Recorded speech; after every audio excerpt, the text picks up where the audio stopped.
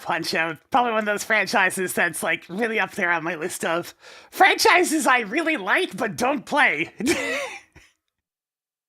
it 100% has to do with how goddamn charming those games are, even if it relies entirely on stereotypes. It's just the presentation, man! You can do stereotypes in a way that works. See everything about TF2. And anyways, I hope everybody's ready for some more video gaming action. I'd say Mega Man, but after last time, I'm really not sure. That will probably smooth out as we get higher in tiers, but right now we're stuck in the middle where things get a little bit, muddy. So let's go ahead and get things going, shall we? Gotta make sure to change the default monitor, since out of all the options that make a good Mega Man level doesn't have, it's the one that lets you change what monitor it goes to. Am I the only one that video games on having more than one screen and doesn't want to use what's considered the default monitor to put the game on it? Is it just me? Alright.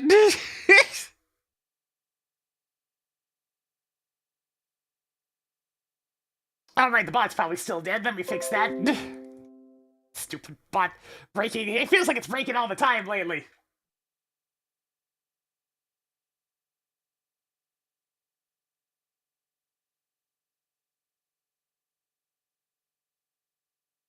Do.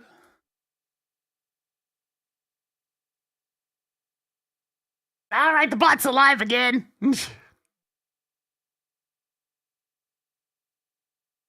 He lives again. Alright, let's go ahead and get the game on screen. I forgot to double check whether or not the capture card's working, so I guess we're gonna find out right away! See, make a good Mega Man level.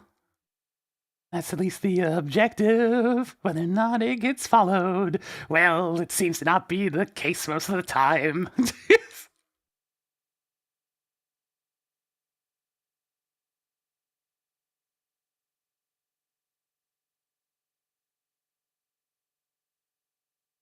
It's loading. There it goes.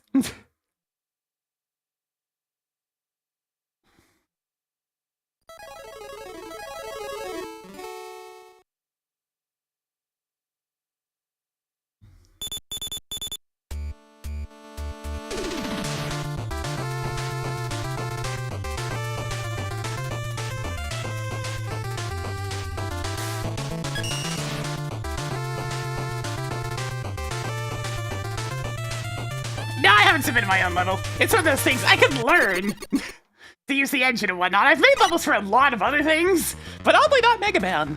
I've made Mario levels, I've made Doom levels, I've made RPG Maker crap, I've made levels for a lot of other older video games that I've never actually really released anywhere, like Jazz Jackrabbit 2. I've messed with a lot of level creators over the years. Hell, I even made some stuff for No One Lives Forever. And let me tell you, that was a weird editor.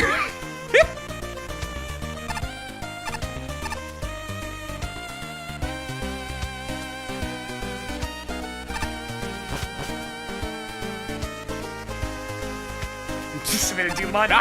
No. That's what I would like to refer to as hypocrisy. If I'm going to make a Mega Man level, I'm going to make a goddamn Mega Man level.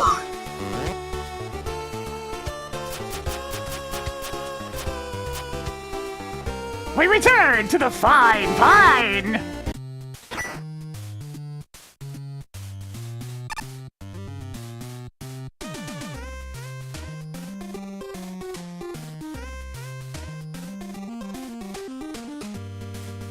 Oh, it's here 7. Right, we just finished with this piece of junk. Yeah, I'm fairly certain today would be better. I mean, it would be difficult for it to be last time. Last time can be summarized like what's currently on screen right now.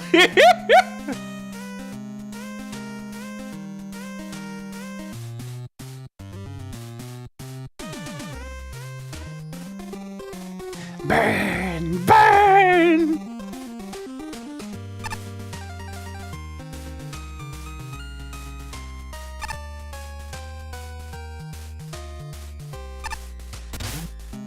The King's Lair! Oh hey, look, we have a massive time penalty. It's been a while! Like a lot of those earlier ones had kept on submitting late, but this one's fine! It's a bit deeper in, you know? Alright, let's go ahead and dive right in then. Yo, Flashman, how's it going? We're on the quest to find actual Mega Man levels, since last time didn't go so well. So, hey, let's see how this one goes.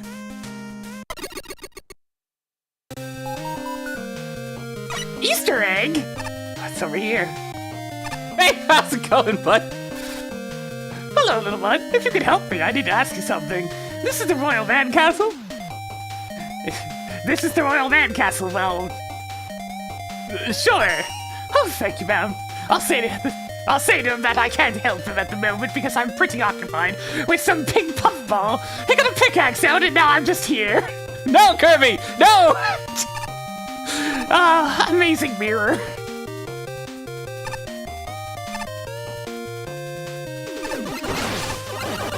It's rare to see amazing mirror references. Because not a lot of people played that game. I did. I loved it.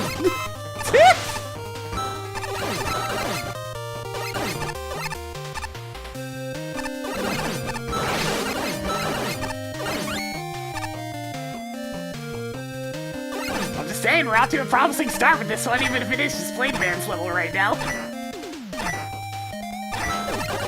Nice Kirby game!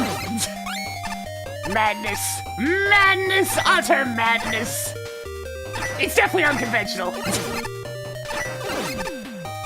I can understand people getting frustrated with the Metroidvania aspects of it. Because yeah, it does get confusing. The map system's not great.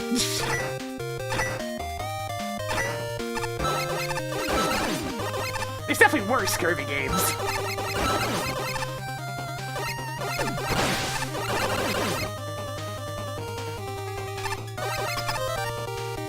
No, I was talking about somebody on the YouTube side. We really are just playing Blade Man stage right now, huh?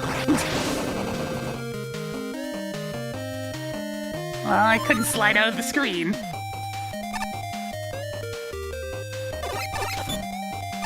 Alright! Okay, the jokes. Wait a minute, we're being introduced to the things from Shovel Knight.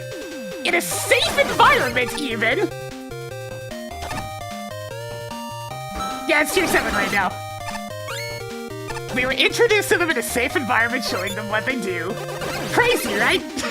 We got charming little reskins of the Crystal Joes, even if they are still just Joes.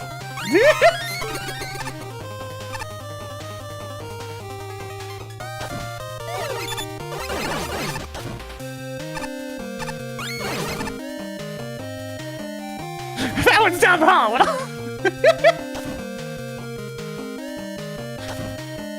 Yeah, I'm definitely a lot different in terms of what I'm looking for in these sorts of things. I prefer, the closer it feels to an official level, the better for me. Because, you know, I want to play Mega Man levels. Not Metal Slug levels, not freaking Mega Mario levels, not Sonic levels, but Mega Man levels, you know?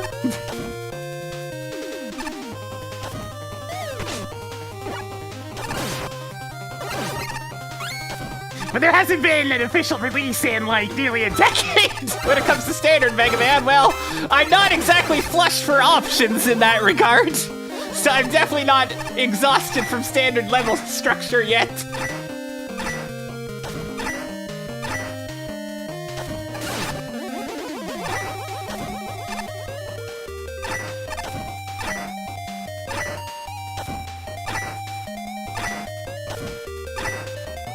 It might be an insta-kill, I'm not gonna find out, though.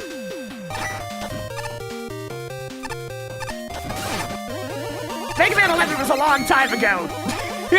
Like, that's the sad truth. That was quite a while ago at this point.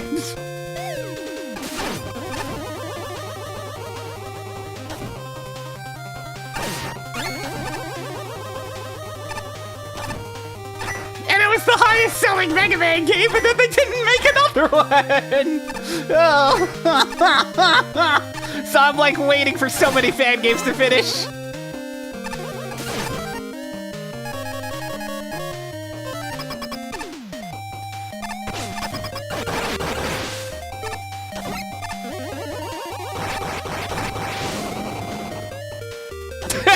Mega Man 11 releasing while the submissions were going on, and this one really emphasizes how long this has been in production.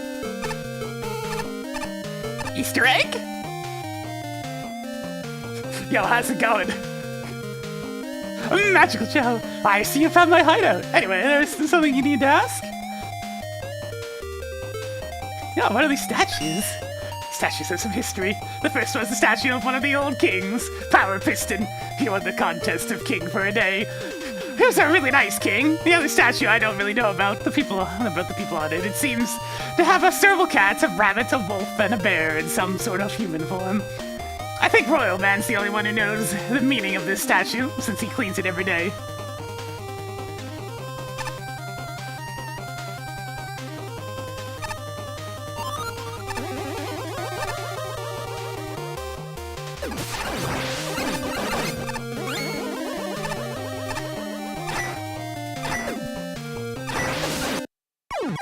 Oops.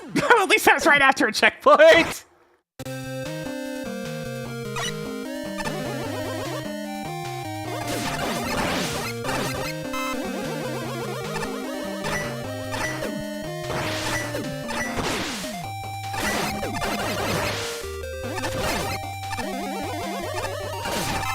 Well, Chad, I can definitely say we actually have a Mega Man level to start things off today. It's a little long-winded so far, but I mean, the structure is definitely there.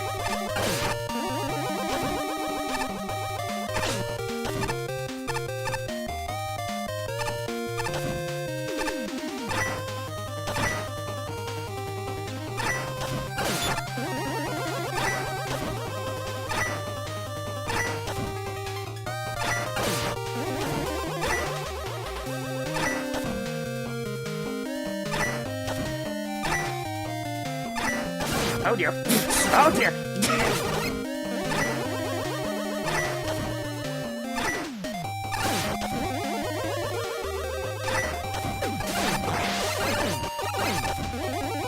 Carefully.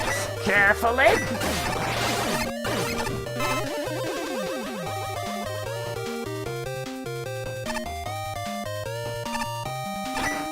Yeah, this level was an extreme time penalty. Maximum time penalty.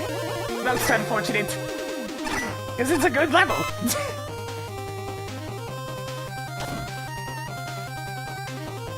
Oh, that little guy needs to go. Get him out of here. Get him out of here! Which way is this going? Alright, just had to check.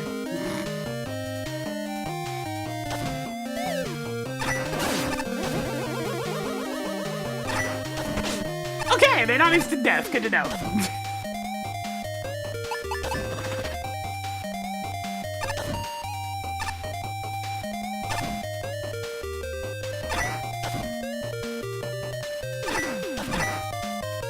I'm gonna wait for it again.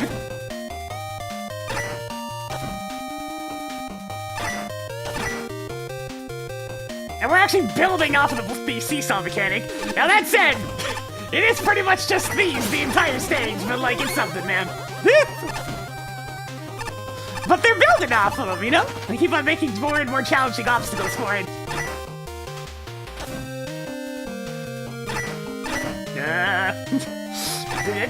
Oh god, it's gonna move. Okay, we're fine. Go! And we're there! Alright, do we actually get a custom boss to go with it? I mean, it looks very much like King Knight. Is he gonna fight like him, though? Well, no. No, it's a shield boss.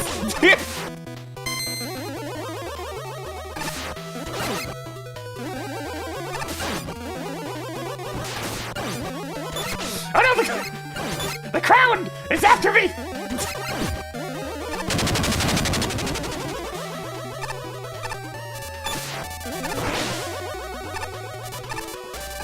Oh god, Tango Man flashbacks.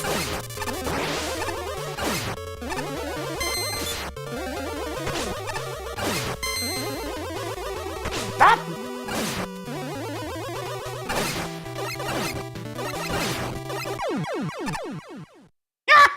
Got him! Not bad, not bad. It has a very set pattern. Looks like it doesn't do any RNG with it. Just goes from one attack to the next to the next. Oh, would you look at that? By God, a good level!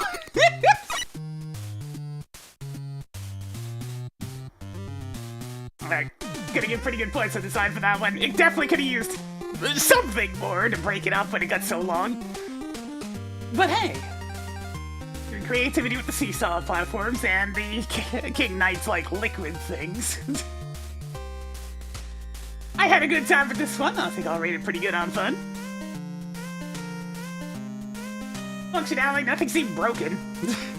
We'll see whether or not the judge comments play this set of bug I didn't run into, but everything seemed to be working as intended. Aesthetics were a little dull, since it was just the same thing the entire stage. The same brickwork. But hey, give it a little bit of this. This is probably going to be the highest score so far. Probably. It makes sense, considering this is down a few tiers further than it was supposed to be, because they submitted it late. Let's see, what do we got here?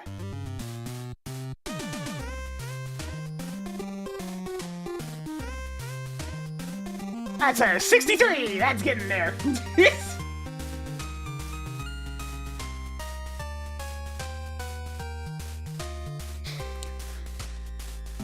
My goodness. The objective was stated. And understood! 'Tis the elusive good Mega Man level. Now, it's not without its problems. But they are not severe ones. The first and foremost, the level goes on too long.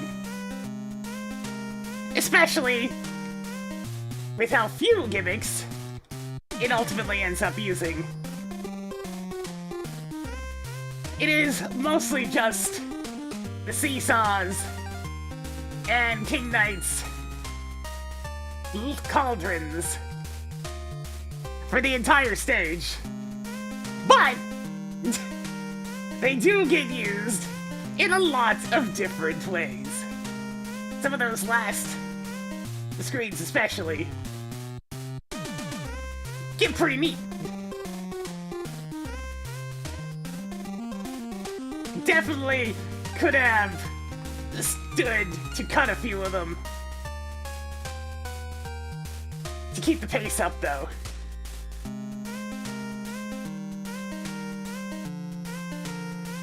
Secondly, a lot of this stage is really just Blade Man's stage from Mega Man 10. From the axe enemies on the stairs to the seesaw, the flying enemy setups with the same cannon, etc. But at least there are a lot of different takes on it. Wild Man himself was good. By all the crowns blocking shots, it's kind of annoying. The damage output was reasonable, and the pattern interesting enough.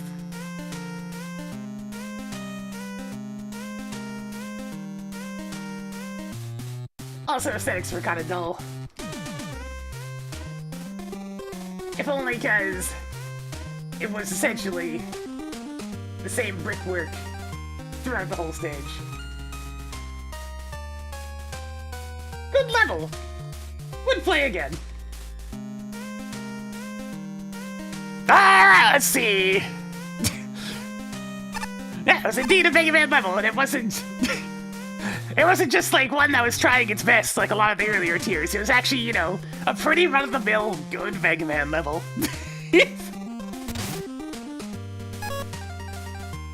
A bit of castle with cannons on the walls, cannons and axes in the stage, seesaw sections with flying helicopter enemies, and tri-castles and mid-boss. So am I talking about Blade Man stage, or this one? Yeah, here's the problem. The That's the biggest weakness of this level, full stop. It feels like a remake of Blade Man with a dash of King Knight, and that manages to be really boring for me. Understandable. Like, that's one of the first things I pointed out, was that it was a lot like King Knight's Blade Knight's... Blade Knight's... Blade Man stage, jeez. Shovel Knight, you've corrupted my brain! The worst thing I can say about the stage design itself is that it doesn't expand on its concepts very much. Particularly with the enemies. I found they tended to be pretty samey in how they got used. The second try castle is also slightly frustrating, but that's almost assuredly a result of my playstyle as a Buster snob. Yeah, just use magnetic shockwave, Vic, please. Please, for your sanity. Otherwise, the stage design isn't offensive, even alright.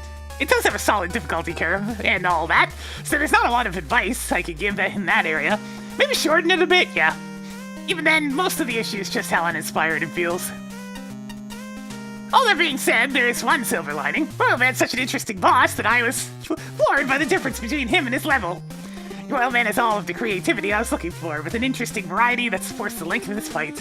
He's also well designed, being a shield boss that isn't hopelessly tedious. That is very true. You notice how little he has the shield up?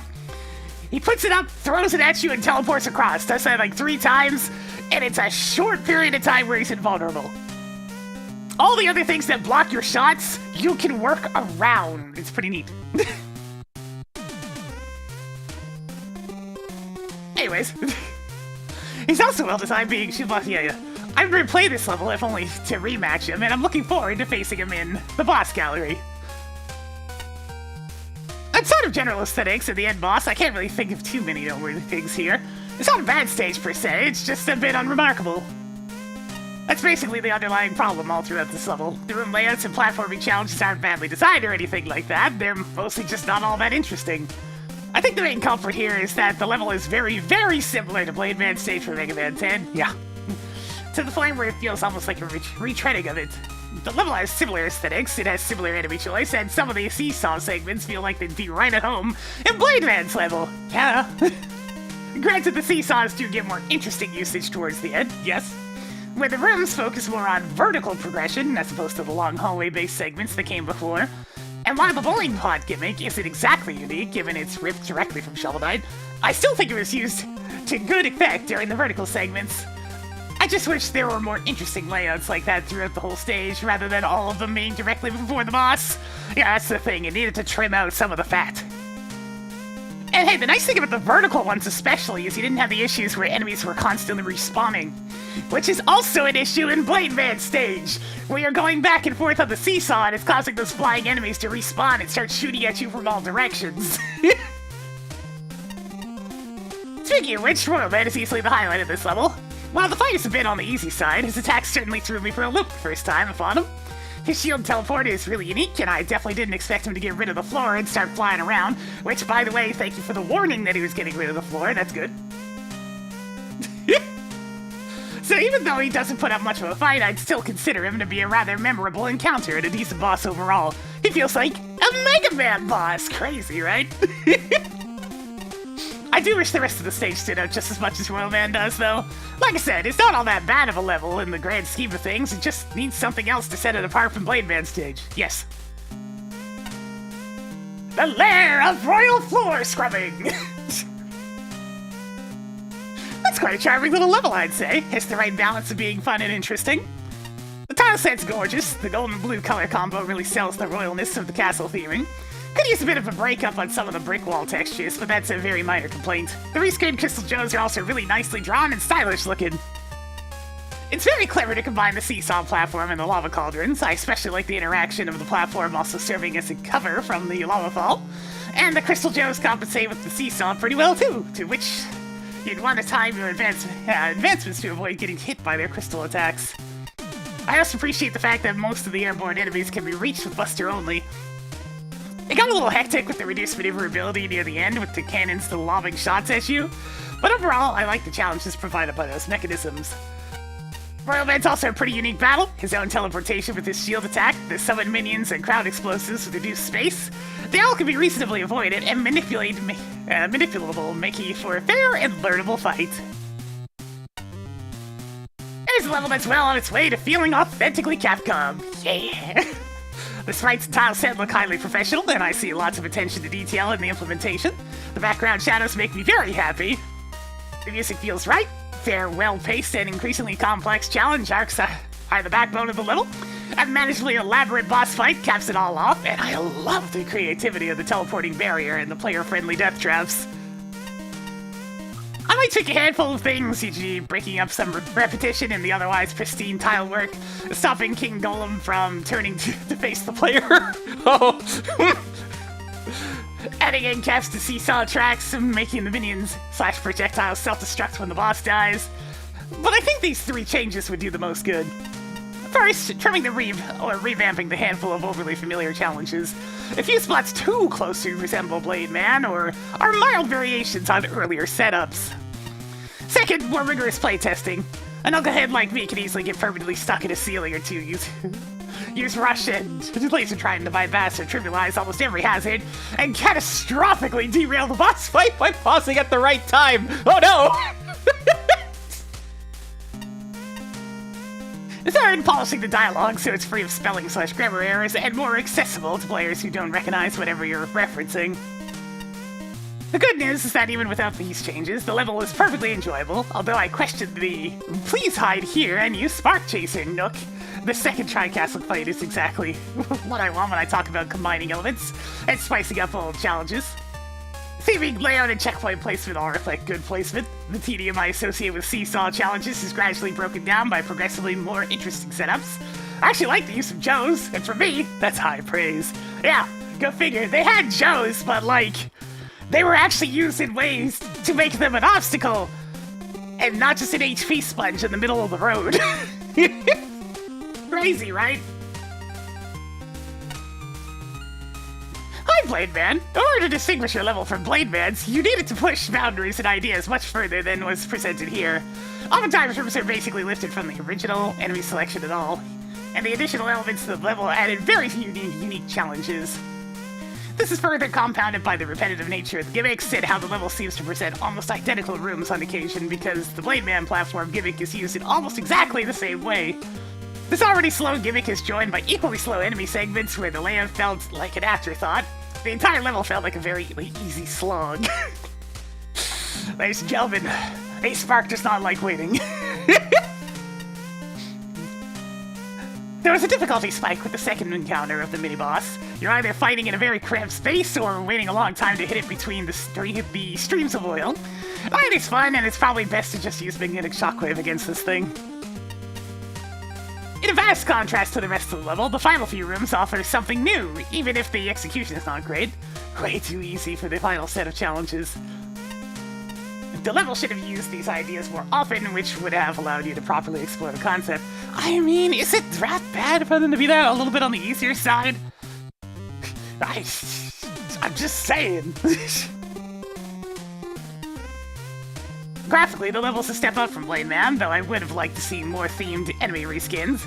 Royal Man was a good boss, fairly well thought out. The collapsing floor is pretty unique, though I'm not a fan of instant death in boss fights. The room resetting on the boss's death, meaning you could not lose the energy element in the pit or die after winning, is something that can easily be forgotten, so does show some serious player consideration. Nice touch! I think I'm going with Shinryu on this one. I definitely nailed everything I was thinking on this one. Give it up. Do you mind? I'm sitting here and waiting for the tournament to blow over. Why? Well, I can't get away with engaging in my favorite hobby with all these officials running around and patrolling. That hobby? Eating campuses' tents while they're sleeping. It's even funnier when it rains. The afterwards! Oh god! We found Satan!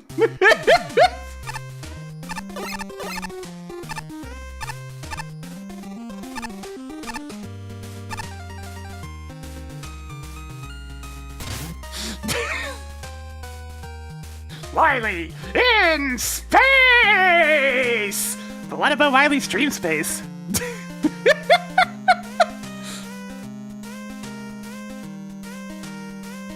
Yeah, that's definitely one of those things that just comes out of out of left field. I believe they refer to those as out-of-pocket statements. It's like, what? You do what?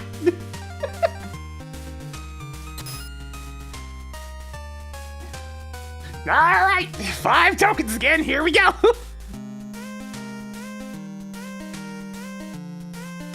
Yeah, that's the thing, it's like, I think the difficulty was just fine in that previous stage. It's important to remember that Mega Man levels, Mega Man games are not that hard in the grand scheme of things. So trying to push it too much further and you're gonna get into a lot of bullcrap. Rescuing roll, hey me, how's it going?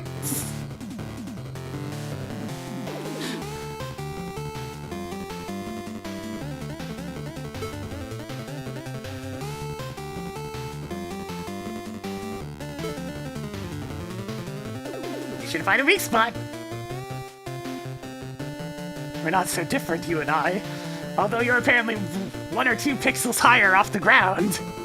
I see it double! 4 rolls! Oh man, I just got the Mega Man 8 outfit. I want the Mega Man 8 outfit. I like that outfit. Oh. Alright, let's go!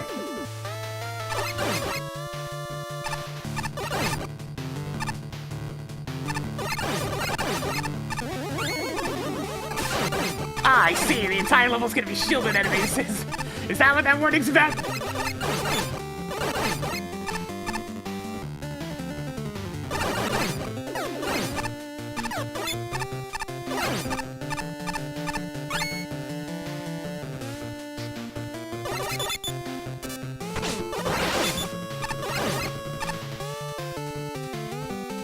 Mets and shield attackers! What the? Roll! She can teleport! Oh no, there's more of me! They're everywhere! That's the only explanation!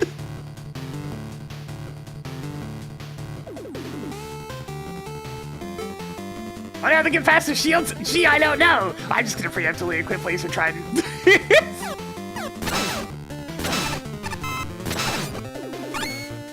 Welcome to the stage where you use Laser Trident!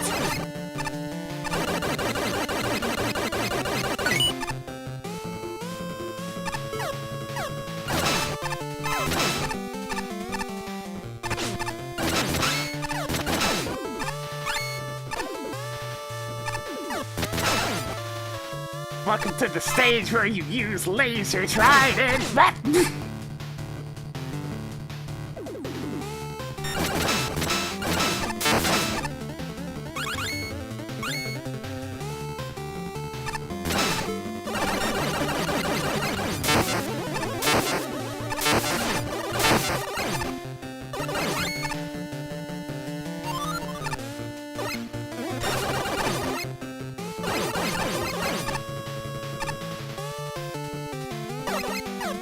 Judging for the current rate of tokens, it's gonna be another stage that's a bit on the longer side. Alright. I see how this is supposed to go. Wait, but I can't get up there without utilities, right? So in that case, I might as well just... Oh, Magnet Beam's gone.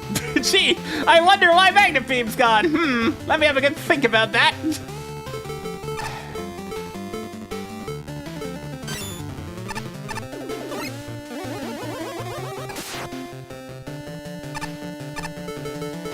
I wonder, can I? Nope, alright. In that case, we're just gonna have to...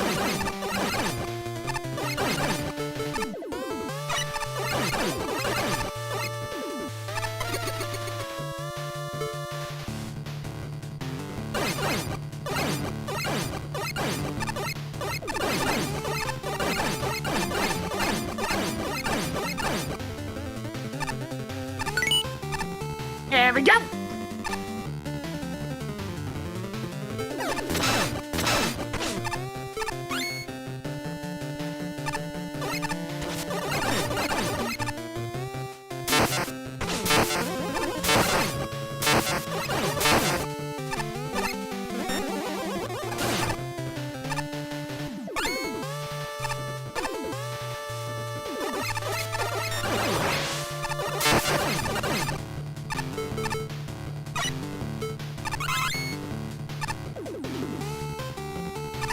Oh, hey, how's it going? Oh, hey, there's a boss tour that's not actually a boss tour. It keeps happening. What up, me?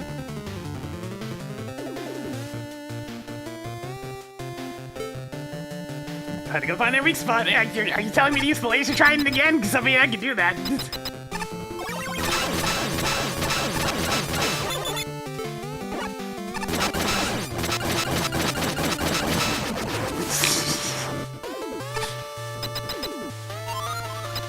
Bro, I get it. I just need to use the laser trident the entire stage.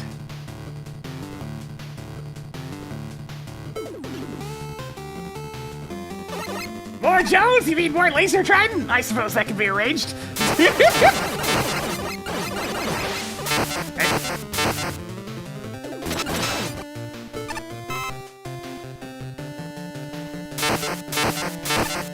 Oh look, more laser trident ammo, just what I needed.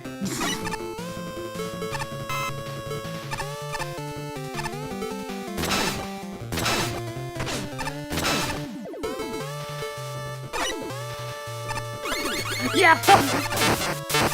And considering how most Joes turn out, yeah, I can understand the desire to make such a thing too, because you see all this stuff where the Joes are used in the exact same way as ever.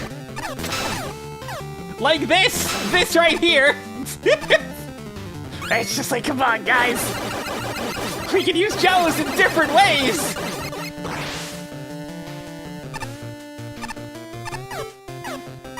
Hey, look, speaking of guarding ladders.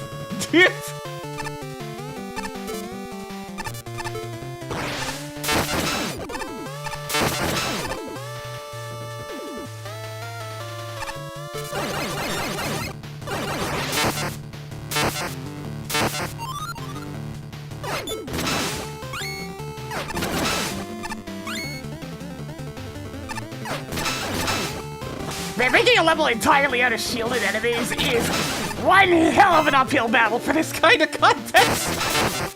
Sure, there's a variety of them, but like, it's so many shielded enemies.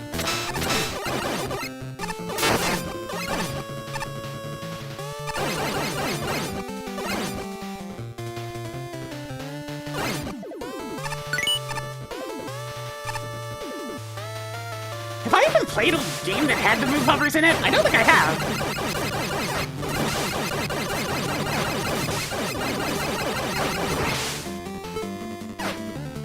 Yeah, one non-shield enemy whose purpose is still just to waste your time, by the way.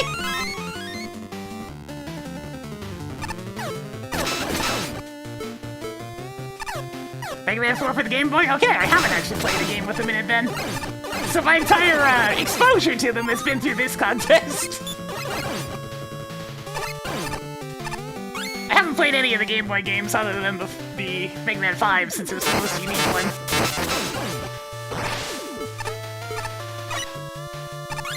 But then with all the Game Boy Color patches coming out for this old Game Boy games, I'm likely to play through them at some point.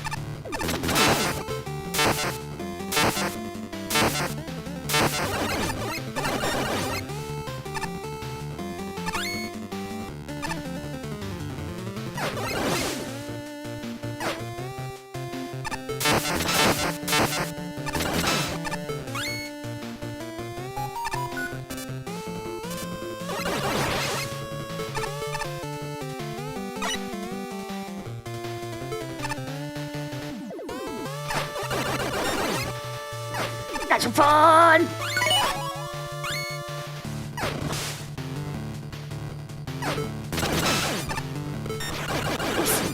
Didn't mean to use that move, but that works.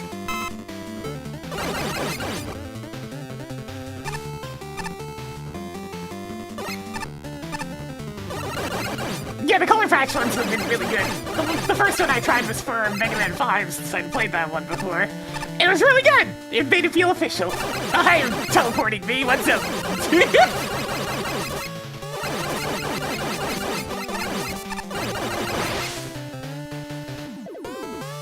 Some for running off so quickly. Ahead's another Comboid? But the train's a bit more dangerous this time. Remember its weak spot. Oh, you mean spamming laser trident? Got it. Oh, hey, look! Ammo for laser trident! Anyways...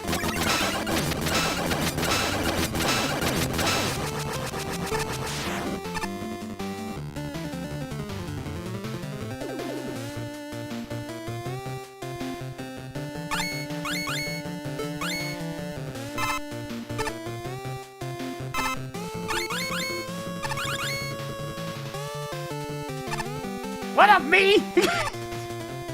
While you were fighting that combo, I stuck by and looked at the next room. How did you have time to do that? All they did was shoot laser trident like 12 times.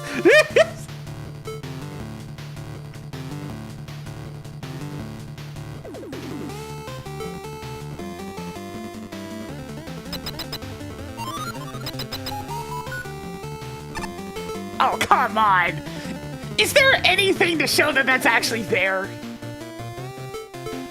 Like, really, is there anything to show that this is... I don't see any sort of indicator. Hopefully Roll mentions it.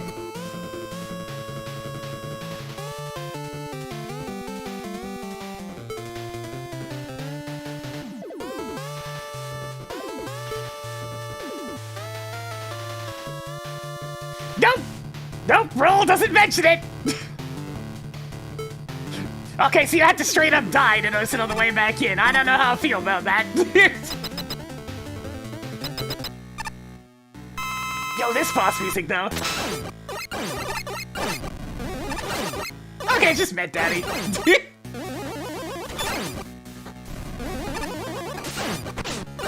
The Met Daddy that was thankfully made considerably easier in this dev kit, I must say.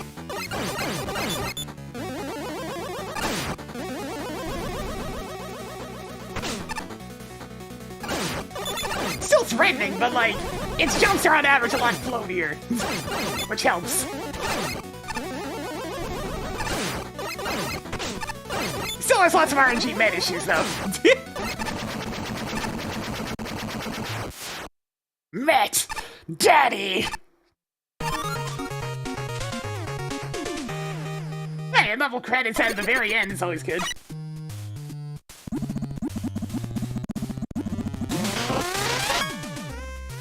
Space metal, where no Met has gone before! Though I have to wonder if those in-level credits were there during the judging period, because wouldn't that count as a leak?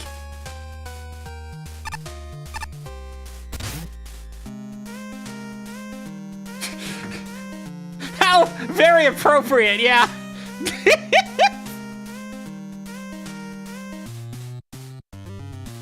No, that's not Element.exe, that's Elementman.exe. Some stuff got hidden during the judging, that makes sense. Alright, cool. Thanks, guys. I love having you guys in the chat to help just clarify anything like that. Because, yeah, the credits make sense for the average player, but for Judges, obviously not. Alright, I mean, that stage was definitely a bit lengthy and repetitive. But hey, it was once again a Mega Man level.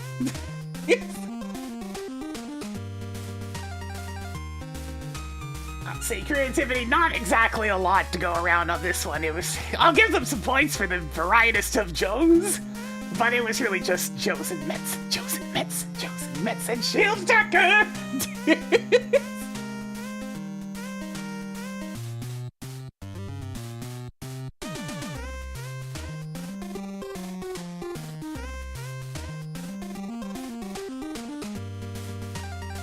Mike's been here a couple of streams, yeah?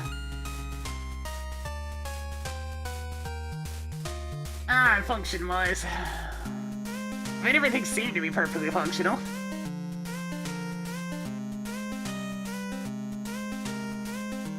Aesthetics, it's alright. It's very blue.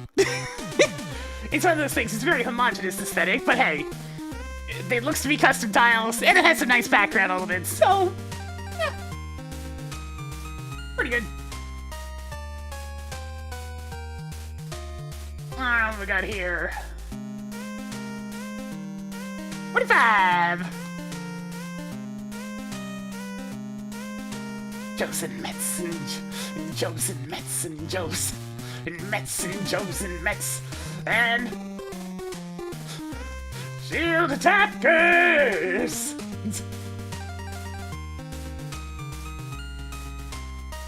Might have wanted to do...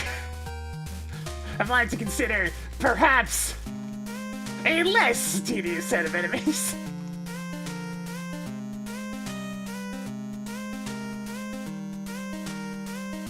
To go alongside of these. During the stage. This essentially became an equip laser trident and never looked back stage because it was useful in every single room. Other than that, I mean, there was an attempt to add a variety of setups for this enemy set. I don't want to... not really any gimmicks. Complement the platforming, though. So it was mostly just combat versus shielded enemies. Ah.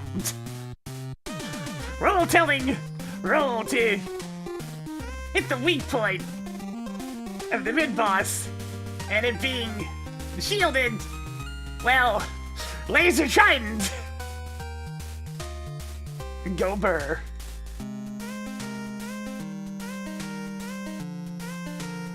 As a result, I do not have much to comment on in regards to the mini-bosses. That is, my bad.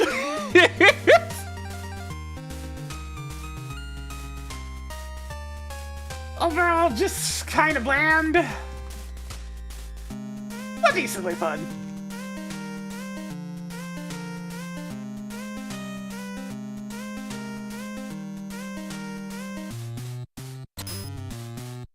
Oh my god. Nearly 60 screens long, filled to the brim with shielded enemies, and rarely uses any of its level gimmicks. This is a combination that creates a functional level. It does not create a fun one, being largely a slog with only a few mild points of interest, and doesn't even give me that much of it to talk about overall. The biggest issue with the level is what I've already stated. It's too long, has too many shields, and barely does anything else. Yeah, sure, it has custom Joe variants. They use things like Beery Sparks Wave and Milan Crackers, but those only provide a modicum of interest. And when every enemy in this entire level has shields, except the Alekids, who hang at the ceiling instead, new Joe variants are not necessarily the best idea. I'll give credit for the cool looking tile set, number of shield attackers so you can really just dodge, which is much more entertaining than just standing there and wrecking them.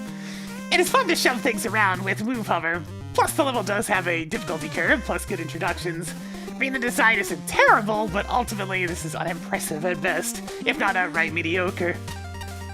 For future designs, I'd advise shortening the length, relying way less on shielded enemies, as they are at a time sink for not much benefit, and trying to get more use out of the gimmicks. A good Mega Man level wants to have things for the player to fight, yes, but it's also much more than just you shooting at things. Yeah, remember, it's not just shoot, it's jump and shoot. We need some more platforming. It was nice to see Compilation, at least. Oh, is that an existing mini-boss? Alright. Considering the stage runs for almost double the length of an average official Mega Man level, I was hoping there would be something exciting in order to justify that runtime. Sadly, that's not really the case here. Let's start with the high point of this stage. The aesthetics, the visuals that are nice, and the solid choices fitting. The custom sniper Joes also look pretty good, although their fitting firing frame looks a bit weird to me, but that's just a minor nitpick in the grand scheme of things. Over the timelines, the stage feels very empty. It's largely just a string of basic enemy configurations and the occasional move hover platform segment, with not much else between to break up the monotony. Speaking of the move hovers, I found it odd that it was shown how other enemies could be pushed by them, but the stage didn't really capitalize on that aspect.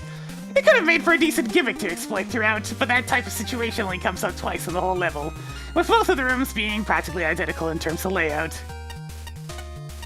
Unfortunately, there's not a whole lot else to talk about here, given a majority of the stage is still bare bones. If it had explored the move hover and enemy interactions a bit more, it likely could have turned out much better. Yeah, it's just one of those things. It's a lot of fluff, not a lot of good stuff. It's all pastry, no filling.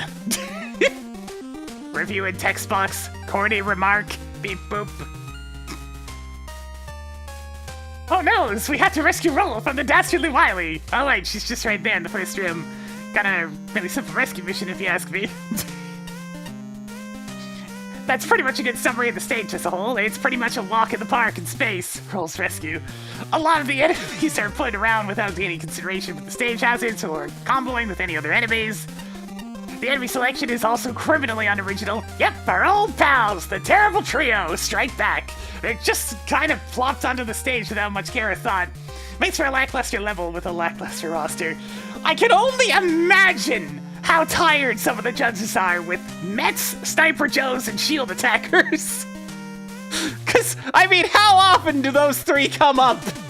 Cause it feels like a lot.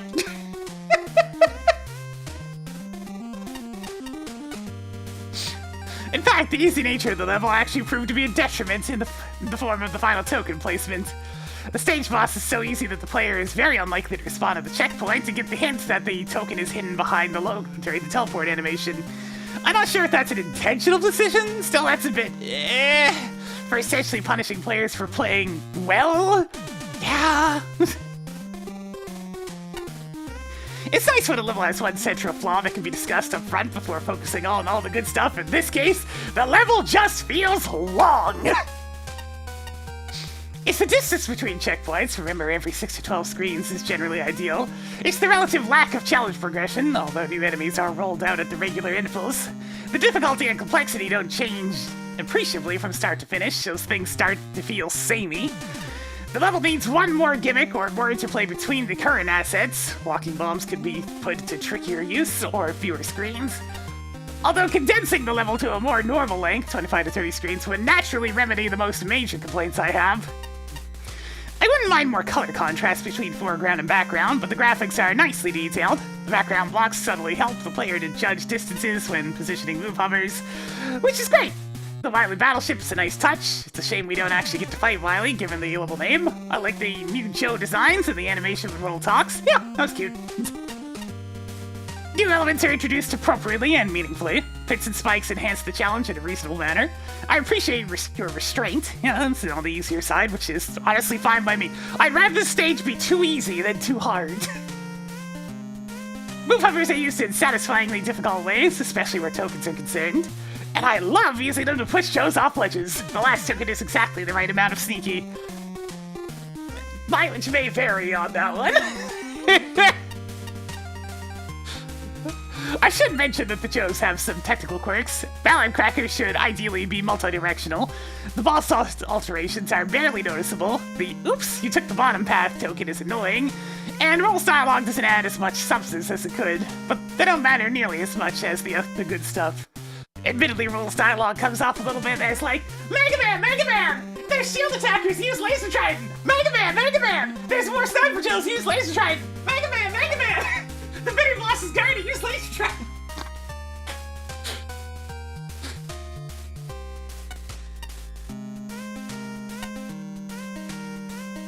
After looking at the name of the stage, for some reason expectations were low. Impressively, you managed to undershoot those. Damn!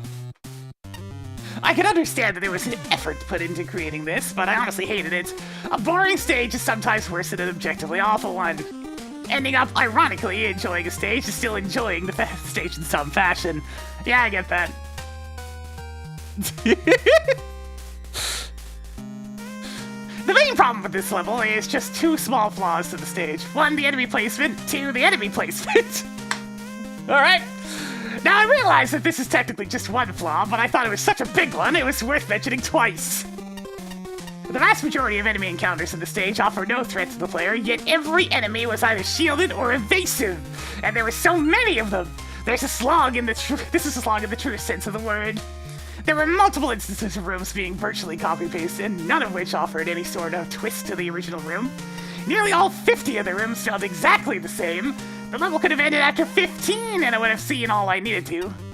It was mostly aesthetically pleasing and the level does look nice, but endgame Wily stages are never interesting choices for level themes, as the canon games offer very little personality here. That all said, I did chuckle at the Hover Joe platform pushing off Hoverman platform pushing off the Joe. Yeah, I never actually did that, but I saw it starting to happen. Last major point. Mega Man! Mega Man! There's the enemy and I'll tell you how it works! Damn it. Hey, Sparkle! Had this written down before I even made the joke! Ever see the Eager Raptor video about teaching in Mega Man games? Funnily enough, by using rolls the way you did, you have done the exact thing! He parried it in his video! Using dialogue to introduce basic enemy mechanics. This is just lazy. Enemy mechanics should be understandable at a glance, so at worst, learning through mistakes. Doing otherwise insults the player's intelligence.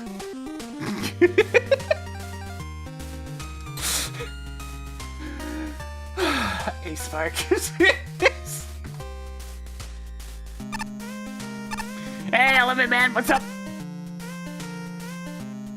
Sir, are you talking in Wingdings at me?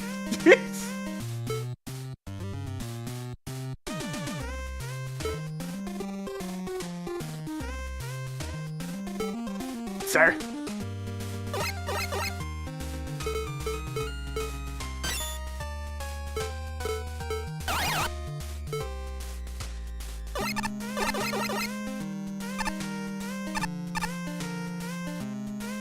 A peaceful forest like this is excellent for my meditation. It's what I would be saying if that idiot Birder Man wasn't up there screaming like a fool. Oh no, not Birder Man! Oh god, what's that asshole up to? Oh man, I was told that standing under the moon like this would give me super awesome rare robot powers! Have I been bamboozled? Why isn't anything happening? I hate you so much. Damn. Chemical industry.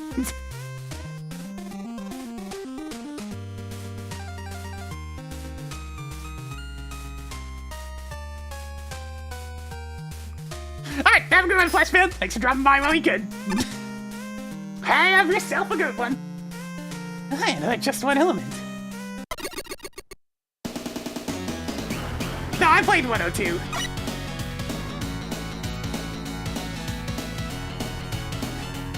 Time for a little bit of turtle power!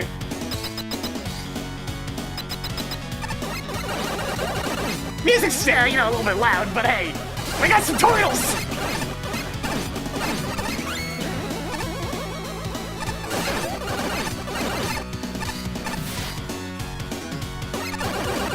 I get it, because it's a sewer level.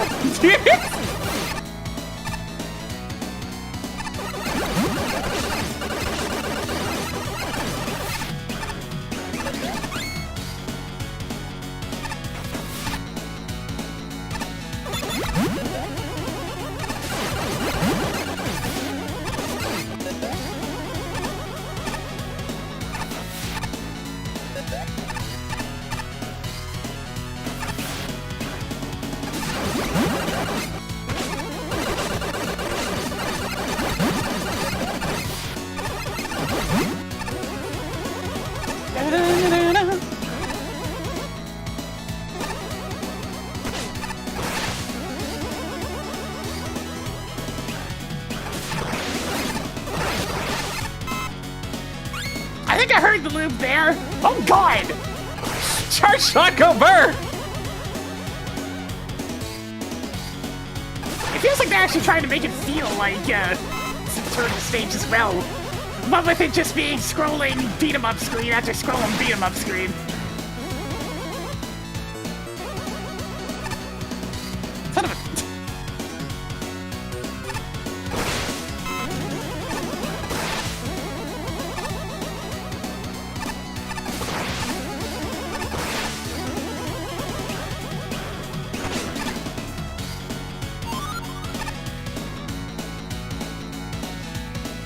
Alright, we're actually in the sewers now. How'd I know? How'd I know we'd end up in the sewers? Might have had something to do with the music.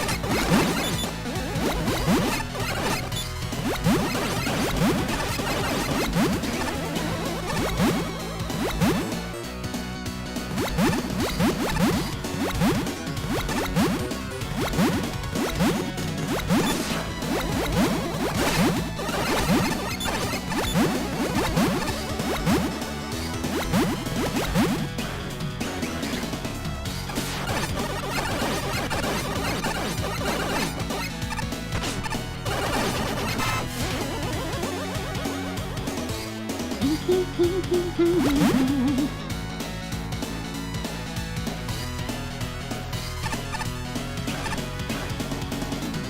now we're in space! Or at least, like, outside at the very top of the building.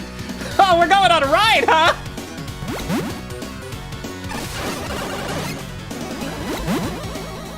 Oh god! What?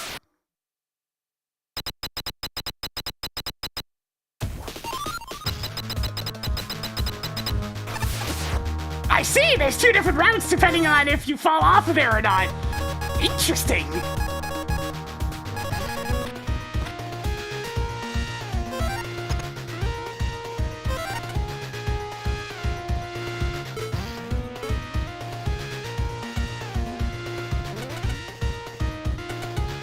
They seem to have two different endpoints?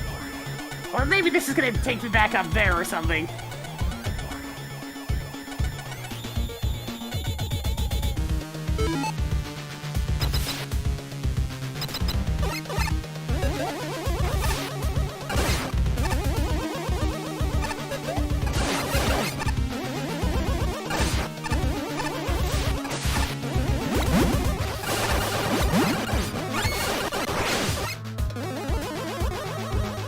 This should be impossible.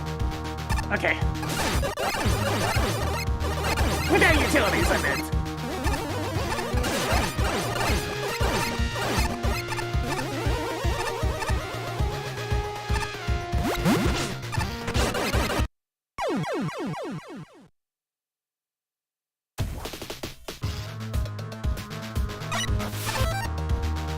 Oh, the map's a little bit weird.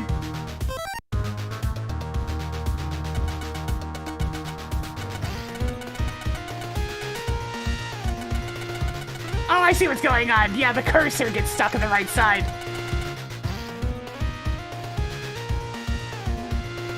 Alright, something's going on around here.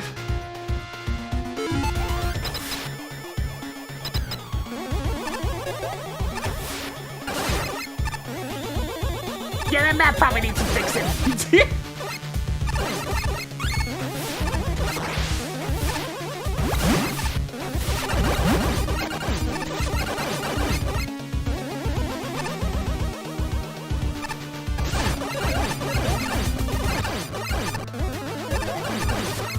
I see exactly what's happening. It won't scroll if the cursor gets stuck on the far right-hand side. But sometimes there's still more scrolling to do.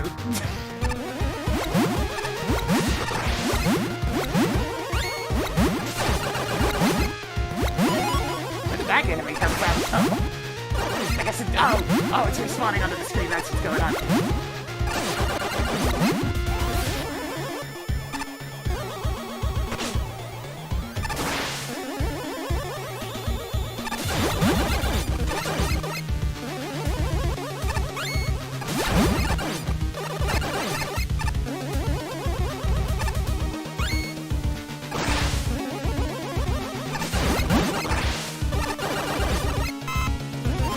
Alright, checkpoint! Okay, now we gotta climb back out of here.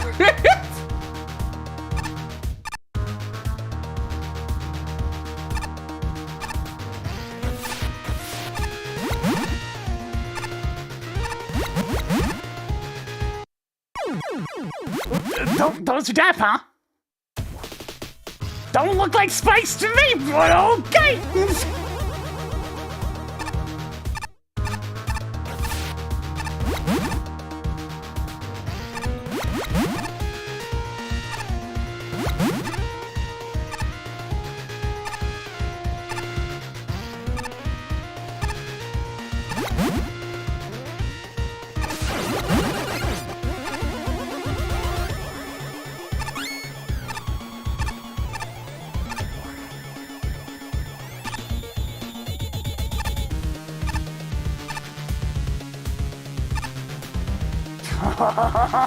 Look at this jump jet!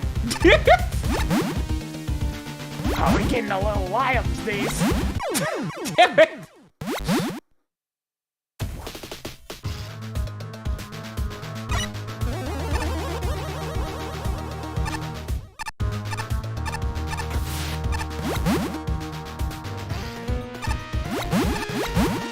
Admittedly, this section is not the most fun. had to redo every single time. Oops. Especially when one small tap of the D-pad can get you killed in that section.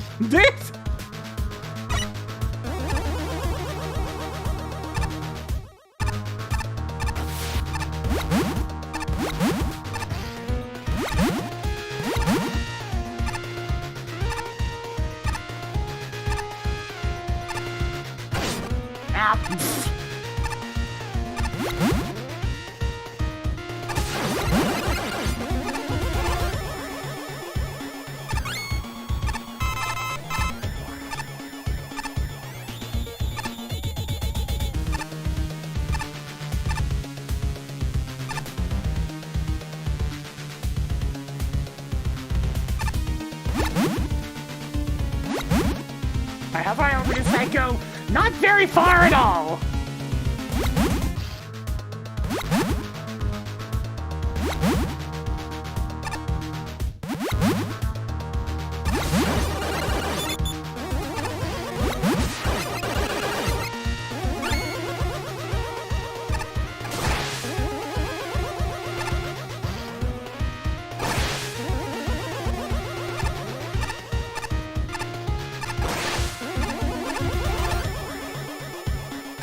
What the?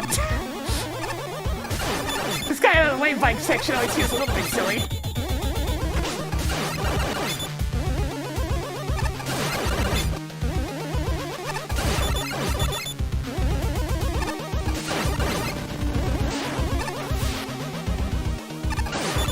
Oh no, mini bosses, they're back! By the way, there's still no sign of a checkpoint. Why does this... Okay, why is the mini boss more tanky than the standard boss while also having a speed gimmick?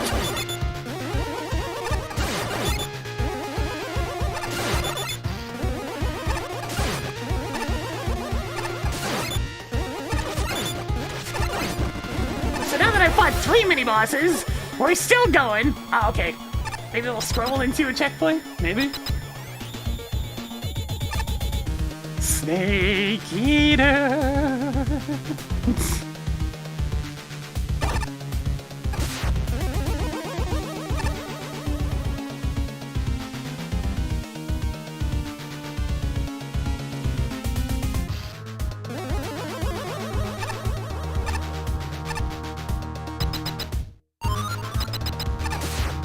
Okay, yeah, there's a checkpoint after the mini bosses. So essentially, we did another entire stage. It's an interesting idea, but I mean...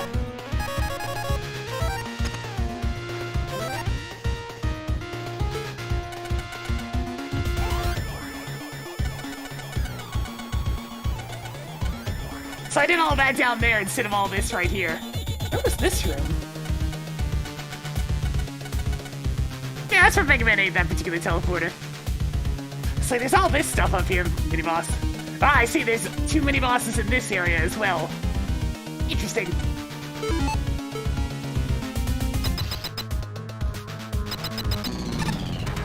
Ah, we cap it off with this, but hey, at least we got more Turtles music.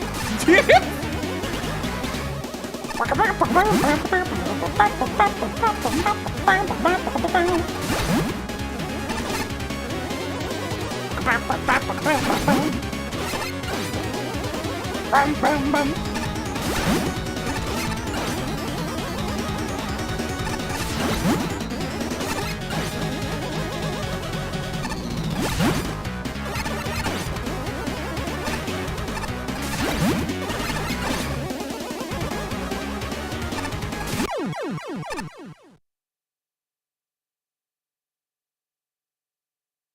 There's a misplaced screen boundary? Okay.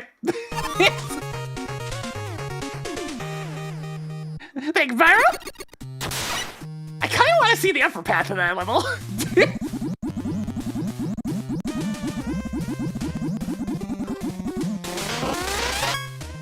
Now we got a little Dr. Light. Look how happy he is. The perfect desk companion for brainstorming ideas for your projects. This plushy smart attire is sure to inspire anyone to think outside the box. Yeah,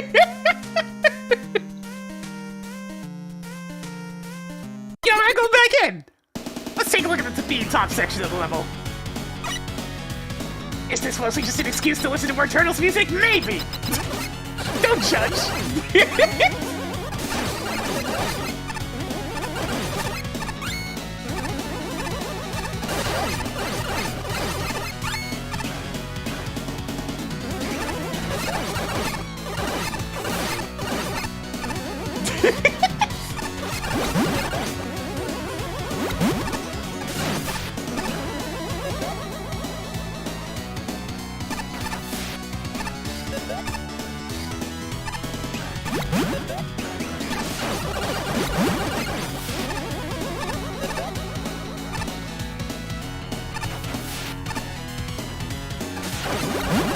You know, I could just use weapons to make this initial section go a bit smoother.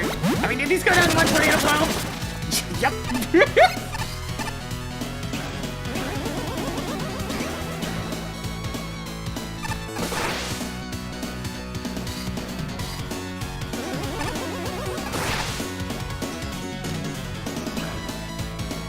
Oh god.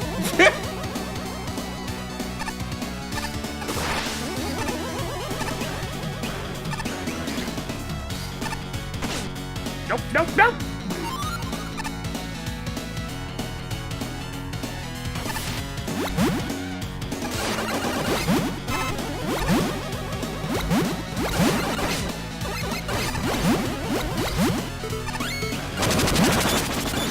Okay, maybe they don't go down to one tornado blow. What the? At least not guaranteed.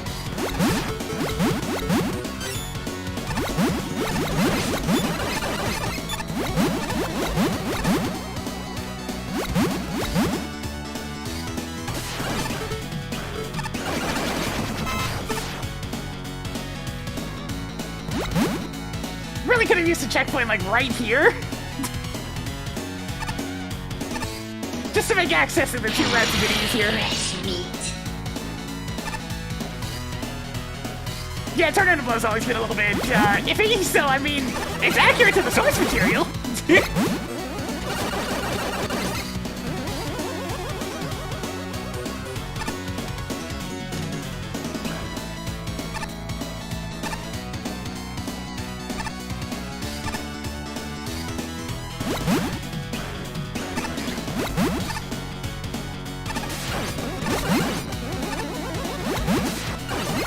No! Oh, it's so close.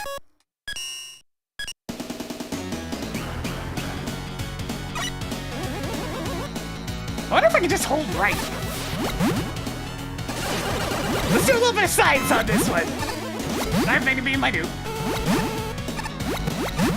But in that case, it's time to fly, baby!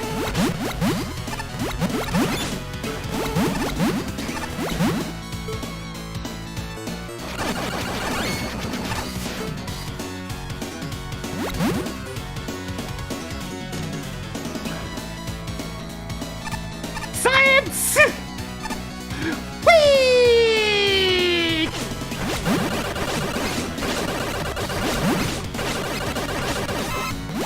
You know, I could just wait here. The platform will get here eventually, right?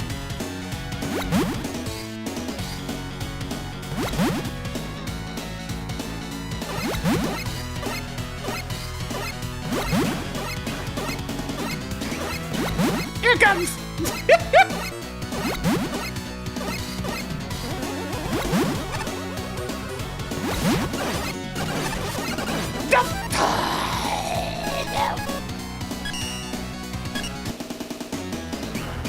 That section's rough.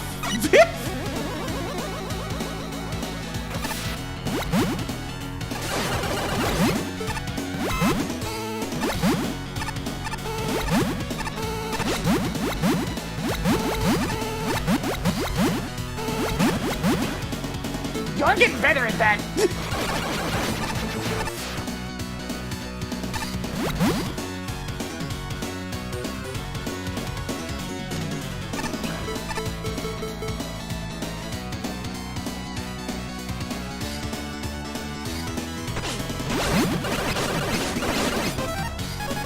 I swear you suck.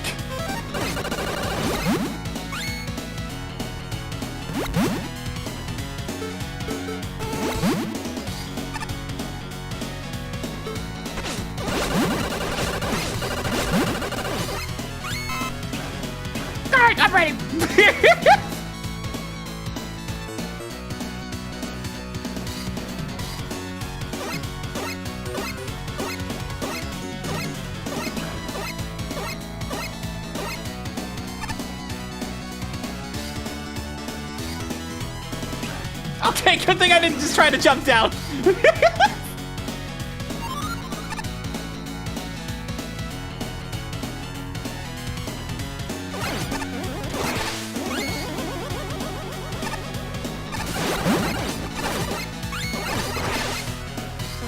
Anyone else feels, chat? Cheese!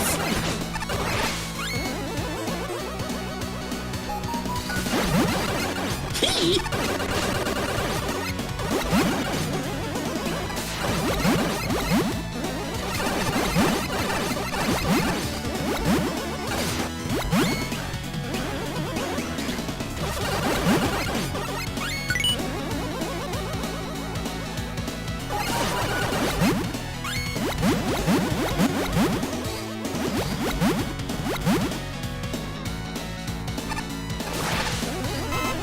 Seems like this path is more of the same.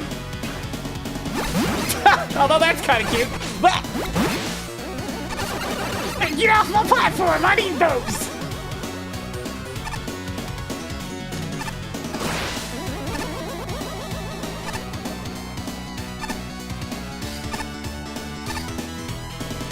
Jesus!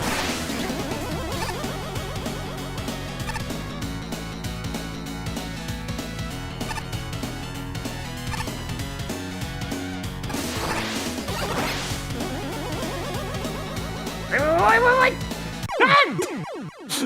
The platform was leaving without me! I probably should have scrolled the screen back and forth, that's my me.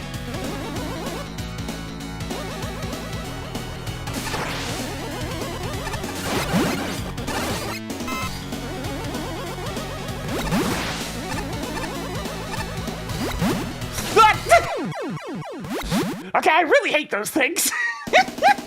The amount of times I've been blindsided by one of those rushing in from off screen.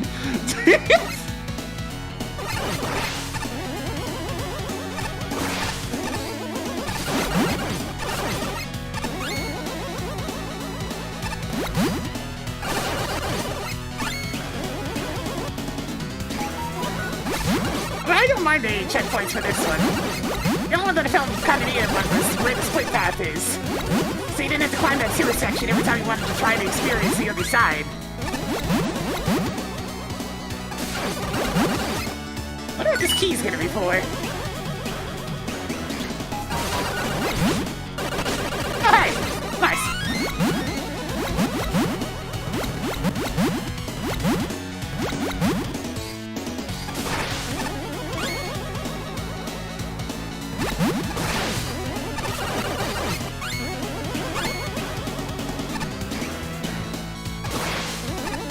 I gotta remember, there's gonna be one blasting at me from off screen in about now.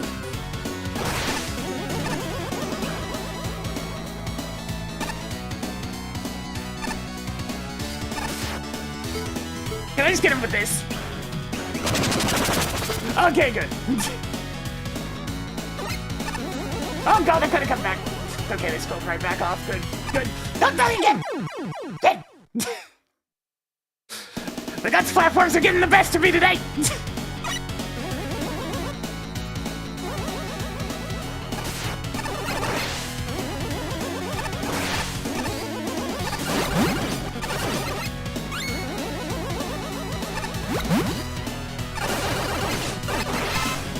Oh, this is fine.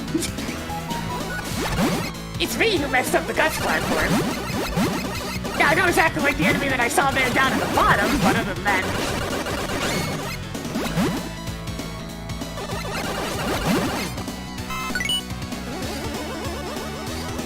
I can clearly see where the platform's gonna put up from under me. I just need to execute. Just because I'm struggling with something doesn't mean it's badly designed automatically, Chad. Come on now.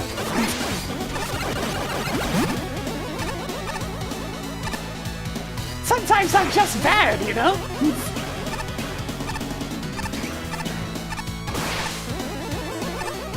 Sometimes it is I who is bad.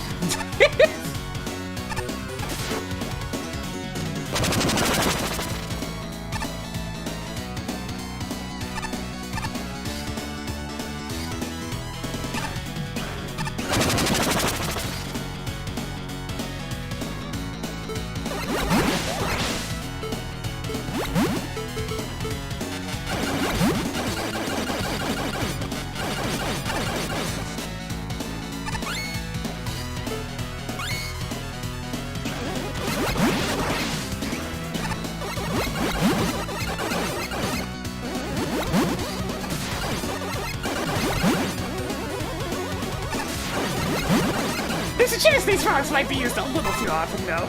I will say that. Oh god!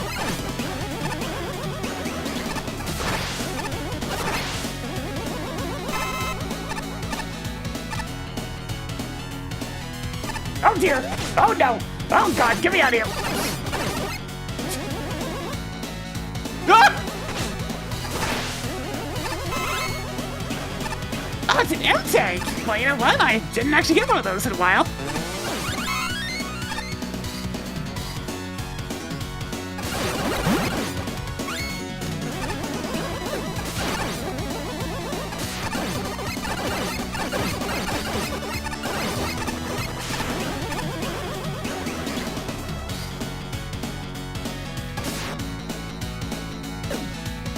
There still hasn't been a checkpoint, actually, that is... Good God! How long has it been since there's been a checkpoint? We are actually hitting the point where it's just like, look how long it's been! There's no checkpoint in this entire section! Other than the start and the end. Damn, alright. Maybe one could have been good.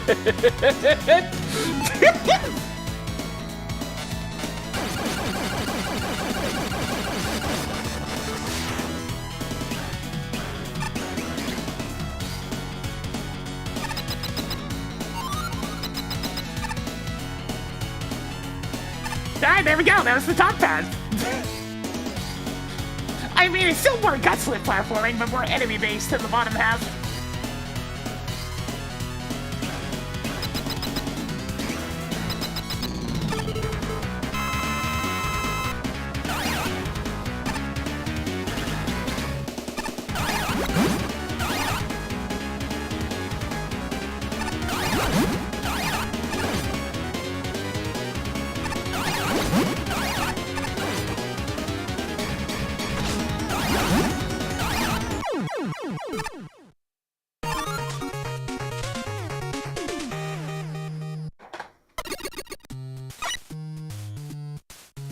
There, I did both paths. Now I can judge this fairly.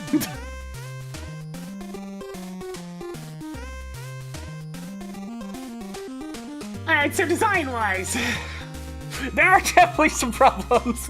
I mean, it's too long as is, let alone having two split paths. And, you know, it's almost entirely just the frogs, the flying enemies, and the guts platforms. The bottom section gets more interesting because it introduces the Punkman waterfall, like the waterfalls. Like, that's actually the more interesting of the two paths, and I like it more. The top path is just kind of more the same, and it's less interesting as a result. It is shorter, though.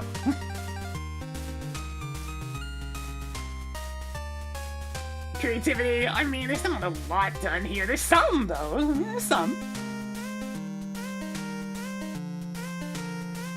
Fun! Fun! Alright, time at this here stage. More interesting than the Lilene space, at least.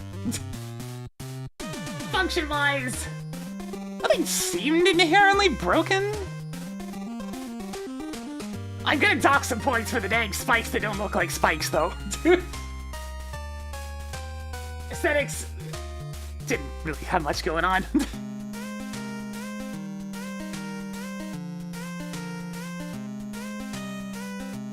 Let's see, what's this gonna total up to now? 38.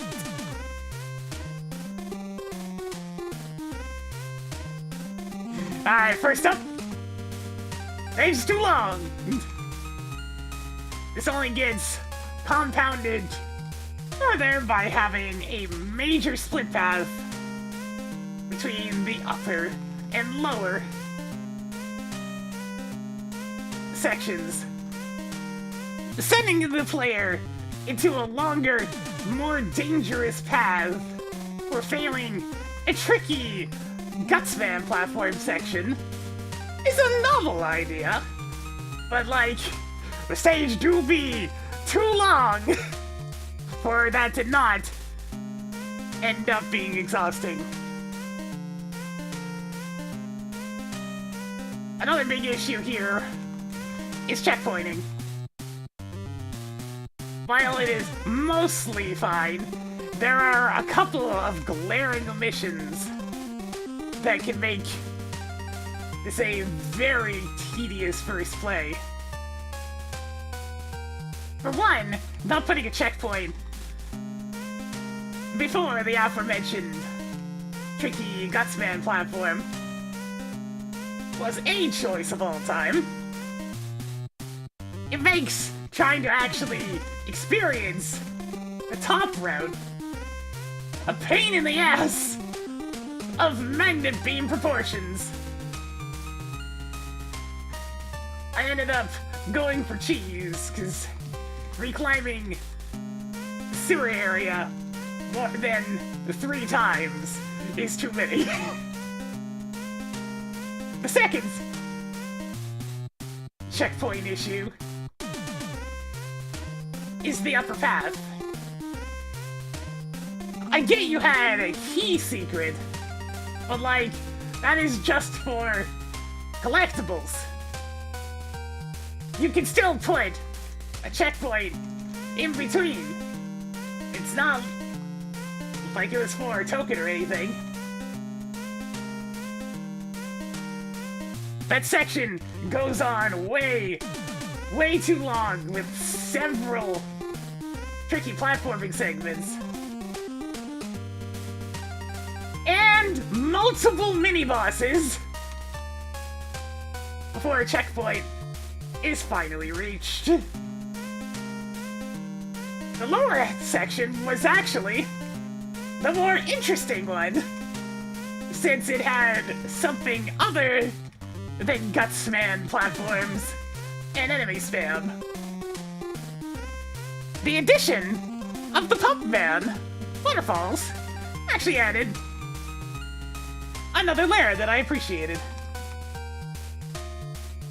It even made Waveman's mini-boss more interesting. Then there were 2 more that were just as tanky, with a smaller hitbox that moved faster at low health.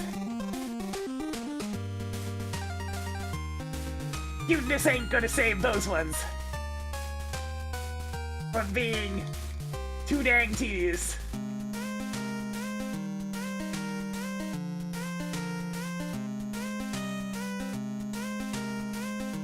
Really, the main issue overall is just, you know, it's a lot of the same obstacle over and over again for too long. Cut down the length and add better checkpointing, and you get something pretty playable. In its current state, many players are just gonna get annoyed and aim for the cheesiest answers. I'm kinda surprised that one didn't end up with a skip portal. It was probably bordering on it.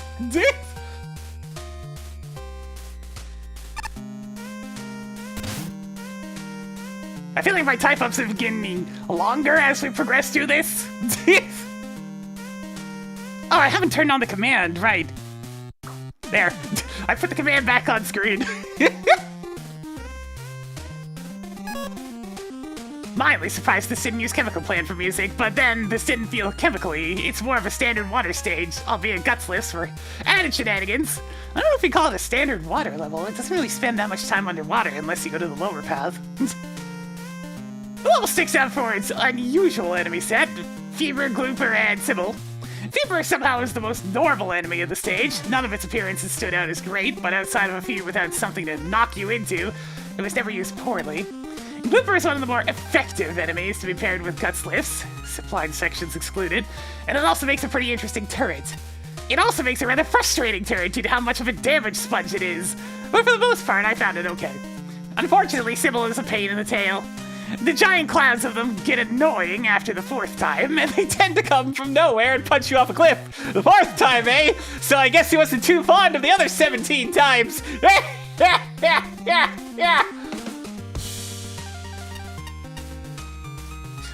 The other awkward quirk here is the split path, mostly from how pointless it is.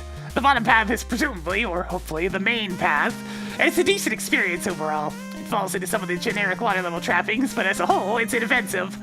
My biggest complaint, besides Sybil being annoying, is that the waterfalls affect your gravity now, when in the earlier stage, they did nothing of the sort. Oh yeah, they were used as background objects originally. The top path is unreasonably difficult to access, with the worst of the gloopers yet, and if you do get it, the painful Sybil clouds are in full force here, on top of multiple killer guts lists. Top it all off, there's no real reward to go into the top path.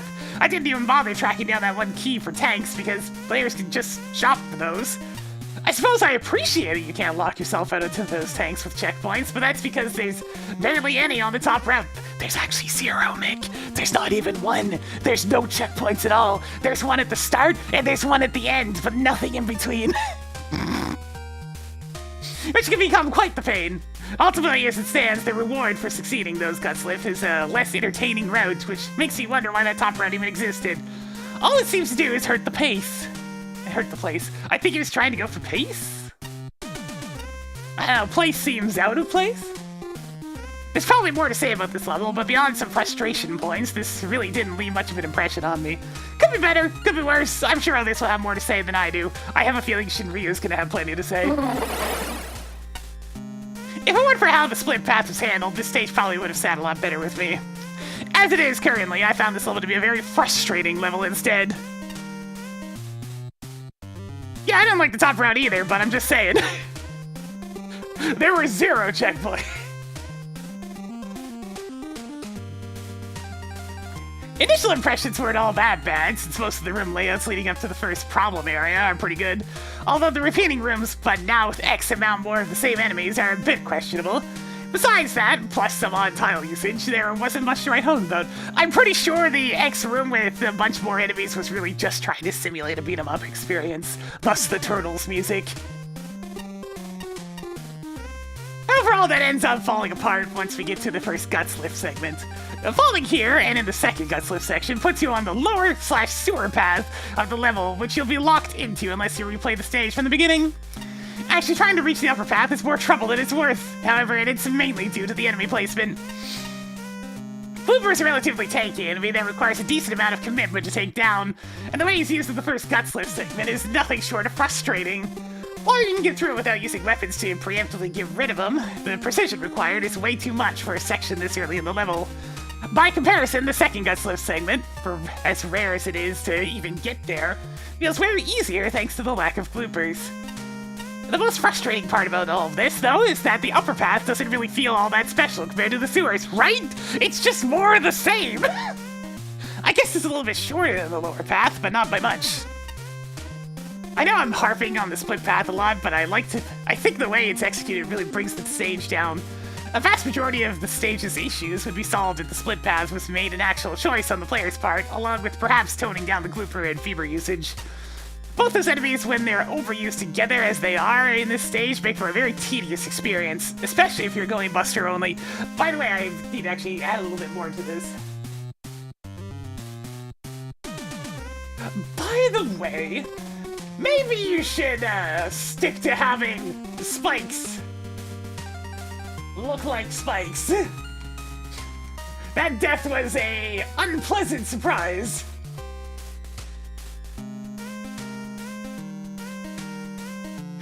There we go. For what it's worth, I do think you have some solid ideas here. Outside of the first Gutslift segment, a lot of the rooms and enemy setups work pretty well. It's just that Glooper is an enemy that wears out its welcome very quickly, especially when it's used as much as it is here. Shinryu just looks tired. He looks so tired. Oh no, Patchy!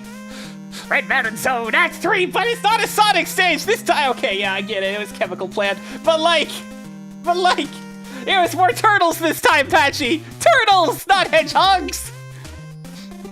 I consider this one to be a contender for being the least fun stage for me. That is no longer the case, but it's still not very fun. The biggest offender being the enemy roster. The enemies picked here are all atrocious in one way or another, and they get spammed a lot through the stage.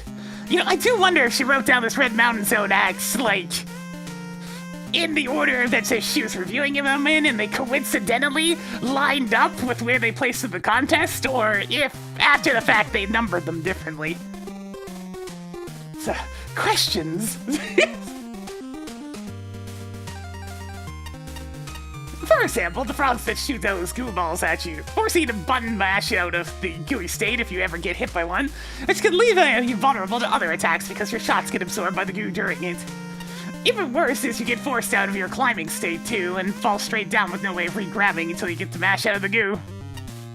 Another obnoxious one is the fly enemy who explodes. With how much they're spammed on one screen, they can easily swarm you, most likely getting you caught in one of those explosions. Explosion!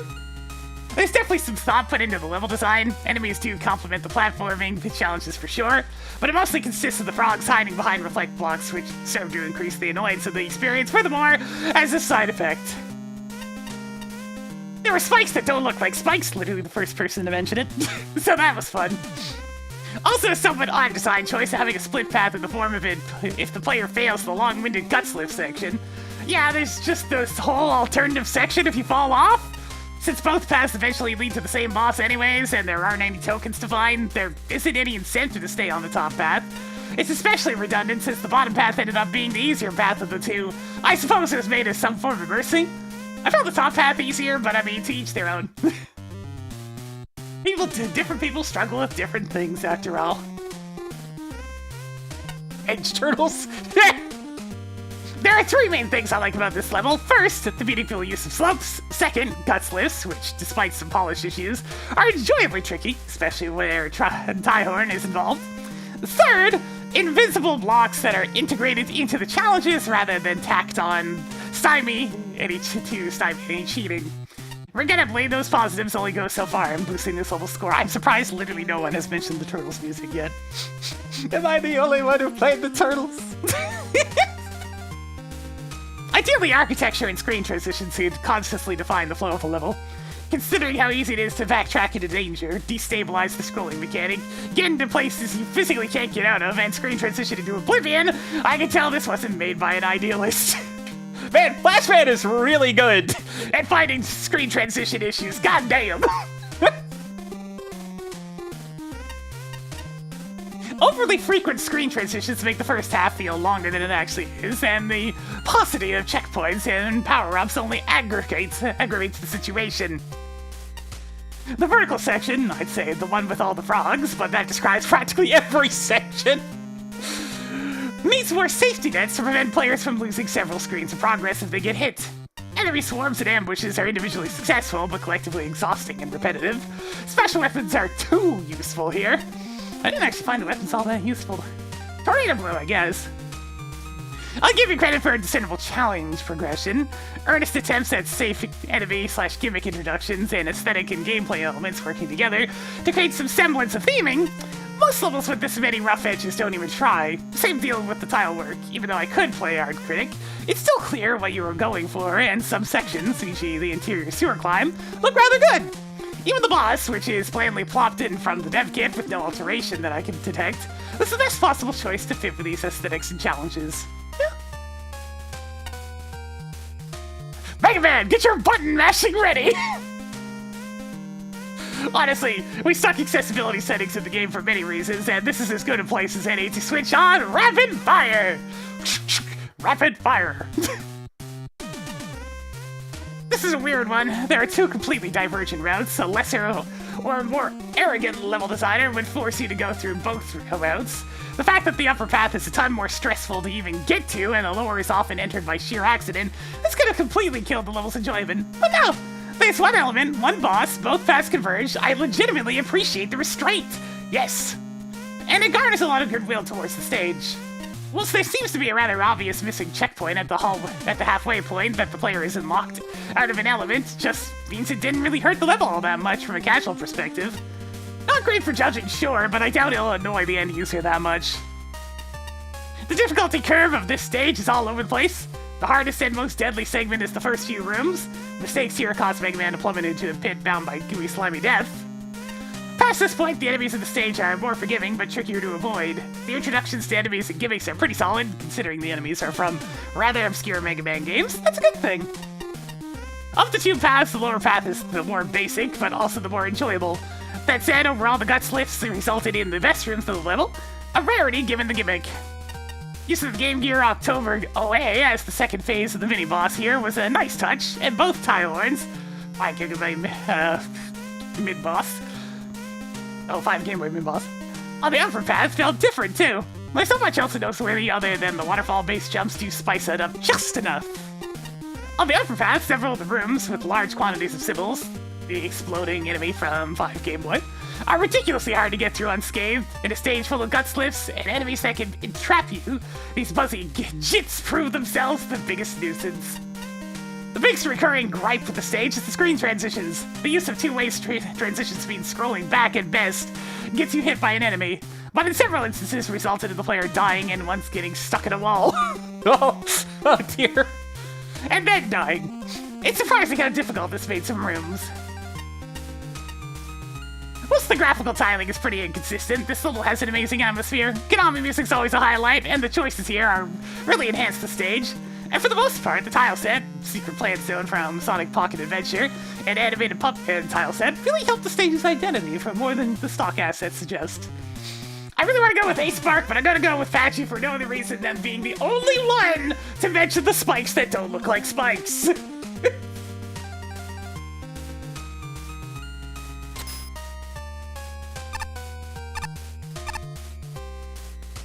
Kawasona. Ever since the second festival, people have been paying much more attention to me. I'm not one for paparazzi. This quiet forest is more my taste. Alright guys! After this stage, we'll be into the top 100! Outer Reaches by Semeric.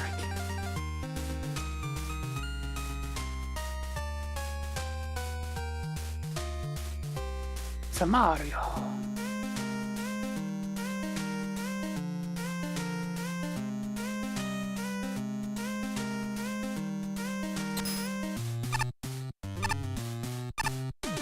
My arm, no, but I'm just saying. We'll be into stages that no longer contain 3 digits. There you go.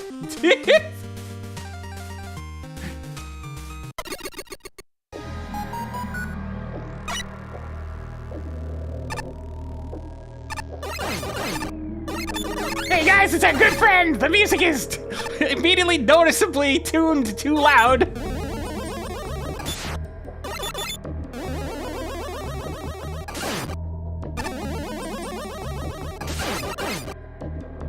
Yeah, I haven't skipped a single stage. I've skipped a couple of tokens.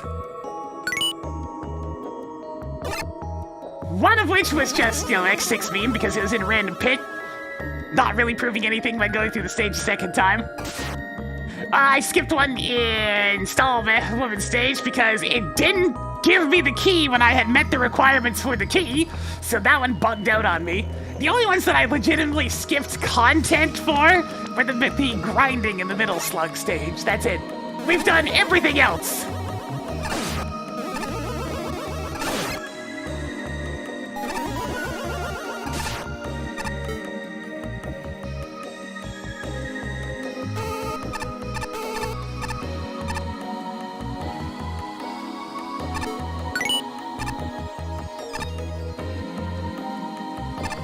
Oh, that's the 2 tokens already. All right.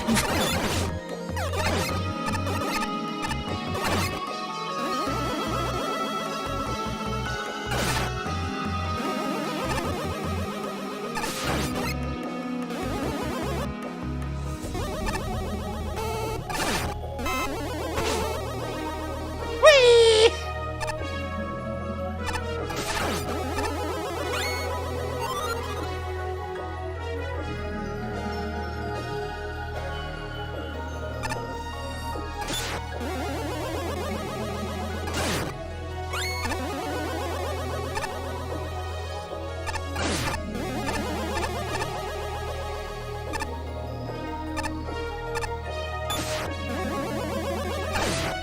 Hey kids, you like Joes And shield attackers and Joes and shield attackers and Mets and Joes and shield attackers and Mets and Joes and shield attackers and Mets and Joes and shield attackers and Mets and Joes and shield attackers and Mets and Joes and shield attackers?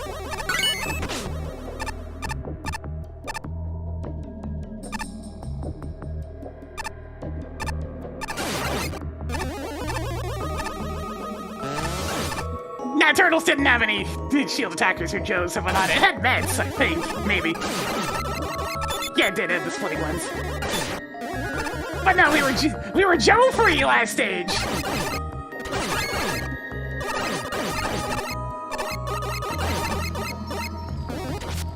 Feels like my Y button's starting to get worn out.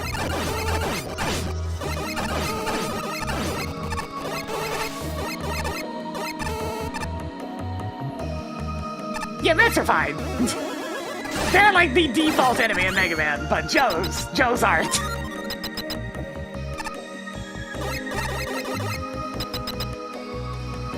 Oh yeah, that Y button's definitely getting worn out. Man, Xbox One controllers, you cost so much and your build quality sucks.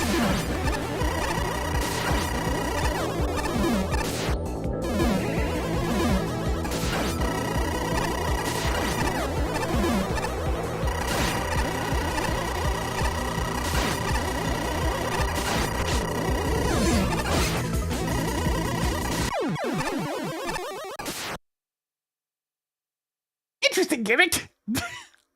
Surprisingly not that difficult to dodge. What's that? A boss that spams a whole bunch of bullets that actually takes the, like, Mega Man's giant-ass hitbox into consideration? Surprising. Reasonable length? Also surprising. Alright, I mean, that was decent. Let me actually take a look at this button. How worn out is this thing? I like sunk it in a bit. God, the other three buttons! The other three buttons aren't even close to as worn out. Damn, man! You can tell that's the run button in most games, because that shit's getting worn out. It only seems short because we've been playing nothing but long levels.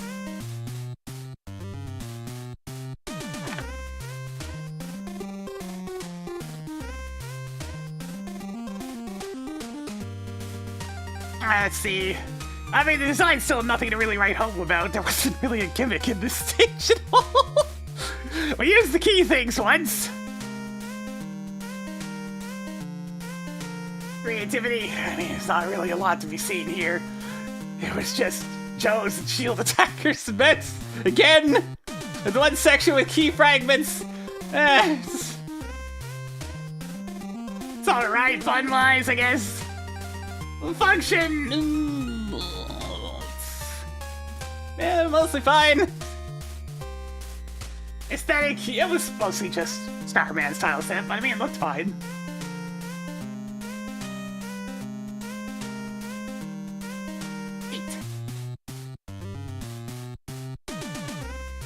Alright, what we got? 38.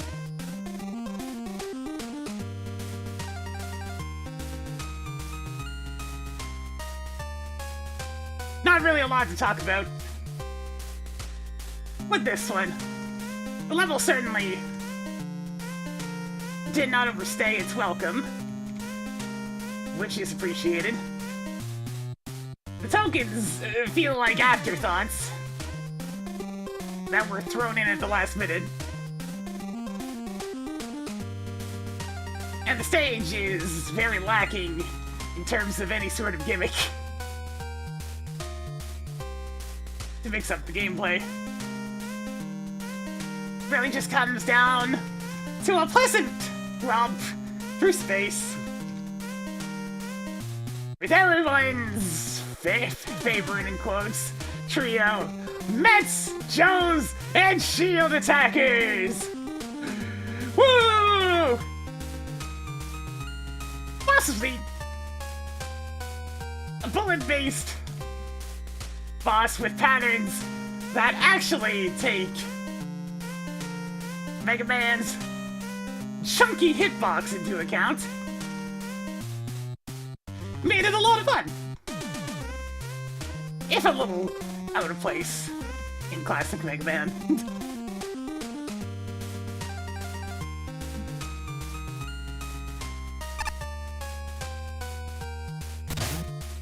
Alright, what we got? I'm very curious what patch you ran into to give it a foreign functionality. What breaking bug happened? Let me know, Patchy.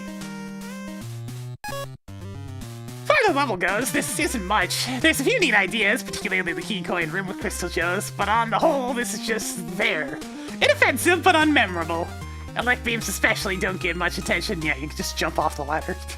Pretty much all of them can be skipped by jumping down, and there's almost this early screen with a med flood that I can't say I'm particularly fond of. But outside of that, it's a huge struggle to find things to talk about here. I guess the music's nice? That being said, Green Gemini Man was an unexpectedly fun fight, easily the highlight of the level. If the rest of this place was as cool as that fight, it would rate much higher. Still, I'd be looking forward to fighting him in the boss gallery. For the most part, there's not really a whole lot going on with this level. It's relatively short, has rather basic enemy and gimmick placements, and doesn't really do anything noteworthy as far as platforming challenges go. In terms of level structure, the most notable segment is probably the second token, and how lining up the magnet beam to slide into that one room can be a bit finicky. It's certainly doable, but it takes some time and precision. Yo, I nailed that though. There's also a ladder at the end of the level that doesn't have any collisions, so there's that too. Overall, there wouldn't be much else to discuss here if it weren't for the boss. I wasn't really sure what to make of Fracture at first, seeing as he looked like a Gemini Man recolor, but when he started attacking and teleporting all over the place, you better believe that got my attention back pretty quickly. If that was meant to be an intentional bait and switch, then congrats, because it was certainly ineffective on me. Granted, it's not exactly what I could call difficult. His bullet patterns are certainly intimidating looking at first, but are actually pretty easy to avoid once you get the pattern down. Yeah, it's almost like they accounted for how chunky Mega Man is. Even so, he's still far and away the most interesting part of this stage. I just wish the rest of the level was up to par with him. Malachite Spaceport! Oh, it's crosscode music. Boo! I approve! Nah, I'm not gonna shit on it. It's for music. Music's music, man. I like music. Though it doesn't really fit the aesthetics of the stage. Vermilion Wasteland music here sounds too gloomy for the colorful Starman tile set. Hey, I rescinded the boo. I was just being a meme. Kinda a short and average stage, I feel.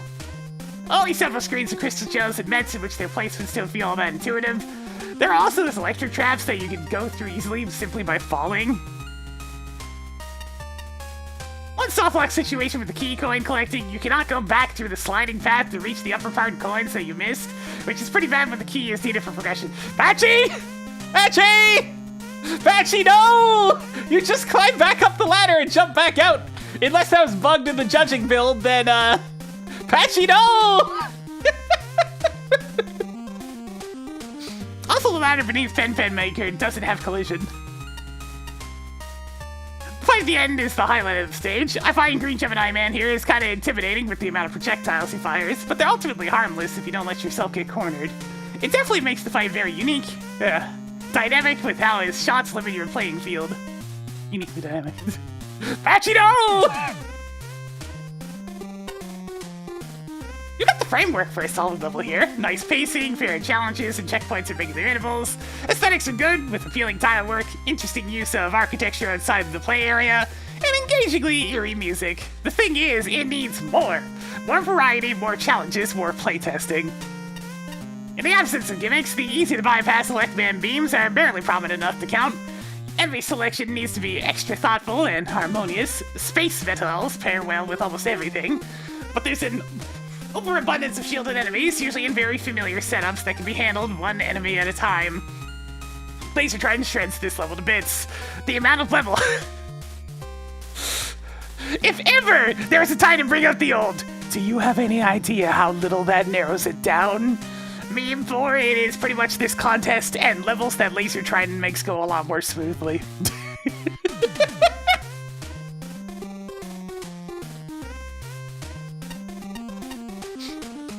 Yeah, semi-solids are not the most common things in Mega Man games.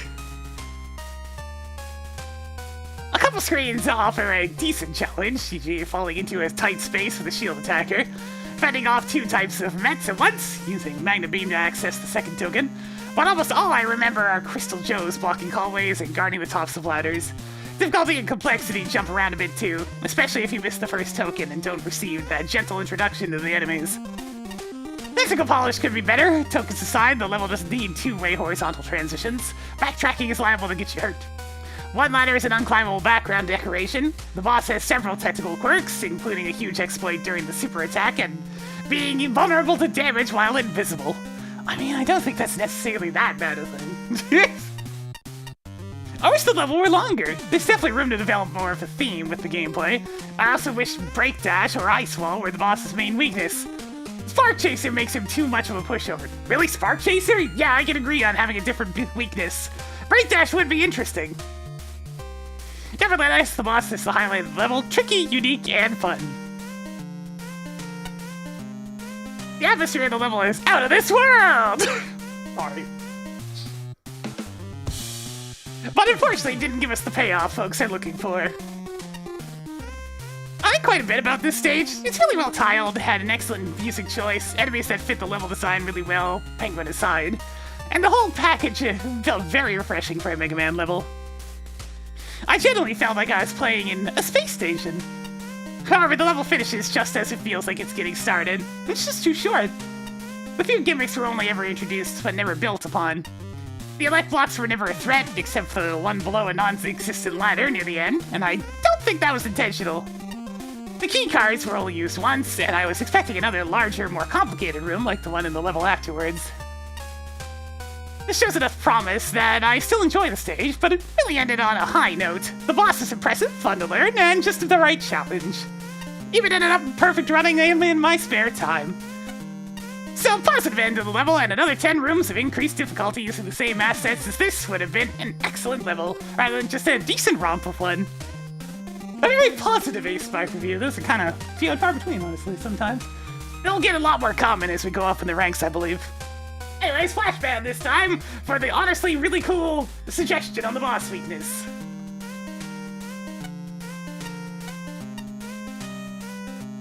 Yeah, it's rare for them to stay too short, because most levels tend to... Like, a lot of people don't have restraint when it comes to level length, so you usually get levels that are way too long. So seeing one that's a little bit on the short side is actually kind of novel. Alright, we're into the double digits! It took a lot of streams, but we're into the double digits. Here we go! Number 99! Arcade Archives by Brash Buster.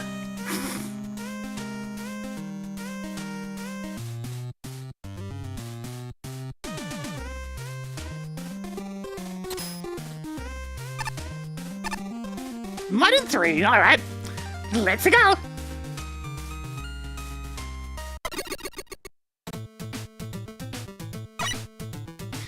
This immediately has a Sunsaw feel to the music. Oh, this is Blaster Master, isn't it?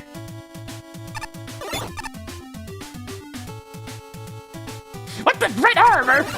Get him out of here!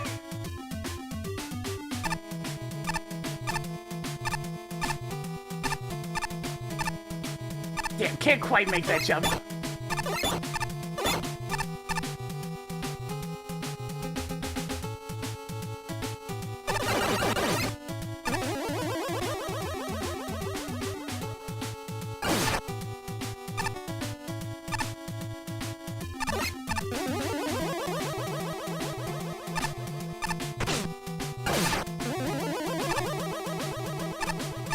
Semi-solid, semi-solid, semi-solid platform.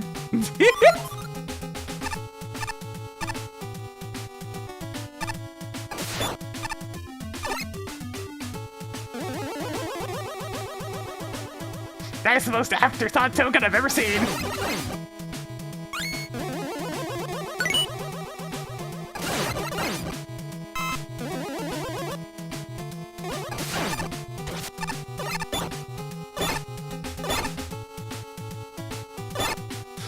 I was trying to be cheeky.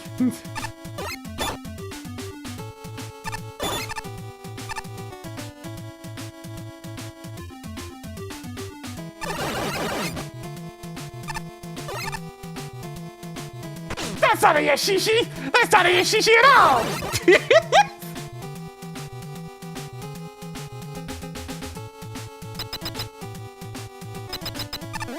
What the?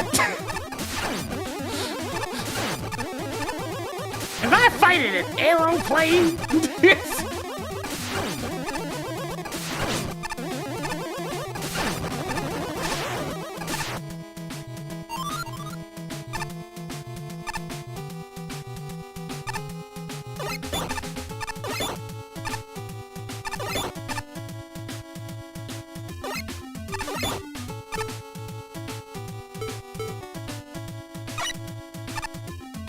Go, cat, go!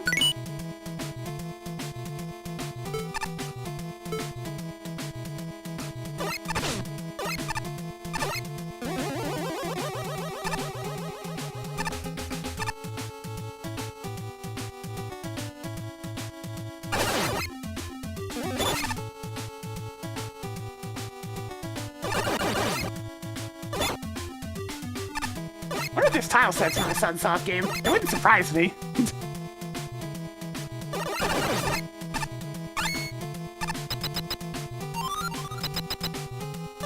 Another relatively short stage. Damn, alright. Gravity Man's here, and he's got blocks this time! And it makes it even easier!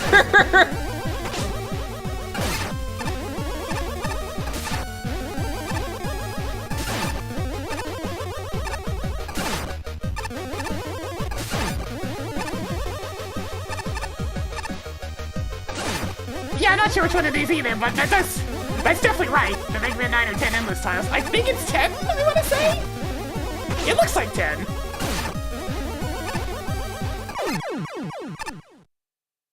I mean, cool change on the Mega Man 4 boss music. I'm always up for that one. Pleasant little stage. Not a whole lot going on, but pleasant. And hey, we actually had some nice platforming gimmicks there with the on-off switches. What the heck is Red Arbor there? Can he get stuck in the floor? That's a good question. I do. He's like, you make an excellent point. What happens if we turn on the switch while he's stuck in the floor? Perhaps the judges will let us know.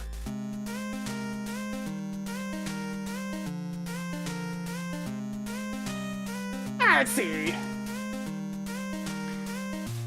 I mean, I did like a lot of aspects of the design, even if, you know, the actual visual design was uninspired. But hey, creativity. We had a good mixture of stuff with the on-off platforms. A couple of times where the custom enemies were used effectively. I'd say it was decently creative. I had fun with this one. I'll go ahead and bump that up to like a 13 or so. Function-wise, I mean, everything seems fine. We'll see if the judges have anything to say on the functionality. Aesthetics were very dull. It's one of those things that look like a Wily stage, and unfortunately, that's generally not a compliment.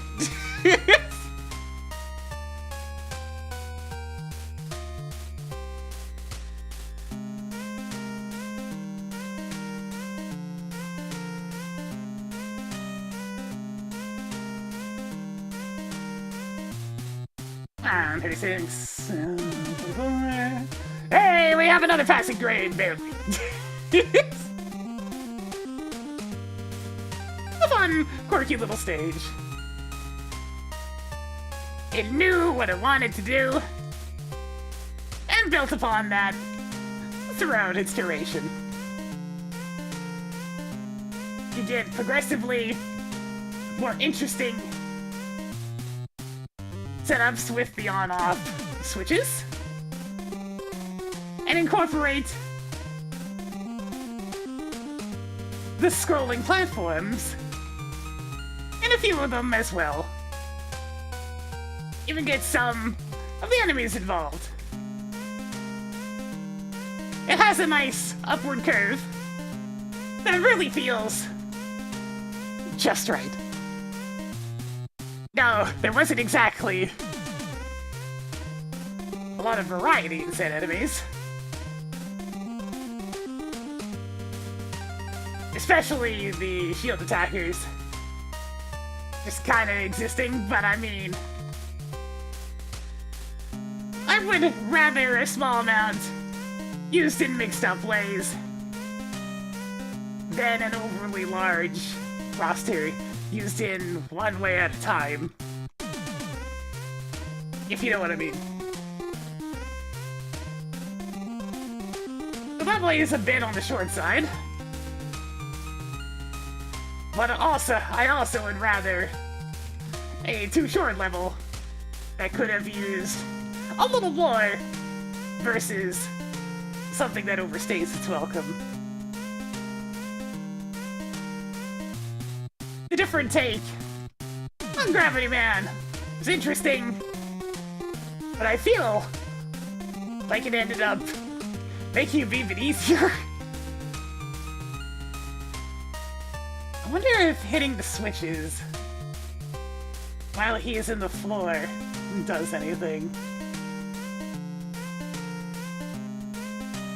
Excuse me.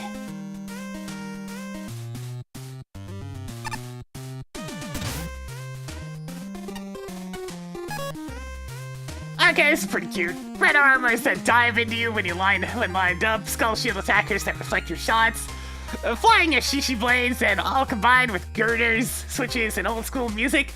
I like a lot of the ideas put into this, and as a whole, it's cute to see. Unfortunately, the level design's middling at best. It grows and iterates on its stage concept, sure, and it has this very slight difficulty curve. The curve's handled hardly perfect. The final climb with the switches isn't even half as dangerous as the long death bit before it. And the first token is an arbitrary pain in the tail, but that's kind of small potatoes compared to how uninteresting the design itself. The level itself just isn't memorable beyond the distinct goons. The whole experience sort of runs together into nothing. Yeah, I can see that. Considering the mid-boss is this cool plane enemy who doesn't even need half of the platforms in his fight, and the boss is a gravity man who regularly gets caught on the terrain, I can't help but feel that the level isn't finished, which also gives me a bit less to talk about overall. I hope to see more from these enemies in the future, if nothing else. My first impression with this level wasn't all that great. 2 minutes in and I locked myself out of the first token by having the red switch activated, forcing me to restart to get it. Thankfully, it's very close to the beginning of the stage, but it was still a bit of a sour opening for sure. While the rest of the level doesn't pull anything else like that, it's still not what I'd call interesting either. The vast majority of it just feels so empty. The custom enemies and the mini-boss certainly have some potential, but they're placed in such simplistic ways that it's hard to appreciate them for very long. You can outright ignore most of the red armors, and the 2 instances of the hoving Ashishis, not to mention the mini-boss, often goes down way too fast. Out of everything in this level, I'd say the most interesting part is the room with the 3rd token. The design of this room carries a decent threat of falling into the pit below, which is way more engaging than anything else found on the stage. I include Gravity Man's fight in that statement as well, since while I at least appreciate the thought of wanting to spice up his fight a bit, the switch blocks don't really add much to it. Classic arcade hits! It's a somewhat disappointing stage, probably due to the name proposing a large expectation. The details of the reskins are pretty good for the most part, showing some clear reference to other classic games while also adapting the style to the style of Mega Man enemies. Yeah, that's true, the red armor actually looked like it belonged. The stage itself, though, it's just generic blue machineries all around, creating this monochromatic and dull atmosphere. I think that combined with the somewhat mundane music chosen, hey, it's plaster mess, and the overall small enemy density wound up making the stage as a whole feel very barren and unexciting to play. Even if there weren't any glaring flaws to the level design. Kind of a bad move for locking out the first token if you have the wrong color switch toggled. Outside of that, the stage does demonstrate some decent uses of the block switch gimmick, combining the moving platforms. The laser mini-boss was somewhat made easier because its whole body is now vulnerable, possibly due to the sprite change, while normally its weak point is a tiny portion in the middle. The extra blocks of the Gravity Man fight, I think they're supposed to make it more challenging? Except it made him more prone to getting stuck in certain spots, neglecting the possible threat of him running at you to deal contact damage entirely. I expected to see Pac-Man, Donkey Kong, Space Invaders, Gauntlet, even Zaxxon. And if not the most retro classics, then an electric smattering of Sunset Riders. Yeah! Dance Dance Revolution, or whatever else what might translate into aesthetics for gameplay for a Mega Man level. As best I can tell, this level references Ghosts and Goblins, Vulgus 1942, or something similar. And whatever arcade game has Gravity Man in it. And the music is from Blaster Master. NES archives might have been more appropriate. I don't have to recognize every reference, but I should have no doubt that everything is working together to tell a story. The story I get is that there's not nearly enough arcade in these archives. The tile set, which is a smooth blend of unassuming dev kit tiles in need of fade to black pin indicators, does the level a disservice by having nothing to do with arcades or arcade games. Those moving platforms could have looked like the paddle from Arkanoid. These other missed opportunities make the theming feel flimsy. Unplugged from the arcade connection, the level is pretty successful. Every enemy and gimmick introduction is handled with care, and there are well-defined, if not ideally arranged, challenge arcs that explore the potential of certain aspects. Switch block shenanigans are pitched at the right difficulty. Shield counter-attackers, which is, I hope, is their name, bring excitement to a tired enemy concept, and the vertical climb with respawning enemy interference is solid.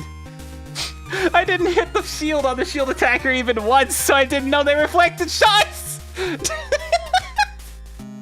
I see even too much empty space, and I'm not totally sold on the token challenges. The mini-boss is barely threatening if you stay on the ground.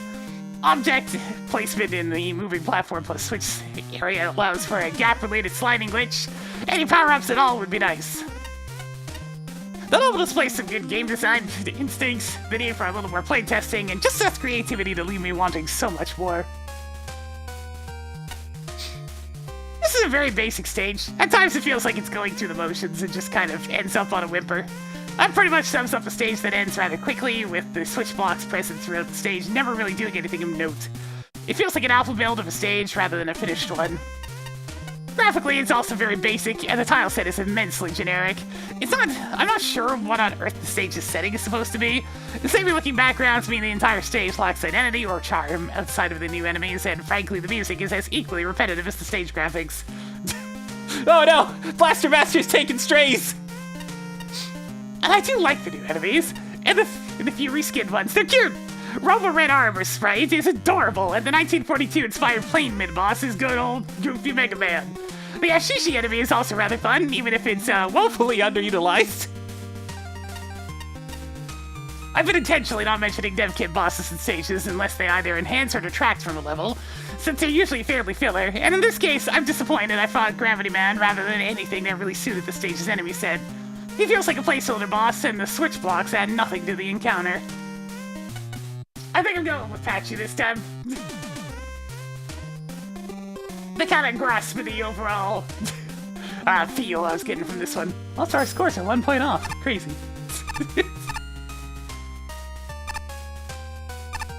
No way.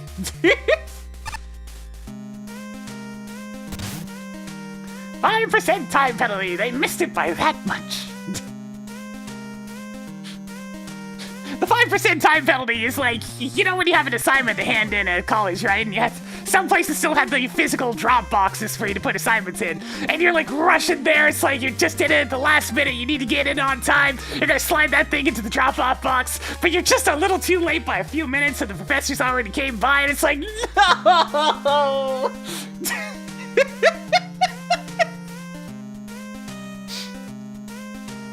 Acid Hydro. Buy my brick!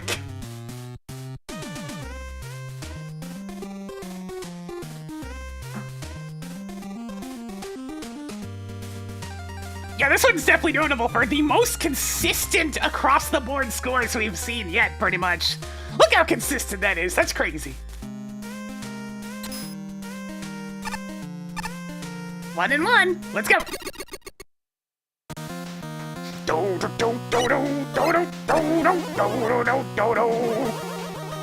Yo, I'm always about that toxic seahorse, let's move!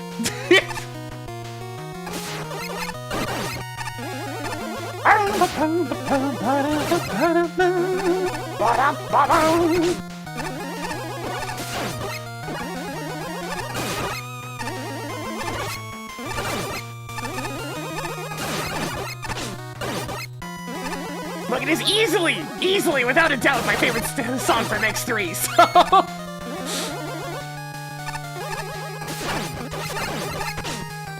Oh god, so many hopping enemies!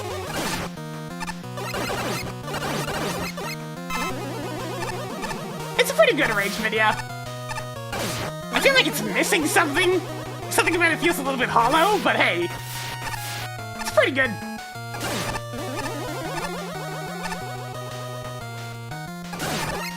Okay, we are straight up just pump band stage.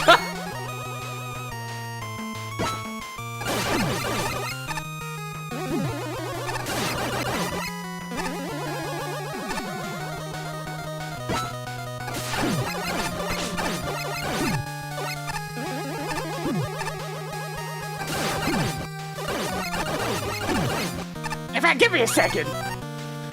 I just wanna see real quick.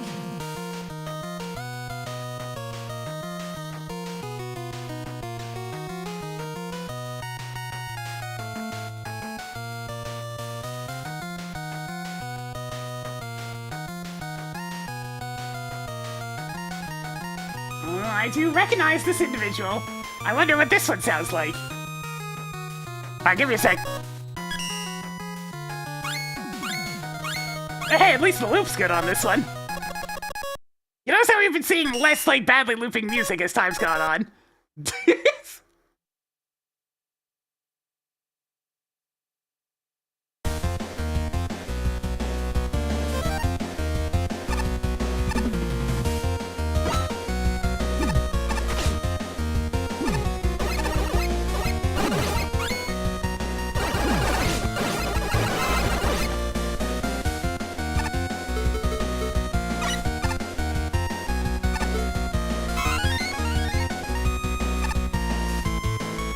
This is still Family Tracker.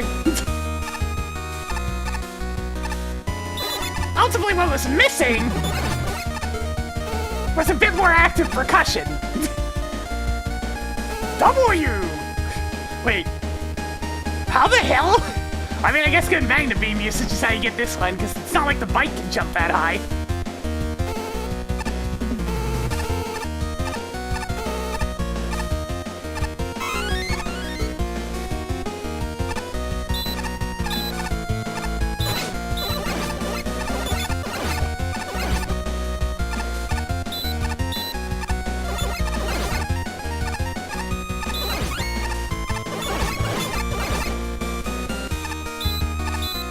I feel like the tempo's slightly off on this one, so they're both not quite perfect.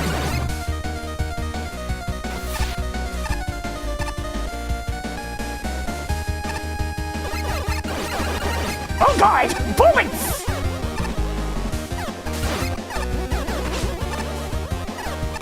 Holy shit! Yeah, there's a lot of bullets! Alright, I can put the stage version back on again.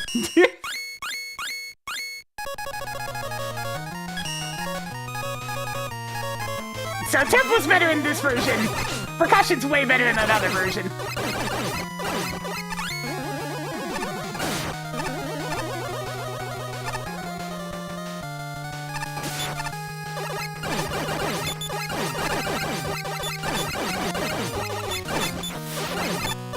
Oh dear. Oh dear, it's fish time. It's fish time.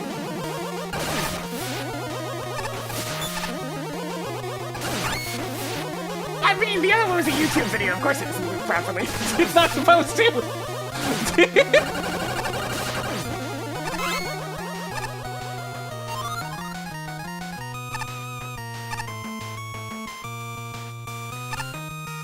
Alright, brief introduction to the fact that we'll be seeing magnets and what they look like. Guys, I think we're playing another good Mega Man level. It keeps happening. Today has been, like, way better than last time.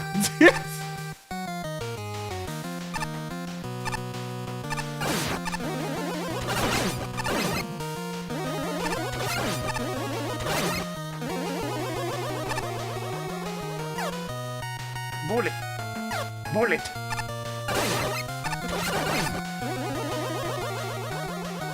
Oh, it's awkward. I don't think I want to just jump that when I'm going to do this.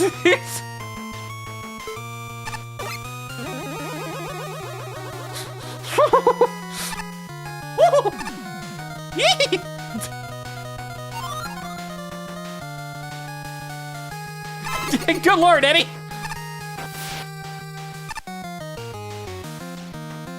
Alright, cool. Now we're outside to do a dam section. With rocket pippies. Why not?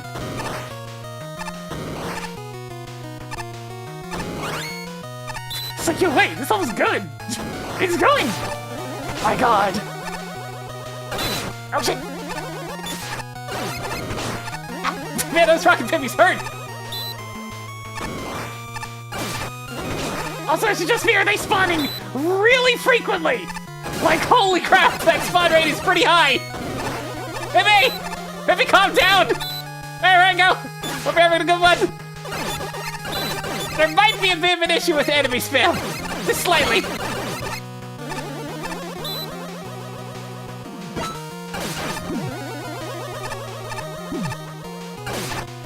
Yo, the double energy though. Apparently this is progress.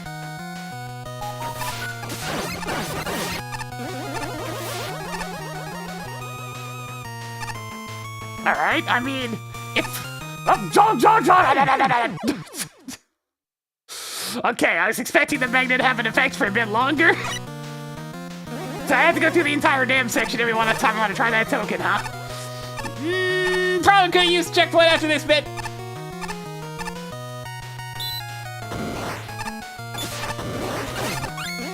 Alright, let's stick to the upper path. It's a lot safer up here.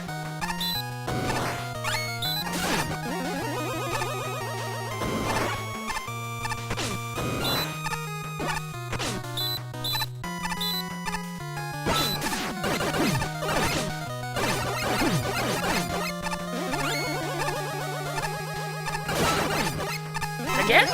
Alright, sure.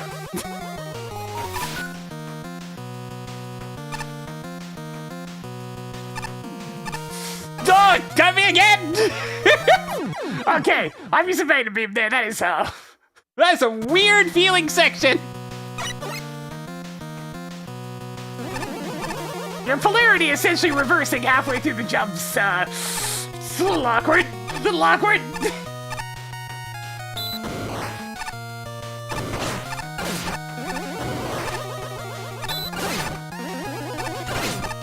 Holy crap, yeah, the Pippi spawn rate is insane.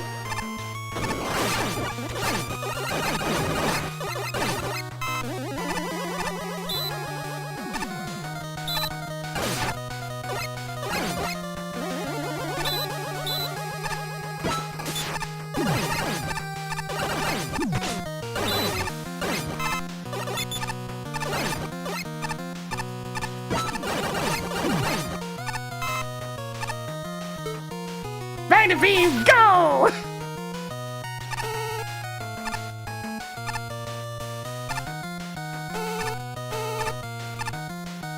Nope!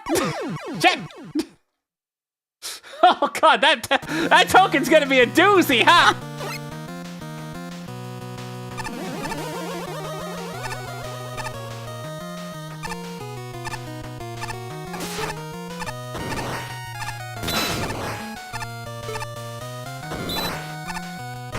Yeah, that's definitely way too tight for constantly having your momentum being messed up.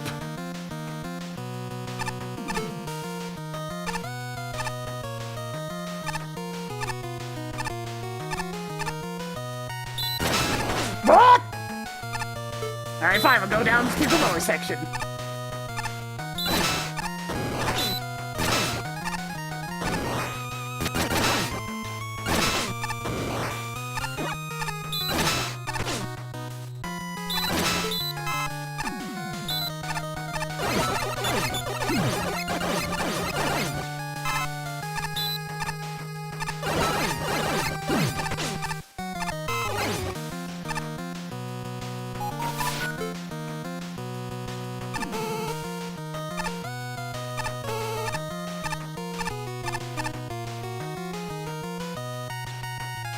Wait. Oh, God. That's gonna be really dangerous. I started moving, but it wasn't soon enough! That's legitimately difficult with utilities, let alone without.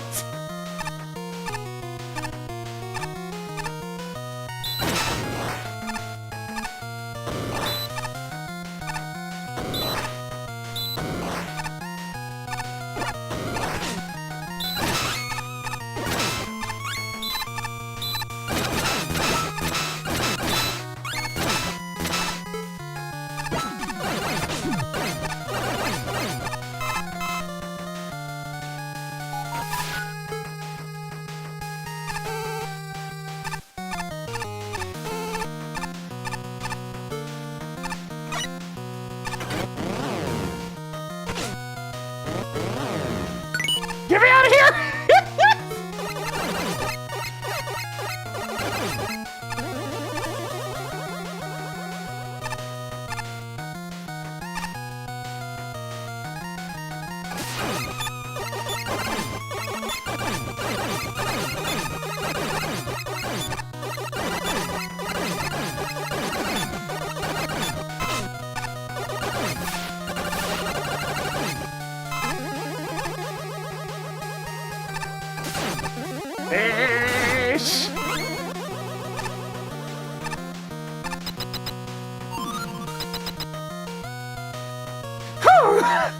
Spicy.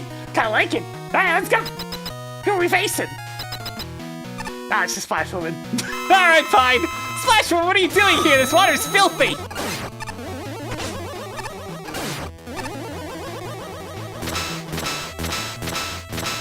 Is she moving faster up there? Does this shot seem really spread out?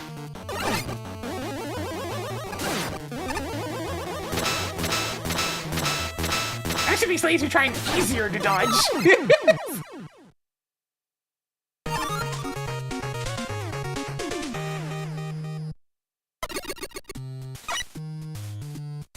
That was good! I like that.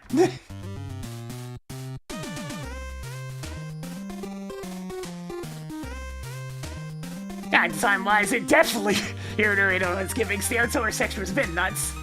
But hey, I think I'll give that a pretty good score.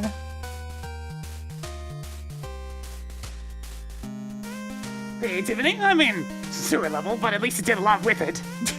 Really incorporated a lot of different types of sewer gimmicks in there, and the magnet section's got genuinely pretty interesting.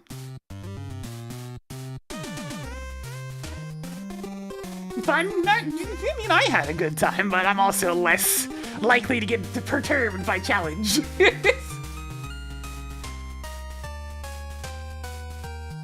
Function! I'm gonna talk a couple of points on this one, probably mostly checkpoint and other related issues. Aesthetics, I did actually really like how this looked, even if it was all kind of monocolor. It worked well. I especially like the outdoor section, that was pretty.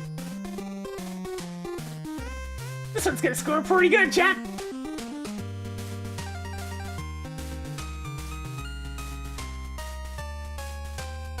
I got a 58.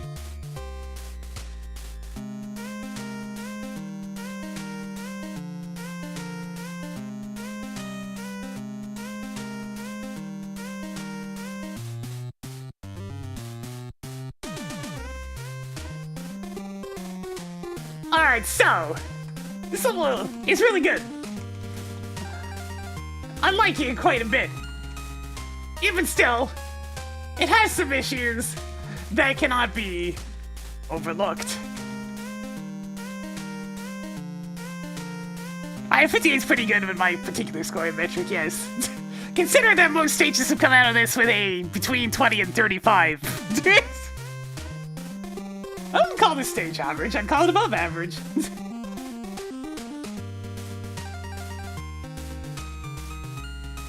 One of the first things of note is there probably should be a checkpoint at the room that leads to the token path, as redoing the outdoor dam section over and over does get bothersome.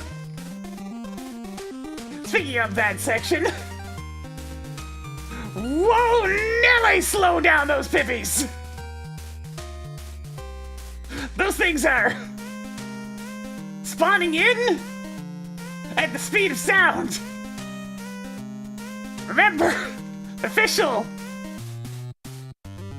hippies have a significant delay between their spawns, making them a lot less spammy.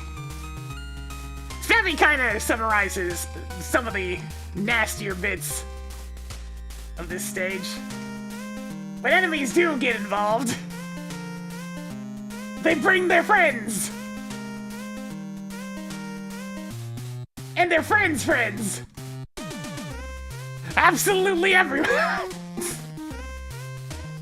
Simmer down a bit on the numbers, because you do have good enemy setups, just they get drowned out by like an extra 50 shrimp and nuts and bolts.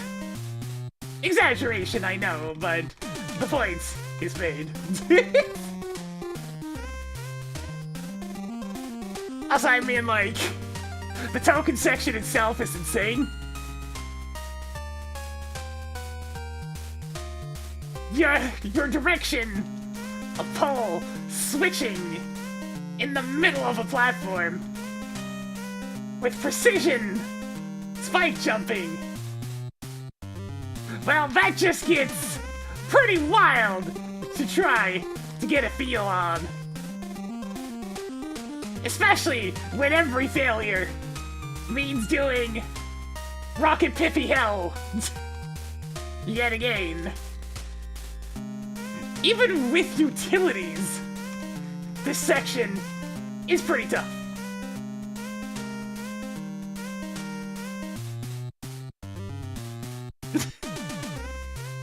Really, the whole last bit gets a little precise with the magnets and the spikes.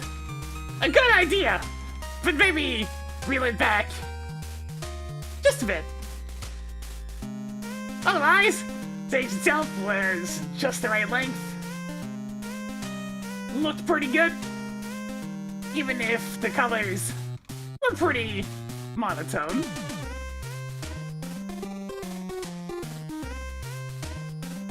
And it had a good pacing. Good pacing to it. I like it.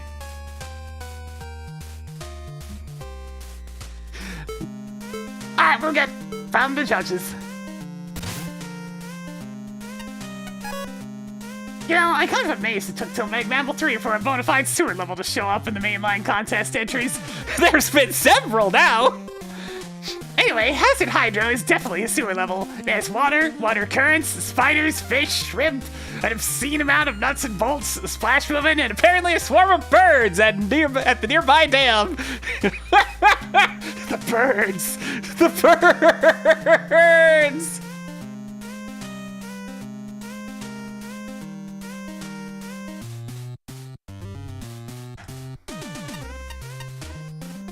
The water currents, by which I mean the magnets, make a halfway decent twist. The hiker ends fusing with their pipes right from the start with a switch from the norm, and the design fits a respectable difficulty curve, even if the checkpoints are sorely lacking. There are also several sections where you aren't underwater at all, being more standard combat and platforming. I can see the benefits to breaks from the water physics, but these are also the most boring parts of the level, especially at the beginning. Otherwise, this is a decent water level overall, albeit a bit long.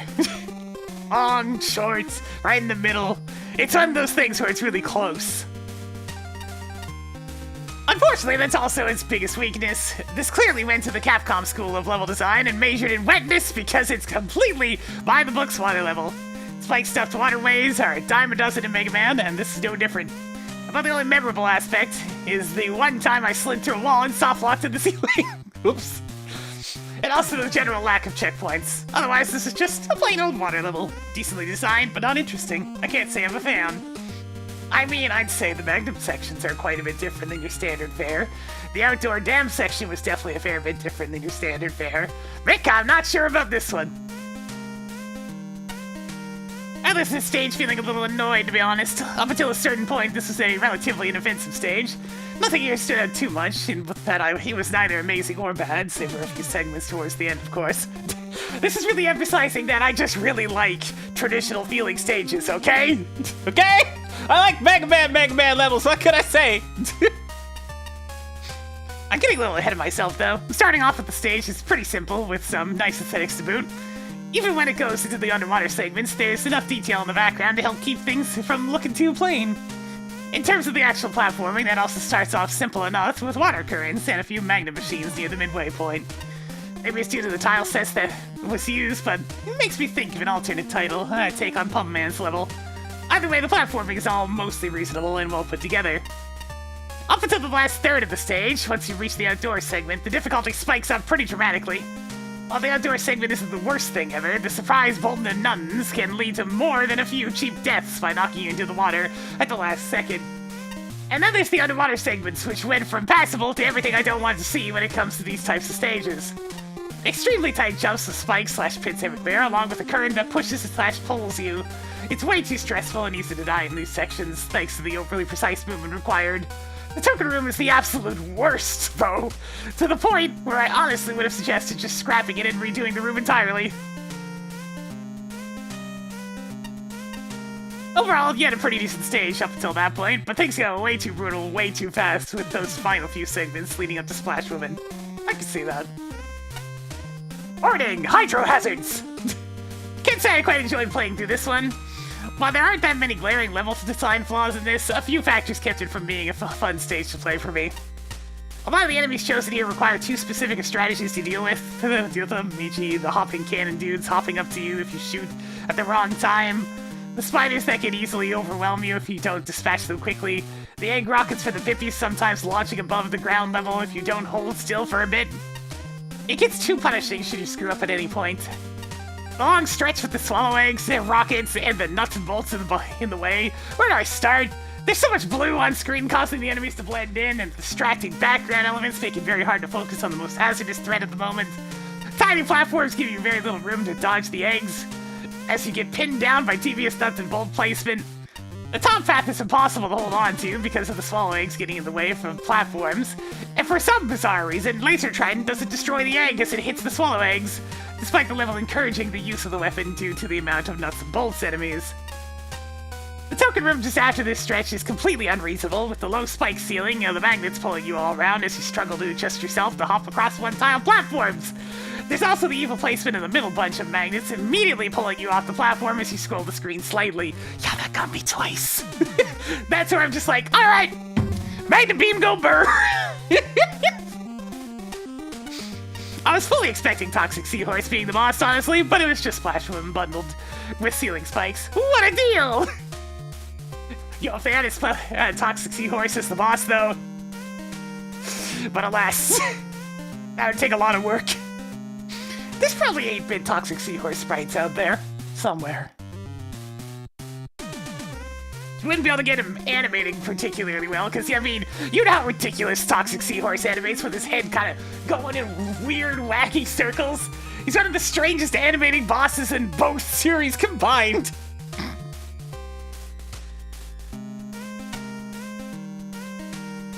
I don't get motion sick too easily, so it's notable that this level leaves me feeling queasy. The background animations, which are everywhere, are way too fast, and those animations are probably why the level takes an eternity to load. I wonder if they slowed them down for the final product, because I would imagine probably. Last time Flashman brought up motion sickness issues, it was scrolling stars, and those did get slowed down for the final product, so I imagine this might be similar. In fact, most of my problems with the level are due to the graphics.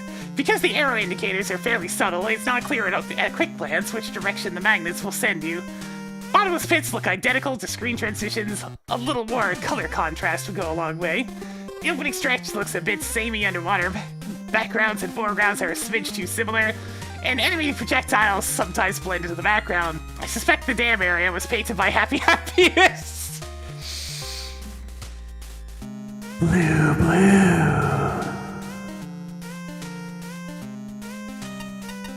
All this is a shame because I love the pristine tile work, comfortably elaborate architecture, quality music choice, and focused enemy/gimmick selection that make this level feel like a classic series reimagining of Toxic Seahorse. I also like the gameplay, setting aside some issues with slow challenge progression and checkpoints missing where they're needed the most. The challenge concepts and difficulty arcs are respectable. Power-ups are plentiful without being handouts. Rushing water is consistently used well, and the spikes in the boss chamber are a simple but effective twist. And I'm pleased to see the oddly skippable mini-bosses have switched to fresher shrimp. Tokens, though! That tricky W tank should really be a token, and the underwater token in the alternative path needs more playtesting. The only reliable strategy seems to be leaping forward on Rush Bike and hoping for the best. Yo, but Magnet Beam, though! Still, any design qualms I have are relatively minor. Fix the problems stemming from the graphics and you've got a solid level. No, the judges got a completely random smattering of levels that they had to go through. I think they got the whole pack, but they did them in a random order, without even having any indication of who made the level. So it's just completely blind judging. Going on through every stage in the package. Just bam. Because after all, they're not going to know the quality levels, they're the ones deciding the scores!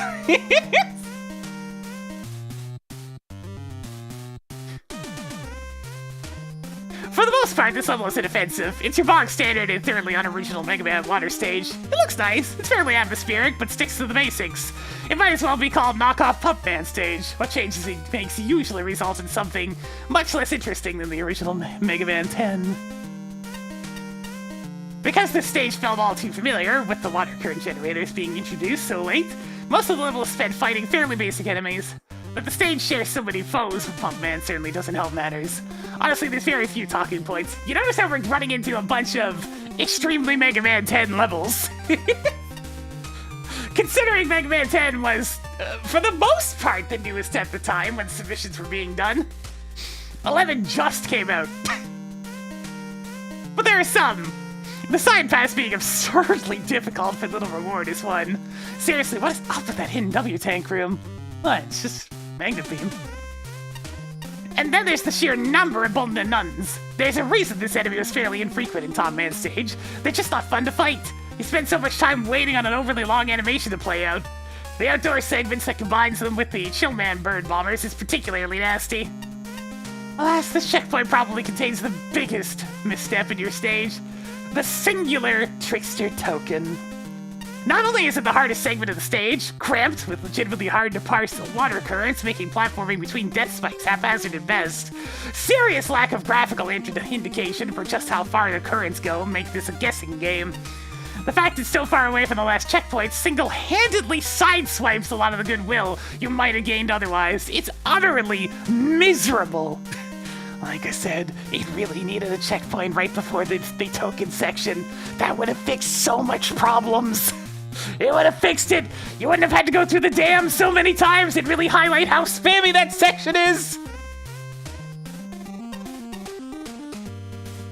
Again, everything else is inoffensive and predictable. It's a shame when levels that nail the aesthetics but are let down everywhere elsewhere. I think I'm gonna go with Flashpan this time.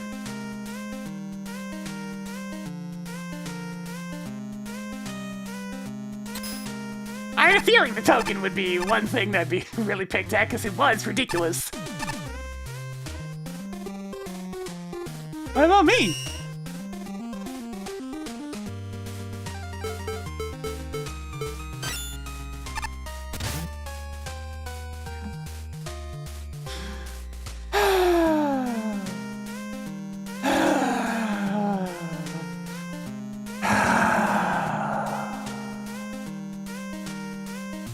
Okay.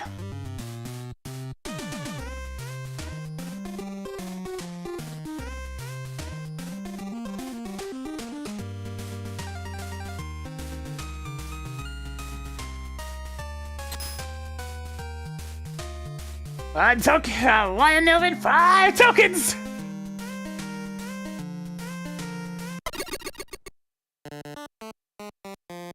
Oh, hey, good! Now it's gonna get content ID'd on YouTube. Yay!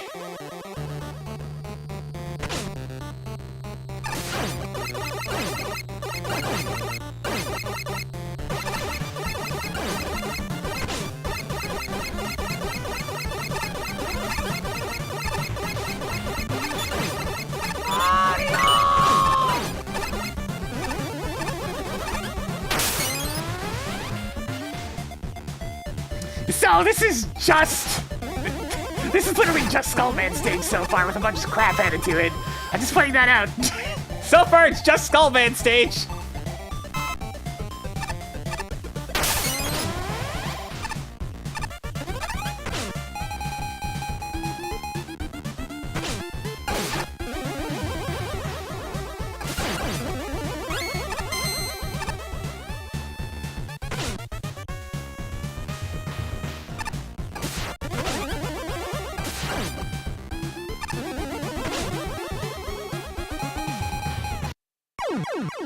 I really don't like those.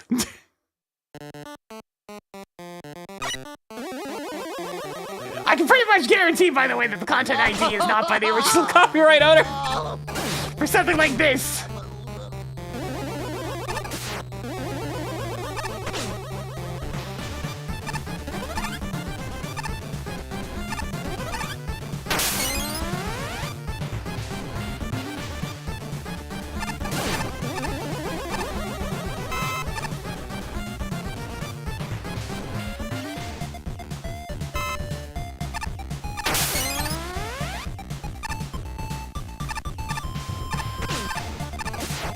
Man, I sure love having to wait for this guy to jump high enough.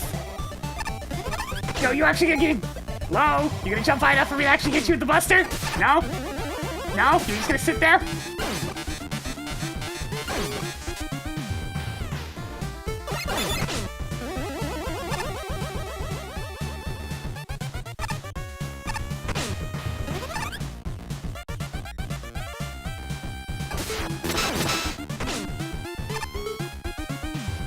Spam, spam, spam, spam, spam! So much freaking spam!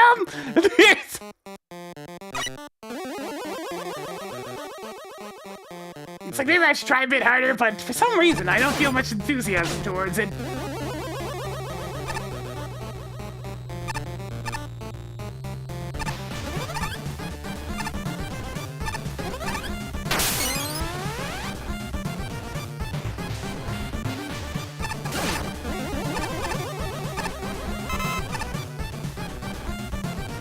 Yeah, any popular video game music gets pinged pretty much immediately. Usually by Latin Notar!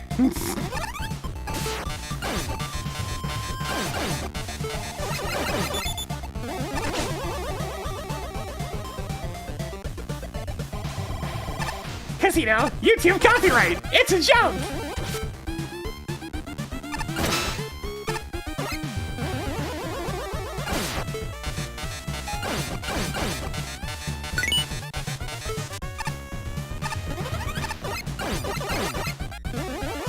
I mean, I also like Undertale, it's just at this point. The horse has been beat! The horse is twitching! It needs... Actually, it stopped twitching at this point. There are flies around the horse! Please leave the horse alone! And it's still just Skullman's level!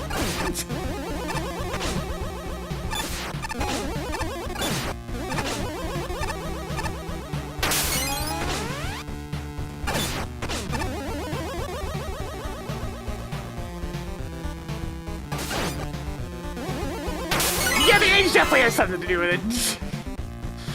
Like, that's the thing that's really getting me at the end of the day. It's just Skullman's level with a whole bunch of spam thrown into it. Like, that's the reason why I'm as upset about the spam as I am. Because it's not even an original level layout! The platforms have been adjusted, but otherwise, it's just a million enemies on top of Skullman's level!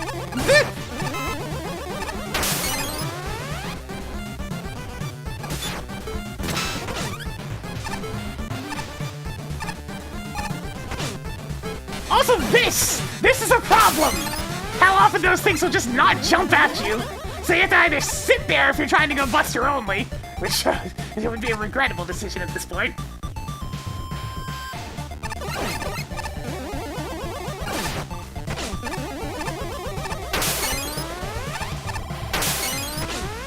Oh yeah, great!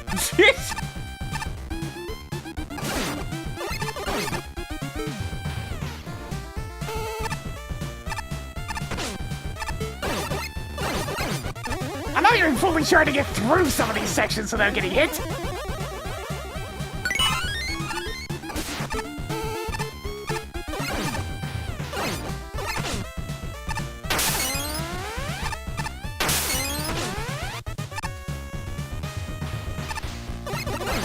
No, we didn't miss it. We just had to do the exact same progression that we would in Skullman stage. What's the Skullman stage of being, like, just completely ripped off in other Mega Man content, by the way? Yeah, okay. Like, it's frequently Skullman stage. It's like an old, weird, like, German Mega Man-esque game that had a ton of screens from Skullman in it.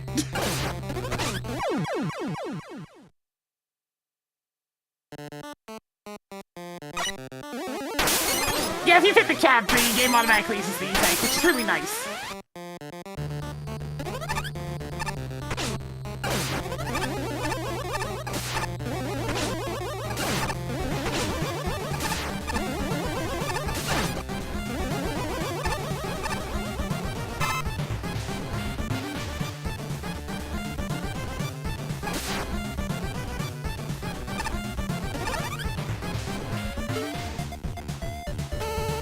Yeah, that one.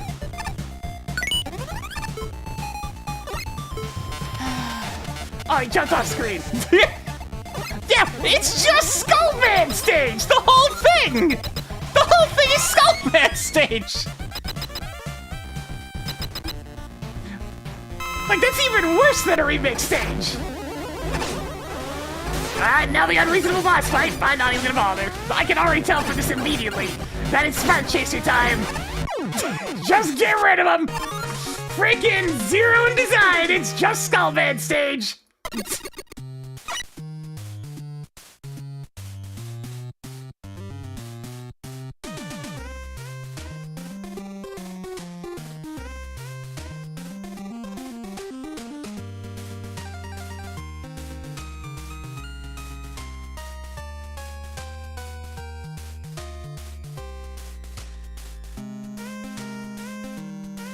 This is about 2 points removed from outright plagiarism. Look, I get it. Sans is lazy. He is unlikely to make his own stage.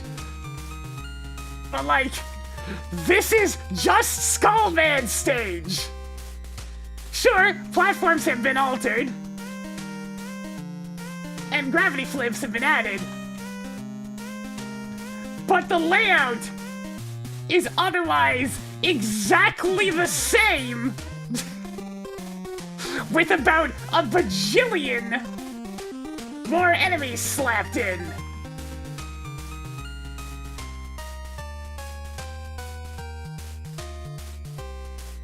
It makes it hard to give this thing anything.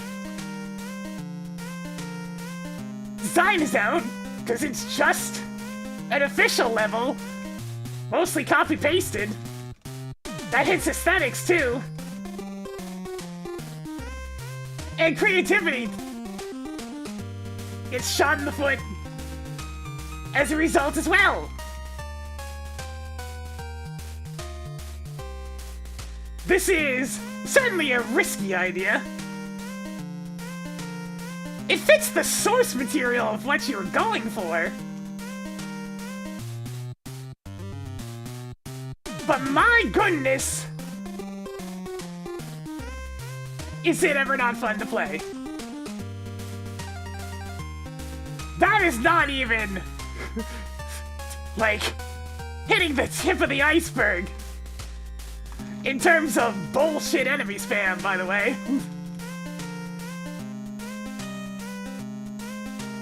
The worst offenders are the skeleton enemies themselves, with the whole teleporting you if you try to get past them. These are just... you basically can't hit them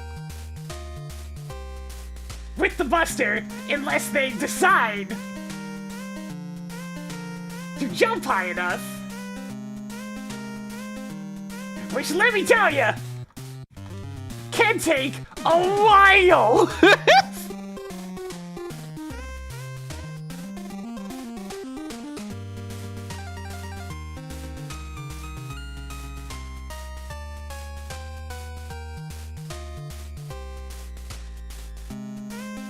I get what this is trying to do. It takes a familiar concept and shakes it up real good. But when most of it boils down to a million enemies on screen as the main additional thing, it just falls flat.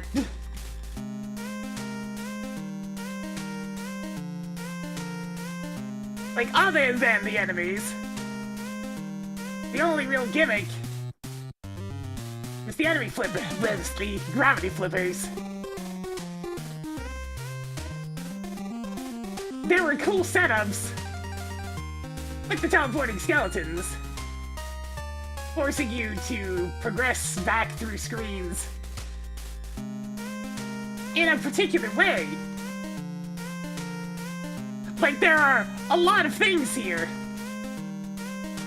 that can work, but it just gets drowned out by the sheer amount of enemies and the overly familiar layout. This is not a stage for me. I am the wrong audience. By far. The boss especially highlights this. Even seeing it for 5 seconds, let me know any sort of design similar to Mega Man was firmly thrown out the window. I'm glad for Spark Chaser weakness, as it does give you an option if you do not wish to engage with the boss. In the end, this feels a lot more at home in a ROM pack. I'm sure there are those who enjoy it, but I want nothing to do with it.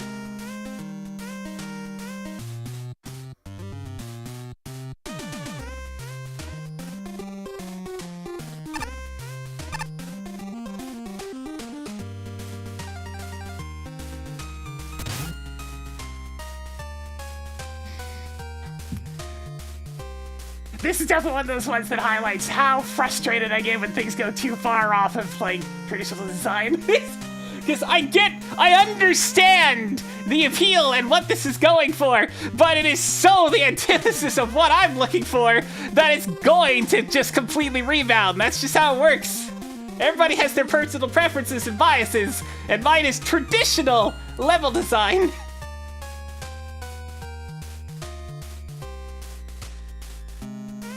This fits the sand source material perfectly.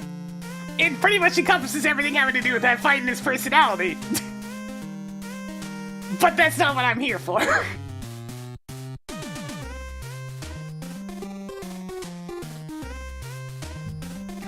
Those weren't fake walls. That was just the skeleton things teleporting you if you tried to cross over them.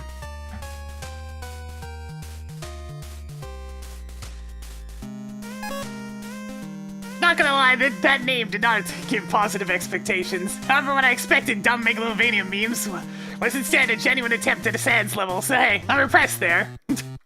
It's one of those things, yeah, there's definitely an effort here, but unfortunately, it's like all the things I actively dislike as opposed to like.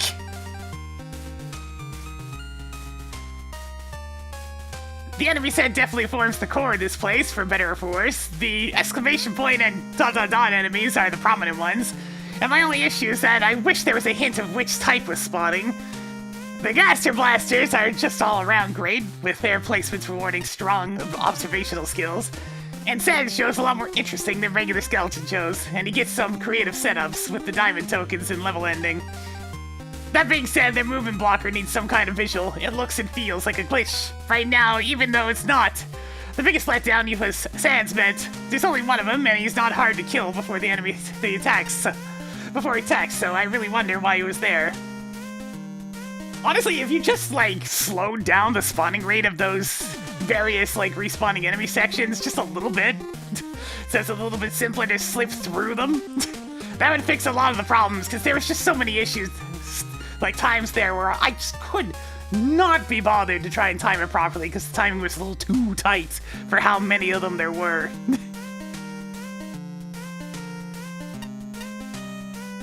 As far as the level itself, it's definitely not an easy one. It took a lot of practice to get a no death, no tanks run, but it's completely doable. Especially with the heals at the checkpoints. It also has a decent difficulty curve, though dodging the first shield / Togeheroes feels harder than any later instance, even after I've practiced. Beyond that, having the layout be so obviously Skullman's is a bit of a negative on creativity. Not to say this isn't creative, far from it, but I can't call it fully original when this much is a direct rip from Mega Man 4. The level still ends on a high note, though. Skull Sans himself is fast, frantic fun, and ultimately a lot more fair than the original Sans, which I suppose makes sense. You're not a genocidal murder child here. He's probably the best part of the level, and what's before him is no slouch. But there are definitely some issues in here. This was an overall excellent challenge and a fine example of a hard level. Maybe I prefer actual platforming challenges rather than 1,000 enemies when it comes to difficulty. I was prepared for another full-on meme level the moment I saw this stage's name. Lo and behold, it's actually a legitimate stage that plays its gimmicks fairly straight. No, he really didn't say that, guys! Guys, look, I know I'm just poking fun at it, but like, look, the thing is, it's a version of Skullman stage that has been adapted for the gimmicks.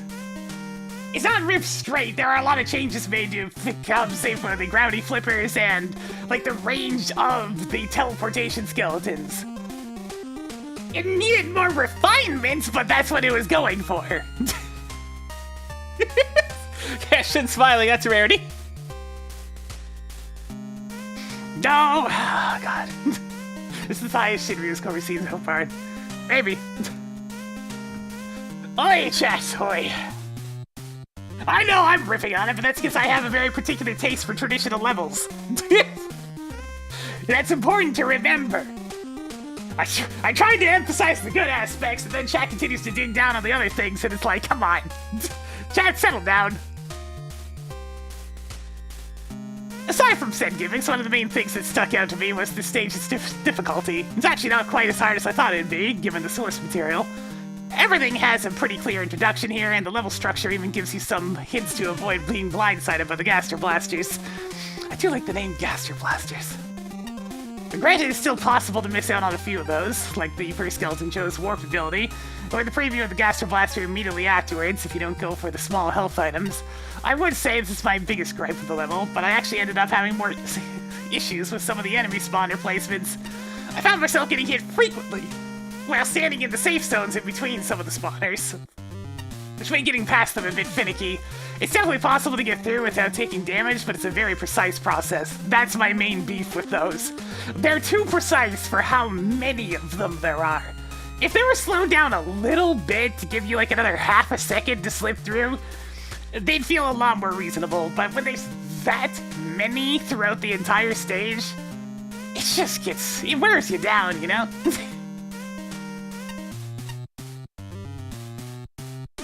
It's like, I disagree, but my tastes are obviously different. Remember, when I went to the judge room at the very first stream and talked to Flashman and saw how he was looking for more interesting, quirky levels, I outright said, we're probably not going to agree much, but it's good to have one of them on board. It's all a matter of varied perspectives. That's how these sorts of things work.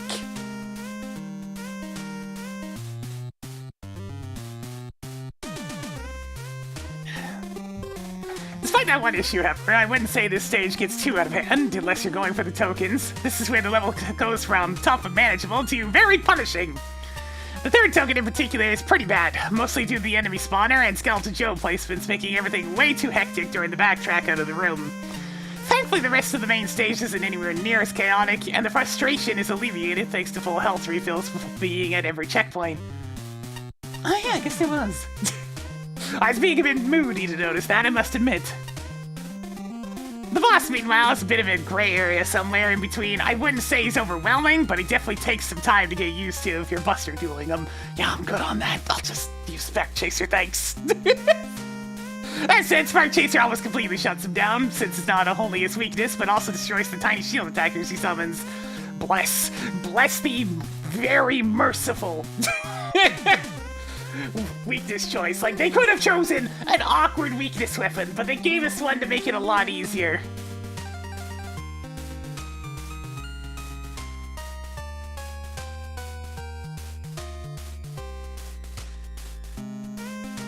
Yeah, for me, all I'm really looking for is stuff that feels like official levels. The more official the level feels, the more I'll like it. For something like this, it obviously does not feel official whatsoever, and that's why I don't like it. But other people will like it. It's like, that's my taste. Anything that feels like it could have come straight out of one of the official games, I'm good. That's what I like. Other people will like different things. Overall, though, I think it's a pretty good attempt at Mega Man-izing some aspects of the Sans fight. Very nice job with this one.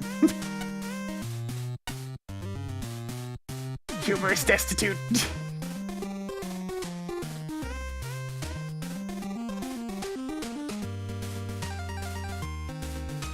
Yeah, a lot of people base their... It feels like chat really goes alongside whatever I'm saying. This can be said with any content creator, really. Form your own opinions. My tastes are very specific. So, you know, the idea of lining up perfectly with them probably ain't happening. It's important to look at what you're seeing. Maybe even try it for yourself, you know? Pick up MAGMML3, get in there and give it a shot. It's always good to do some critical thinking and think about what's important to you and what... Like, this is a good stage for me to actually talk about all this stuff because I am so... What's the right word for it? I mean, biased is one of them, but I know there's a more specific word for it. But I prefer official style levels so much that something like this... It just really doesn't do it for me, but it's gonna do it for a lot of people. Traditionalist, yes, but like, there's a particular word for it. If I see it, I'll know it, but I forget it.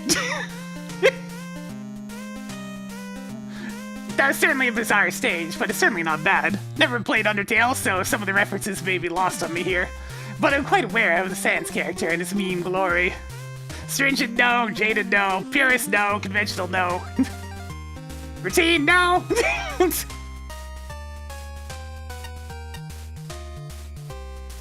The enemies are certainly quite interesting.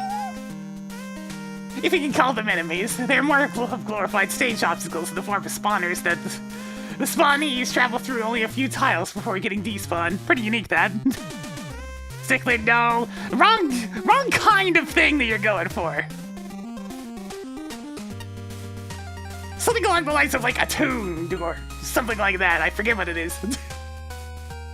Some jumps can feel a bit too tight at times, though where Mega Man would most likely get hit by one of the spawner enemies.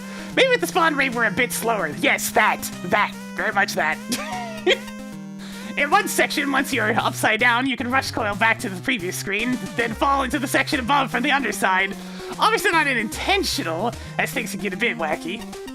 The Sans shows the concept is neat with how they prevent you from moving past them, making the players have to find their way around the terrains to dispose of them.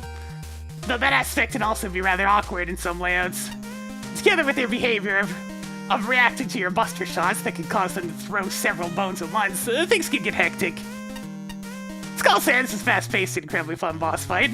It likes to play with your gravity, and Skull Sans himself likes to teleport from side to side to throw you off, but as long as you keep calm and react to the attacks, it's a satisfying fight. His sprites are also nicely done and well animated. As a Skullman remake, this delivers everything I want. I like how the bones of the original are preserved. The challenges are revamped to be almost unrecognizable. Same overall layout, different specifics on each screen. Fresh colors on familiar tiles, miniature shield attackers, updated skeleton joes, and weaponized background decorations mix nicely with tricky new gimmicks and a wild boss fight. Good choice of sound effects, too. As an Undertale crossover, key elements of the original fight with Sans are present and accounted for. Endless streams of things to dodge, laser shooting skulls, gravity flipping, and lots of bones. I would have liked moving platforms and more of the metagaming elements that make the fight so unique. I like the quirky music remix and how it seamlessly transitions into boss music. Indeed, the boss feels like an extension of the rest of the level, which appropriately makes the whole level feel like a drawn-out boss fight.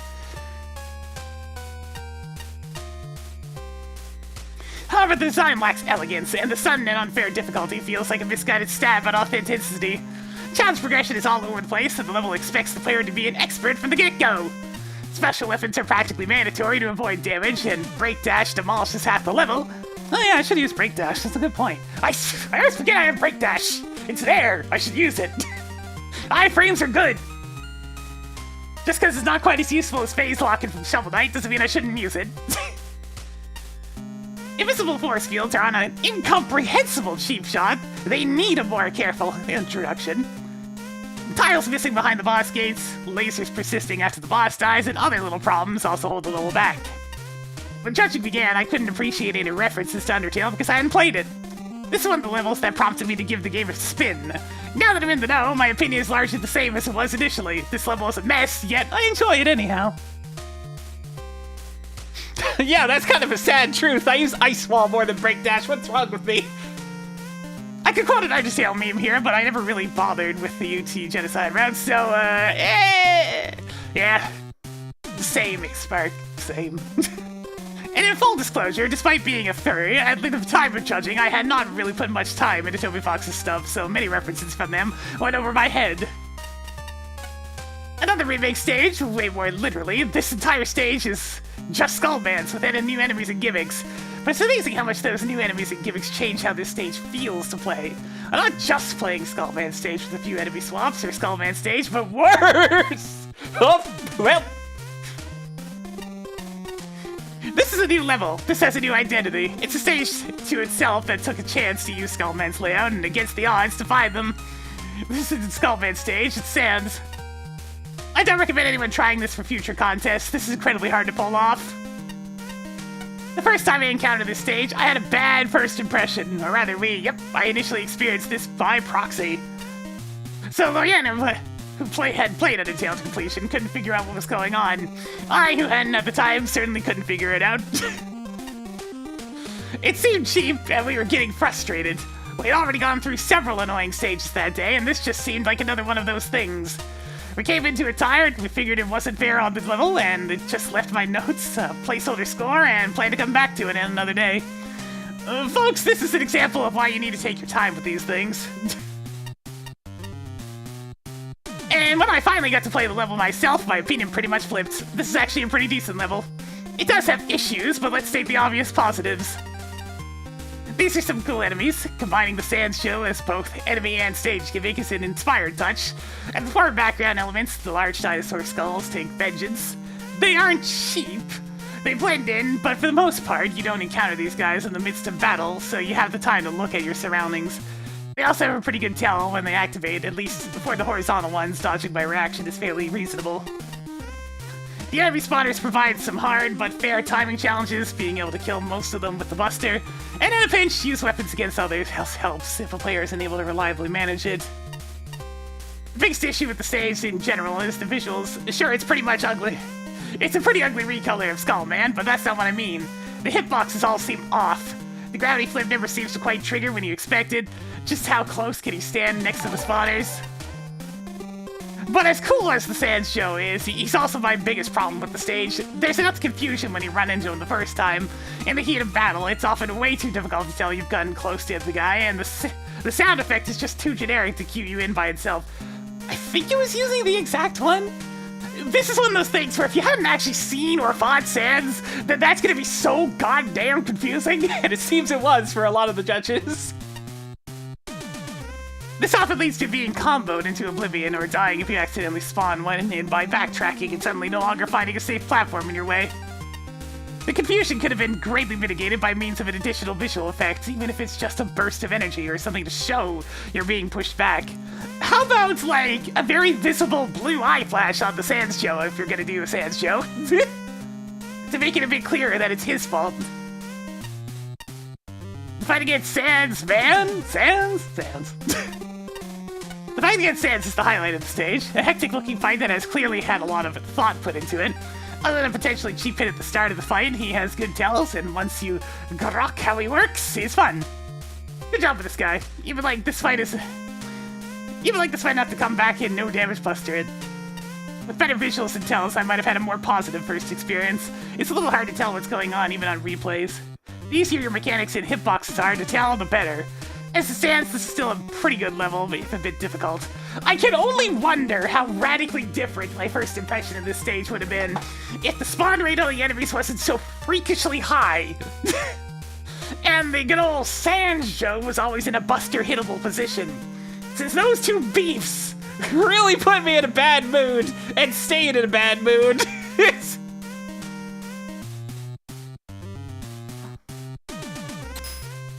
Yeah, I'm not end all be all for opinions. I'm my opinion.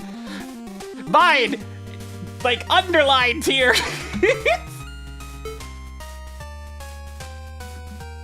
The whole point of critique is to have varying opinions.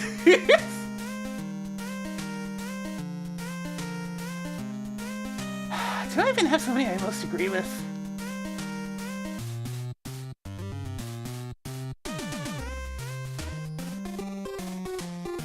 Not this time.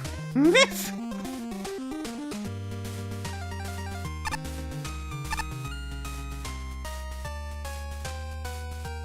This tree's making me go nuts. Just think of how high it goes. I want to climb to the top. Monkey, monkey wants a monkey. Alright, that was a bit rough.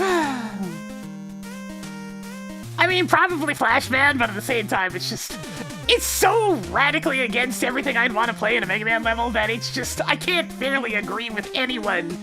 That's the problem.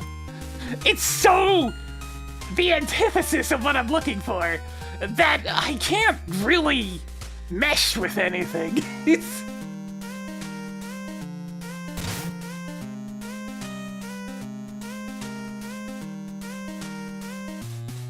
It's a solar inferno. Alright, bye, Super Next SP. Oh, zero and fun from Patchy, eh? That's not encouraging. Oh, it's 5 tokens again. That's also not encouraging. Alright, let's go. Oh, good! It's our first appearance of motion sickness, man. Well, if anybody has motion sickness issues.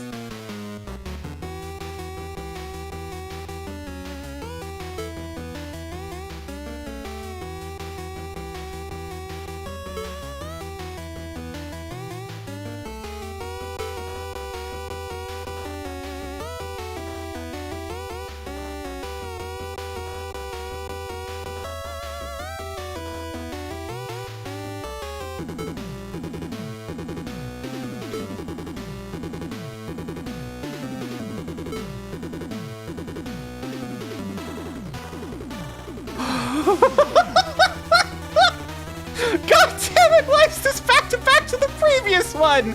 Alright, let's go.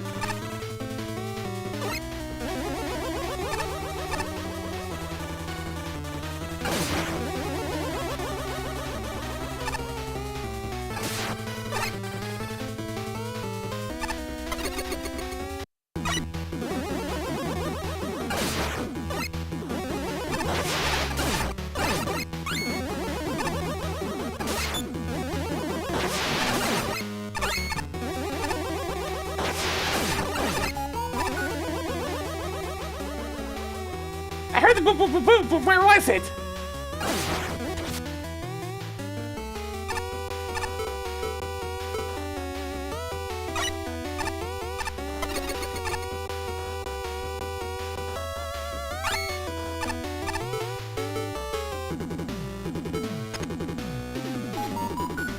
Up there?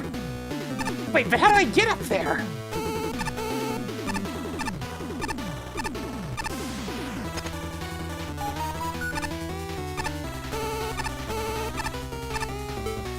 Some twos?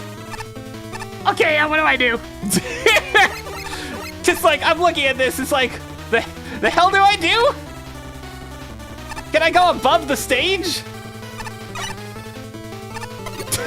Of course. Oh, it's a freaking... Ah, I see. It's a Warp Zone reference.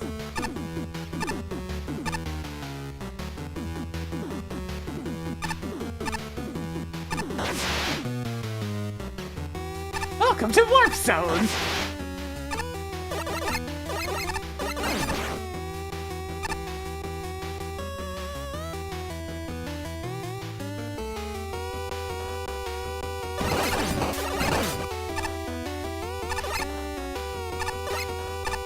Do I just freeze these? No?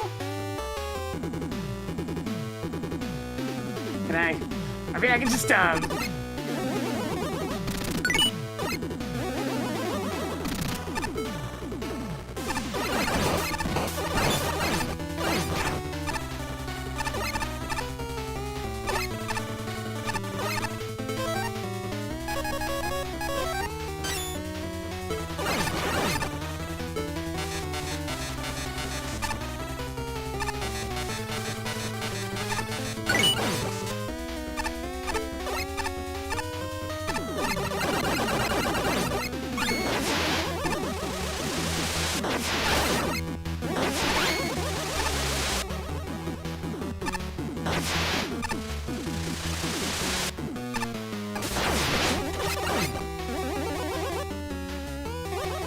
Yeah, changing to the orange definitely helps a lot.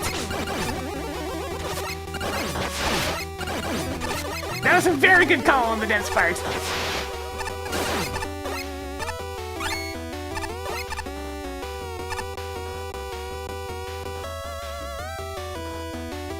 I'm just looking at this. Something is going to happen in the middle of these platforms. I can feel it.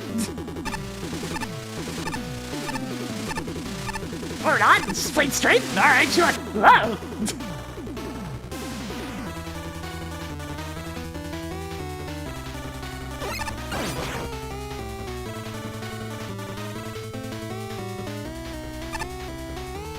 Son of a...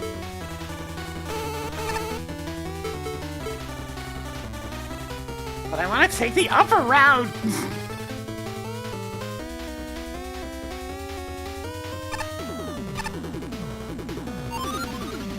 Nice.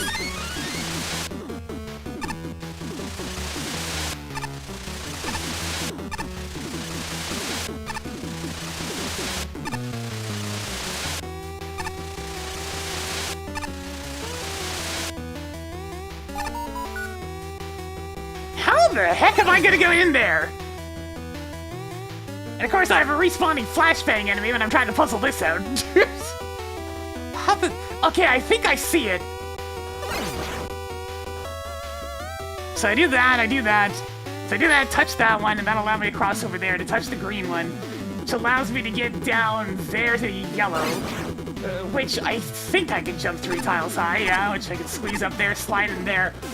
Which, okay, I think I got it.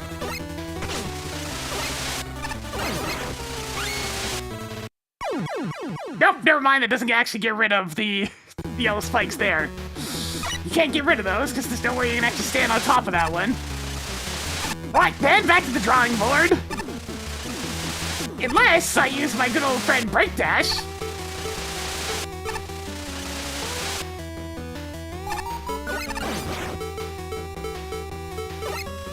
Science! Yeah, that doesn't work!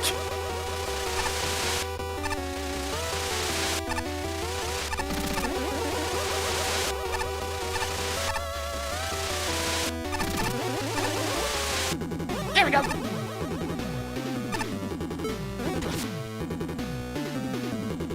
Can you bike through this one? I guess we're about to find out. Yes, yes you can.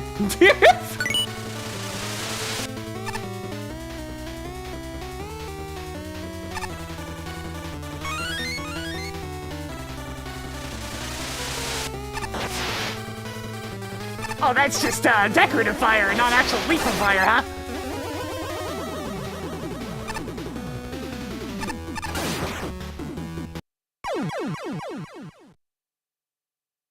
It was only a matter of time before instant death reared its ugly head in this, the flashbangs involved.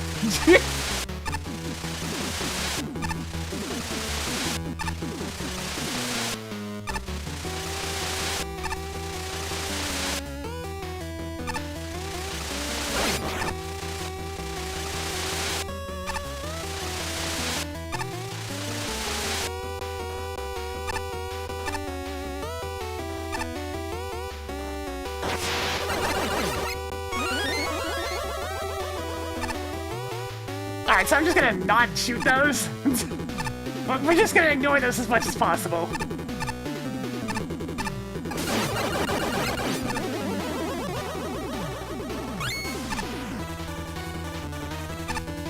Definitely a stage where it feels like not interacting with the gimmick is the best bet.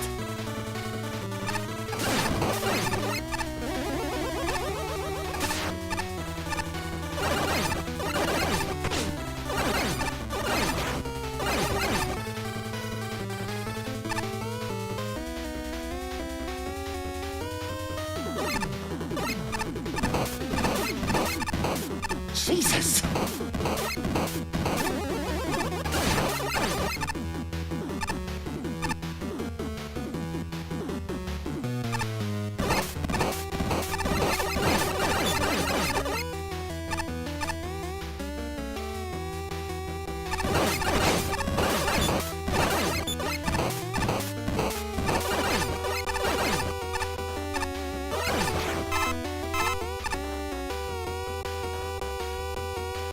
checkpoint.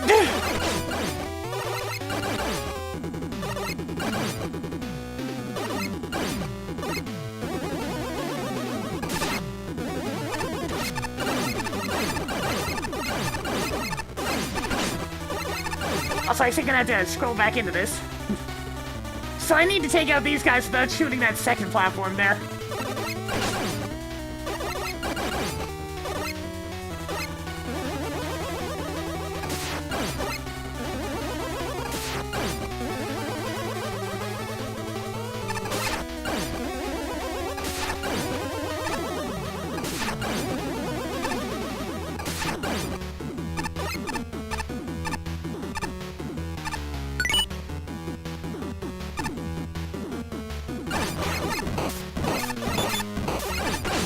Oh, this is just rude. This is really rude. Okay, so you need to touch the blue one.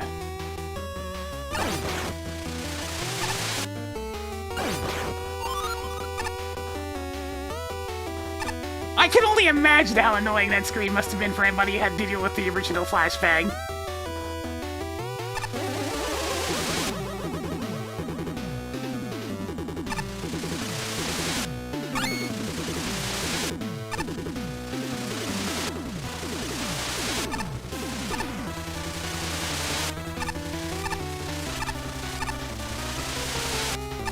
It's interesting that you essentially get the same screen as when I was spamming the flashbang. Oh god, here we go again. Where's the blue? There we call that a good save! But I couldn't do it twice!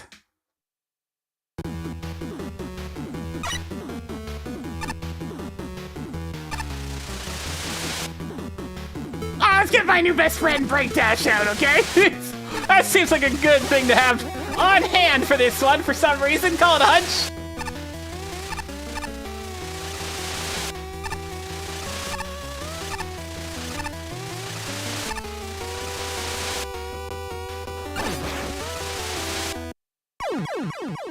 The flashbang's just so rude, man.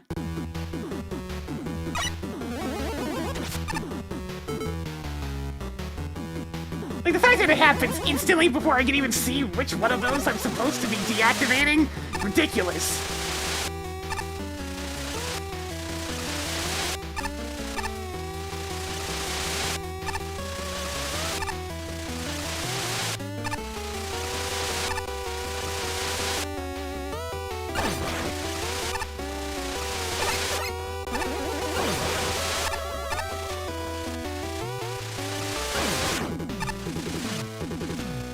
What is it? It's that one. Again? 2 screens of this? I can't see which one I'm supposed to be doing. Oh, those are instant death too, of course! Of course, why wouldn't the walls also be instant death? Ooh, baby! Yeah, I'd say this one definitely earned its warnings at the start. Why would I need to be able to see?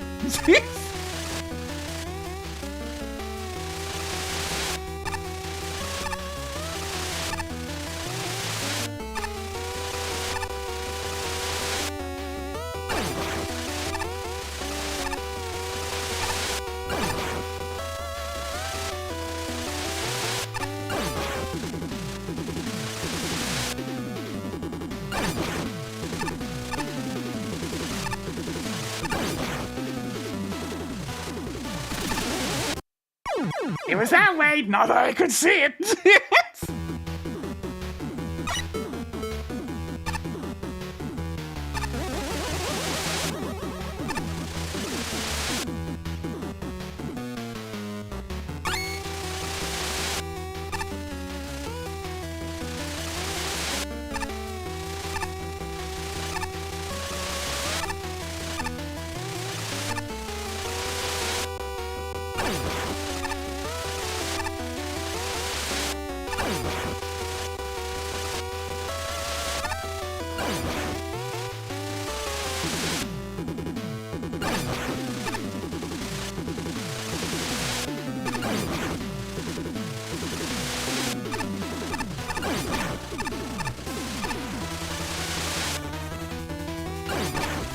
Are you serious? Oh good, and a timing obstacle with a flashbang! You know, I may have shit on the other one for not being Mega Man level, but this is the objectively worst level by far.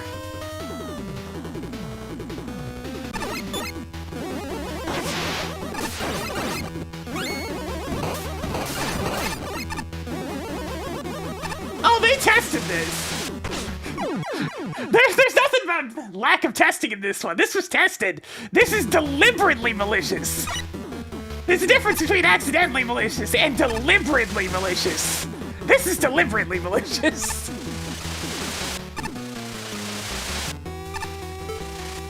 No checkpoint, by the way.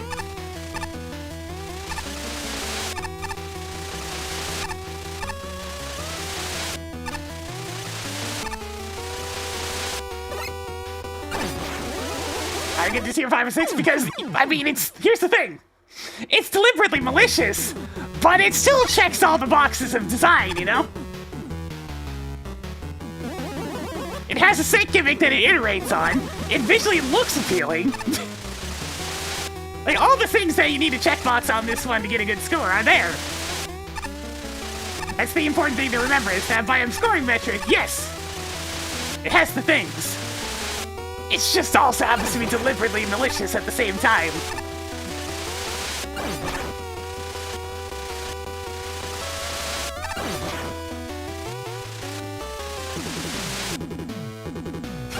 Yeah, it looks appealing when you can see. Which up until this last bit was, you know, most of the level you can see just fine. But this bit, not this bit. This bit I can't see shit. This in particular is just obnoxious. If I could iframe through this, I would.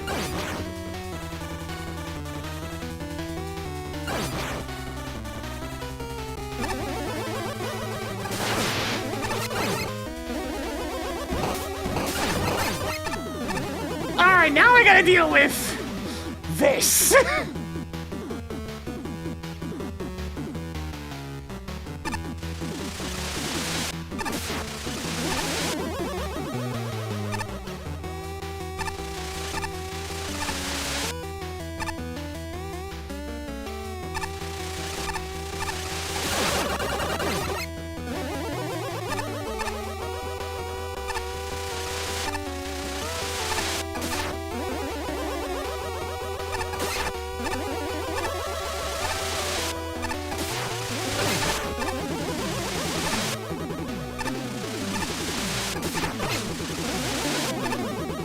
Are you serious? Let's get rid of all of these things.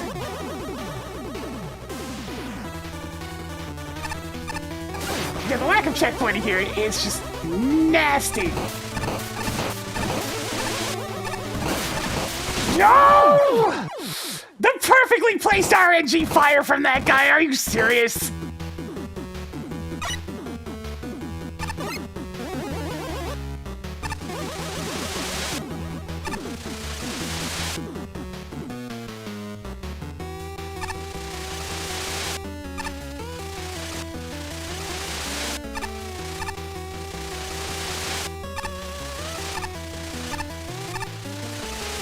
A bit of RNG to those guys, and just enough! Just enough!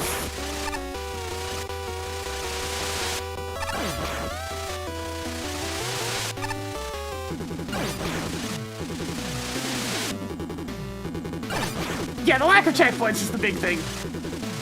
I'd say that the bloody flashbangs are definitely the biggest thing, but the lack of checkpoints is the next.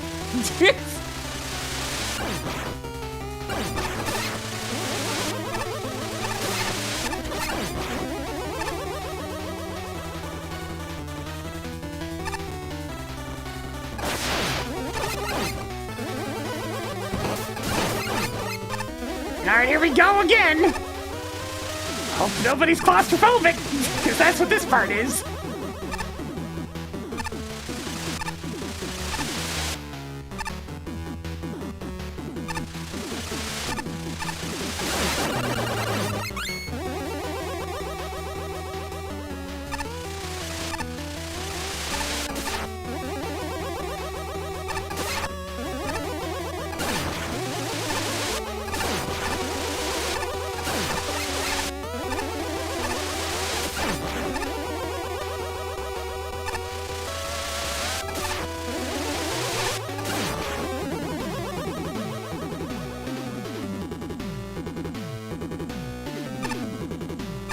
Can I?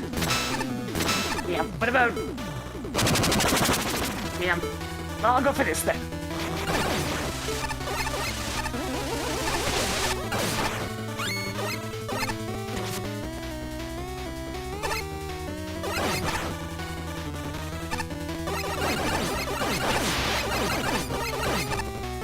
Wait, is the game starting to chug a little bit? It is starting to chug a little bit.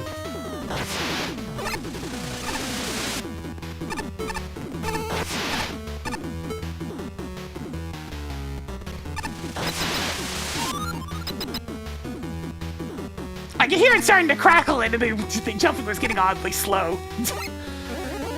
Weird, what would cause that? Hi, Mr. Sun, how's it going?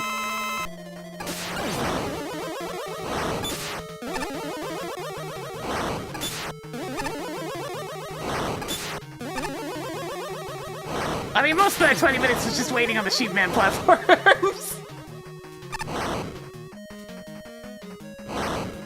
Speaking of waiting...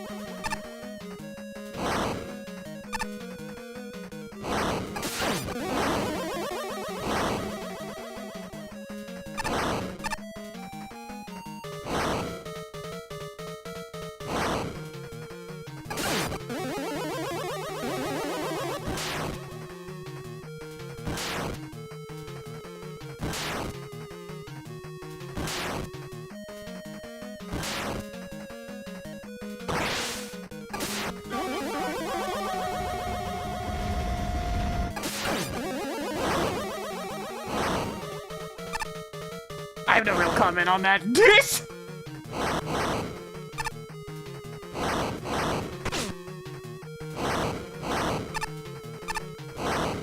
So, am I gonna be allowed to actually hit one of these, or...?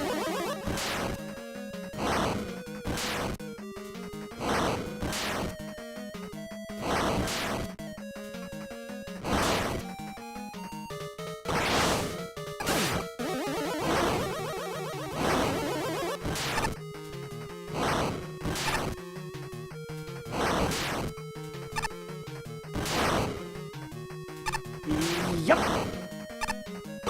We having fun yet, chat? We having fun yet? Can I laser try this guy? Oh, thank goodness. Too much time spent invincible. That's the whole fight, by the way. It's just this one looking pattern. Unless they throw another surprise at me, we've seen it all.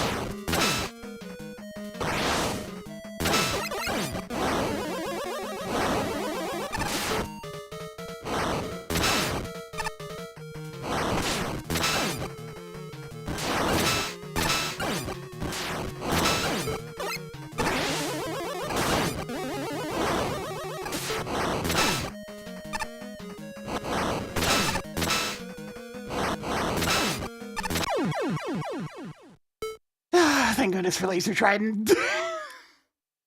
Oh boy. Yeah, you know. Even though this is more structured like a proper Mega Man level, I'd much rather play the previous stage again.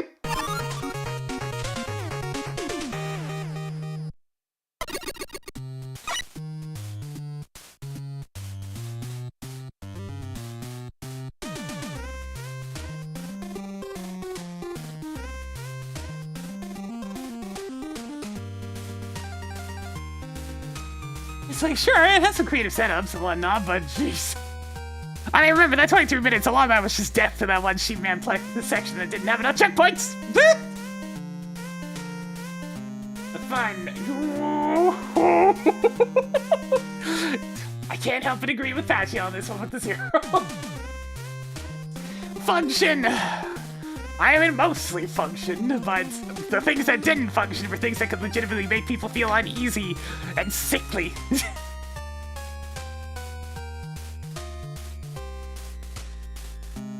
Aesthetics, I mean, it did look fine, but I can see it, that's the thing. Aesthetics were perfectly okay on this one.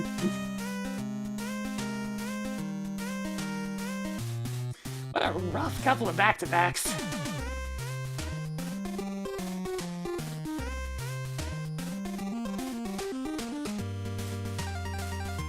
Aye, this stage looks alright. When I could see it! Congratulations! You have discovered the purest essence of tedium.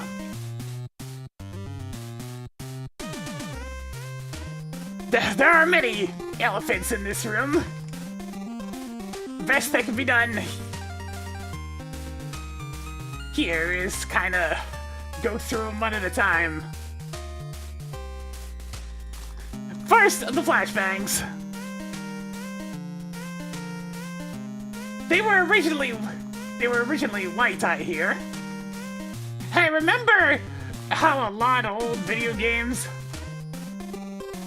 really gave people problems from flashing the screen white all the time?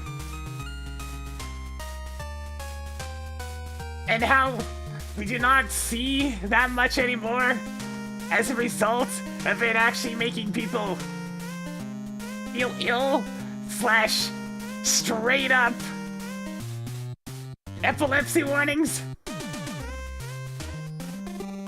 Yeah, maybe keep that in mind when making a central gimmick a whole screen white flash, while it being less instant, it certainly helps. It is still too much. Even the orange version the dev team turned it into still kind of gets a bit problematic. Next elephant, checkpointing! Or rather, the lack thereof.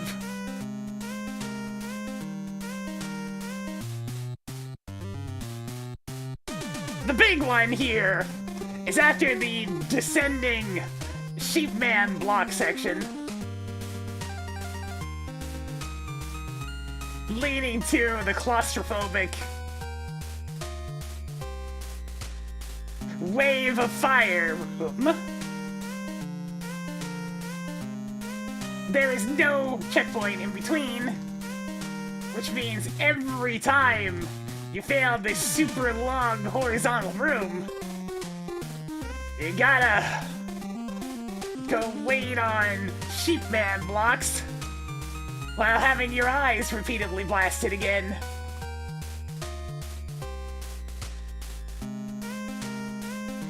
Combine this with the horrendously tedious nature of the boss, and it's spending 95% of its time, or more, like not actually, exaggeration there,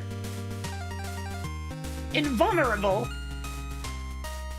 to the Buster at least, really shows not just a lack of consideration for the player, but an active disdain for the player.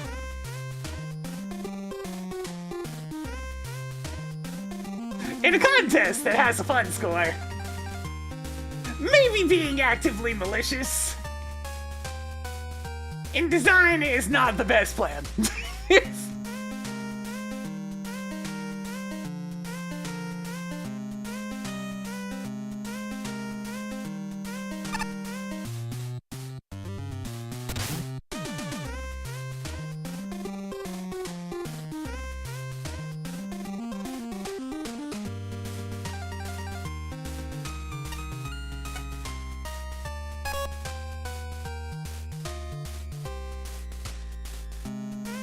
I mean, this, like, difficulty-wise, this was hard, yeah, but I mean, if we're talking about sheer difficulty, I had a harder time with the previous stage.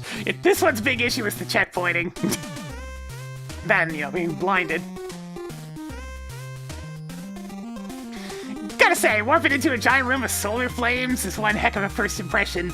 Considering fire levels tend to be a dime a dozen, a unique first impression can be useful. Fortunately, the level mixes the impression with a strong enemy set. Solo makes an excellent turret, and I appreciate how it gets used to keep players from rushing into lava. The fire tone is particularly the sudden tall boy. I did enjoy the tall boys. I didn't really address them because I was trying not to die to that one room again. But it was amusing to have the sudden tall ones, yeah. Were hilarious. The flashbang change keys were fun little toys that enhanced the level design.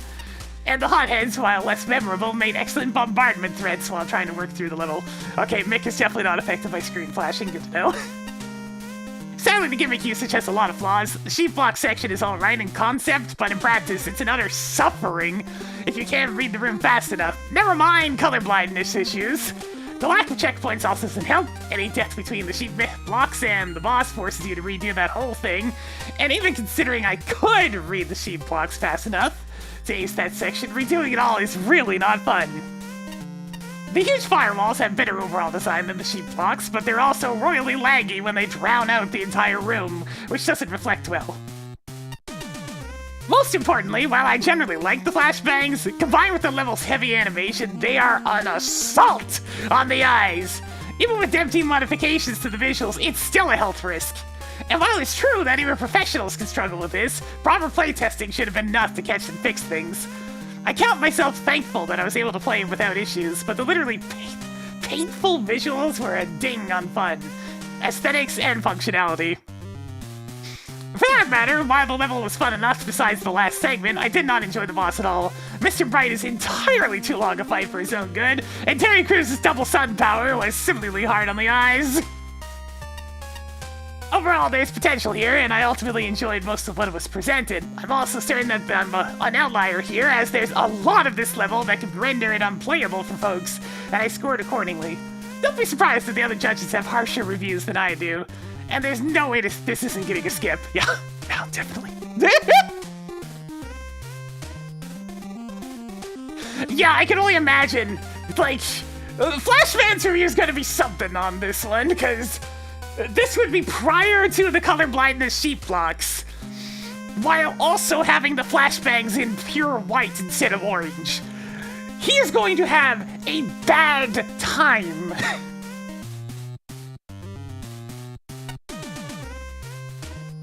I mean, all things are relative. Top 100 out of 175. It's still in the lower half. As far as the fire theme levels go, this is certainly one of the more memorable ones I've come across, but not exactly for the right reasons, unfortunately. Let's get the biggest and most glaring issue out of the way first. The stage hurts to look at, and it's mostly due to the main gimmick. Putting the player in a situation where they can't see anything for a few seconds is one thing, but considering how dangerous the rest of the level is, given that you're almost always surrounded by other hazards, some of which are instant death, it basically forces you to sit there and wait out the effect. Granted, you could try to ignore the tackle fires that cause it, but that only really works up until the second half of the stage. It's kind of a shame, since the first half actually did have some well-structured challenges. The screen flashing aside, it was at least shaping up to be a decent level, and then the sheepman blocks appeared. Specifically the ones in the long vertical segment. This is easily the most frustrating part of the stage, since now you have little to no control over when the flashing effect goes off. Sure, you could try to get rid of the napalm fires with water shield, but hitting them from almost a full screen's length away is more trial and error than anything. There's also no checkpoints in the last half until you reach the boss, meaning if you die, you need to repeat the vertical section all over again. And this gets tedious very quickly. Yes. It also highlights another major issue with the stage, in that nearly every major challenge involves waiting for something. Personally, I'd be fine with this if it were just one thing that didn't last so long, but the stage definitely goes overboard with it. And lastly, it ends with a boss that unfortunately shares in that same issue of tedium. He spends far too much time either invincible or out of your reach, making Buster-only duels a lot more trouble than they're worth. If it weren't for his huge weakness to magnetic shockwave, the fight would be pretty close to unbearable. Thankfully, Laser Trident's also nice for piercing shields. Bless Laser Trident! At the end of it all, I really wish I could like the stage more. It has potential to be good, not to mention it has some really memorable visual elements to it. But in its current state, it's just a slog to play through.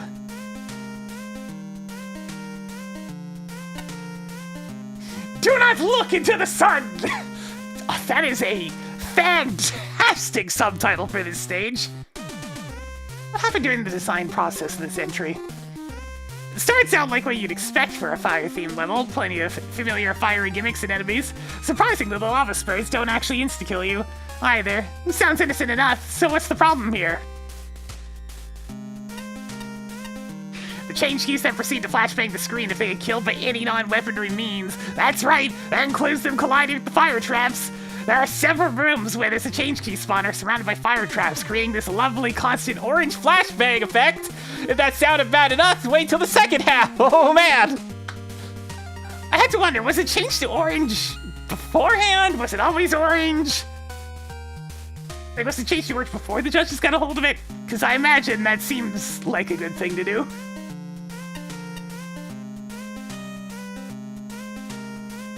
That final section, why did you do this? Getting constantly flashbanged as soon as you enter the room where the information vital to survivability, that being the clutter of sheep man blocks and spikes, is immediately hidden away and continues to be hidden for as long as the fire traps are active, can only be gotten rid of with your limited use of Tornado Blow. That is just straight up unfair. No checkpoints after this horrendous flashbang rooms either. You have to go through a long stretch of bottomless pits with things constantly trying to knock you off into them, forcing you to redo the long spike fall and flashbang screens all over again, and test the patience that I frankly don't possess.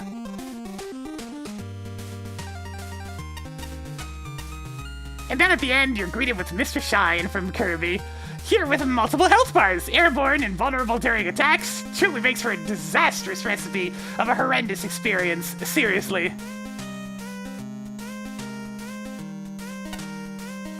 Normally contest levels are left exactly as submitted, unless there's a problem that crosses the line between undesirable and actively detrimental to MAGMML's intended player experience.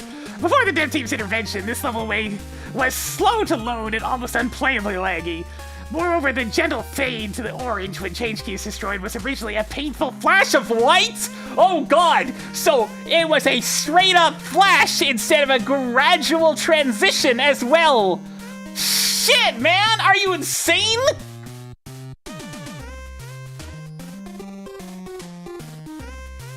Like, that insinuates that it also wasn't a fade-in before, but instead a just instant flash of white! That is going to irritate many pairs of eyes. I can understand why they changed it. Yeah, NES setups. I mean, Super Nintendo as well. Even in the Super Nintendo era, we had a lot of flashing the entire screen white. See things like the Ether Medallion from Link to the Past.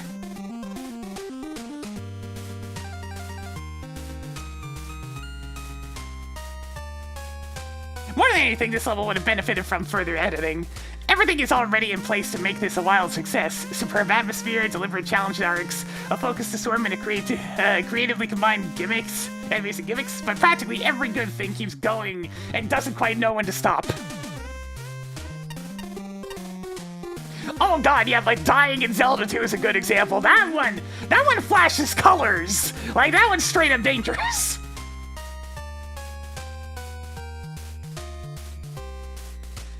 Overall level length, distance between checkpoints relative to the likelihood of instant death, number of critical objects, ladders, change key spawners, hidden in the corner of the screen where they're not readily visible. I think it's fine that it's here after being severely edited. Like, everything's in place for people to be fine. You can try the flashbang, and if it bothers you, you can skip the stage. Everything is here to make it fine that it's in the game. It's important to remember changes were made to make this something that fits into the game just fine. Everything's there for it. That's why it's in the game, guys, because it was modified to be comfortable, and you can test it to see whether or not it bothers you. The skip portal's right there. Everything is what it needs to be. That's why it's there.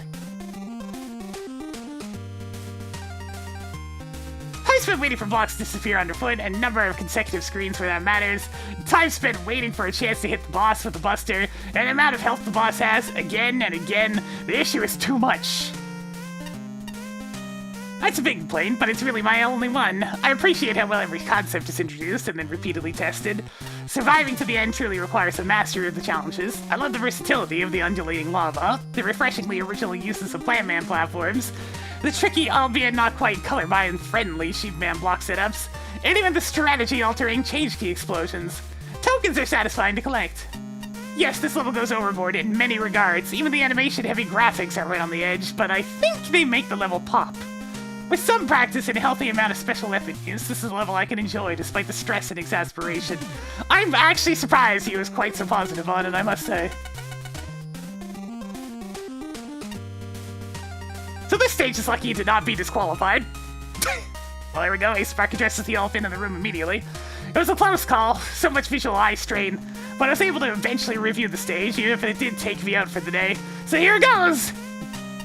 A perfect example of a stage where the individual elements, barring the boss, are actually pretty fun, but the whole is much less than the sum of its parts.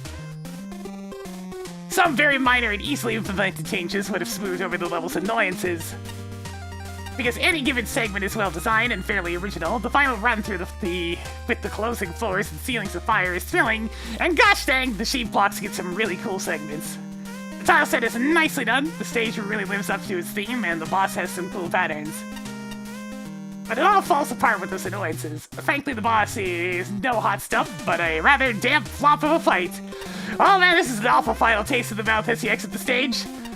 It may have some interesting patterns, but there was no reason at all to make them both have 2 health bars and make the boss invulnerable during basically any given attack or action. Barring the use of Laser Trident, which does a whopping 1 damage, yay! With the player waiting 4 eons between times where they can get a shot in, even weakness usage takes forever. And even with the attack where, sure, he's technically vulnerable, he's out of reach.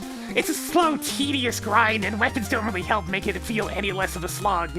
But I dare say, I think our sun will have collapsed and all life in the solar system will end before you finish the fight if you go in Buster only. Holy shit. And then there's checkpoint placement. From a screen length stance, they are in perfectly reasonable locations, but there needed to be a few more because the stage is just very, very slow going. And because the stage is so slow going, it results in much reiteration time between failures and a whole lot of waiting.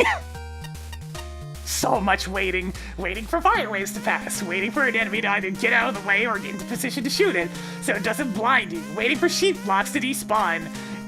What were fairly interesting sheep block placement segments quickly led way to the boredom on even your third pass-through. You know that entire tiny segment with sheep blocks after the second checkpoint takes just under a minute? That's almost half the amount of time one of the early NES stages takes to complete! And then you have the entire climax of the stage following to a rather hard and intense And then you have the entire climax of the stage following in a rather hard and intense climax to the stage, and it wants to be fun. Mechanically, I should be having a blast here, alas. While the stage may not rely on instant death, it's just enough to make single slip-ups feel extra punishing. Good checkpoint placement relies on time spent in an area, not screen length. And then let us get to the graphics. As I said earlier, this level is eye-straining. There's so much visually going on with the new change key enemy blinding the screen. In small doses, it's not too bad. It doesn't really bother you, but sometimes I had to play the stage in spurts.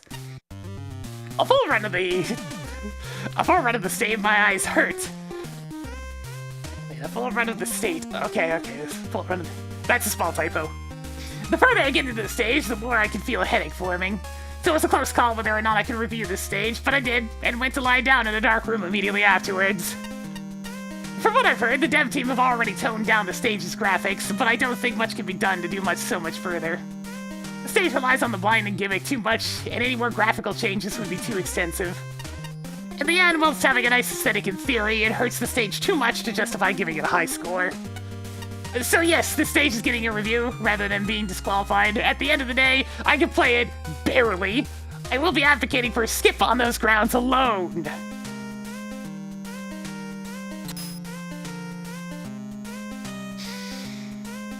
Oh boy, that's quite a doozy.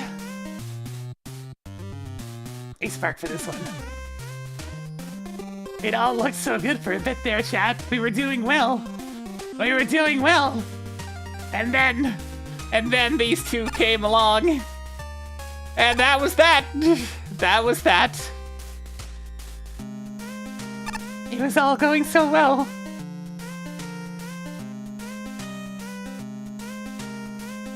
It was all going so well.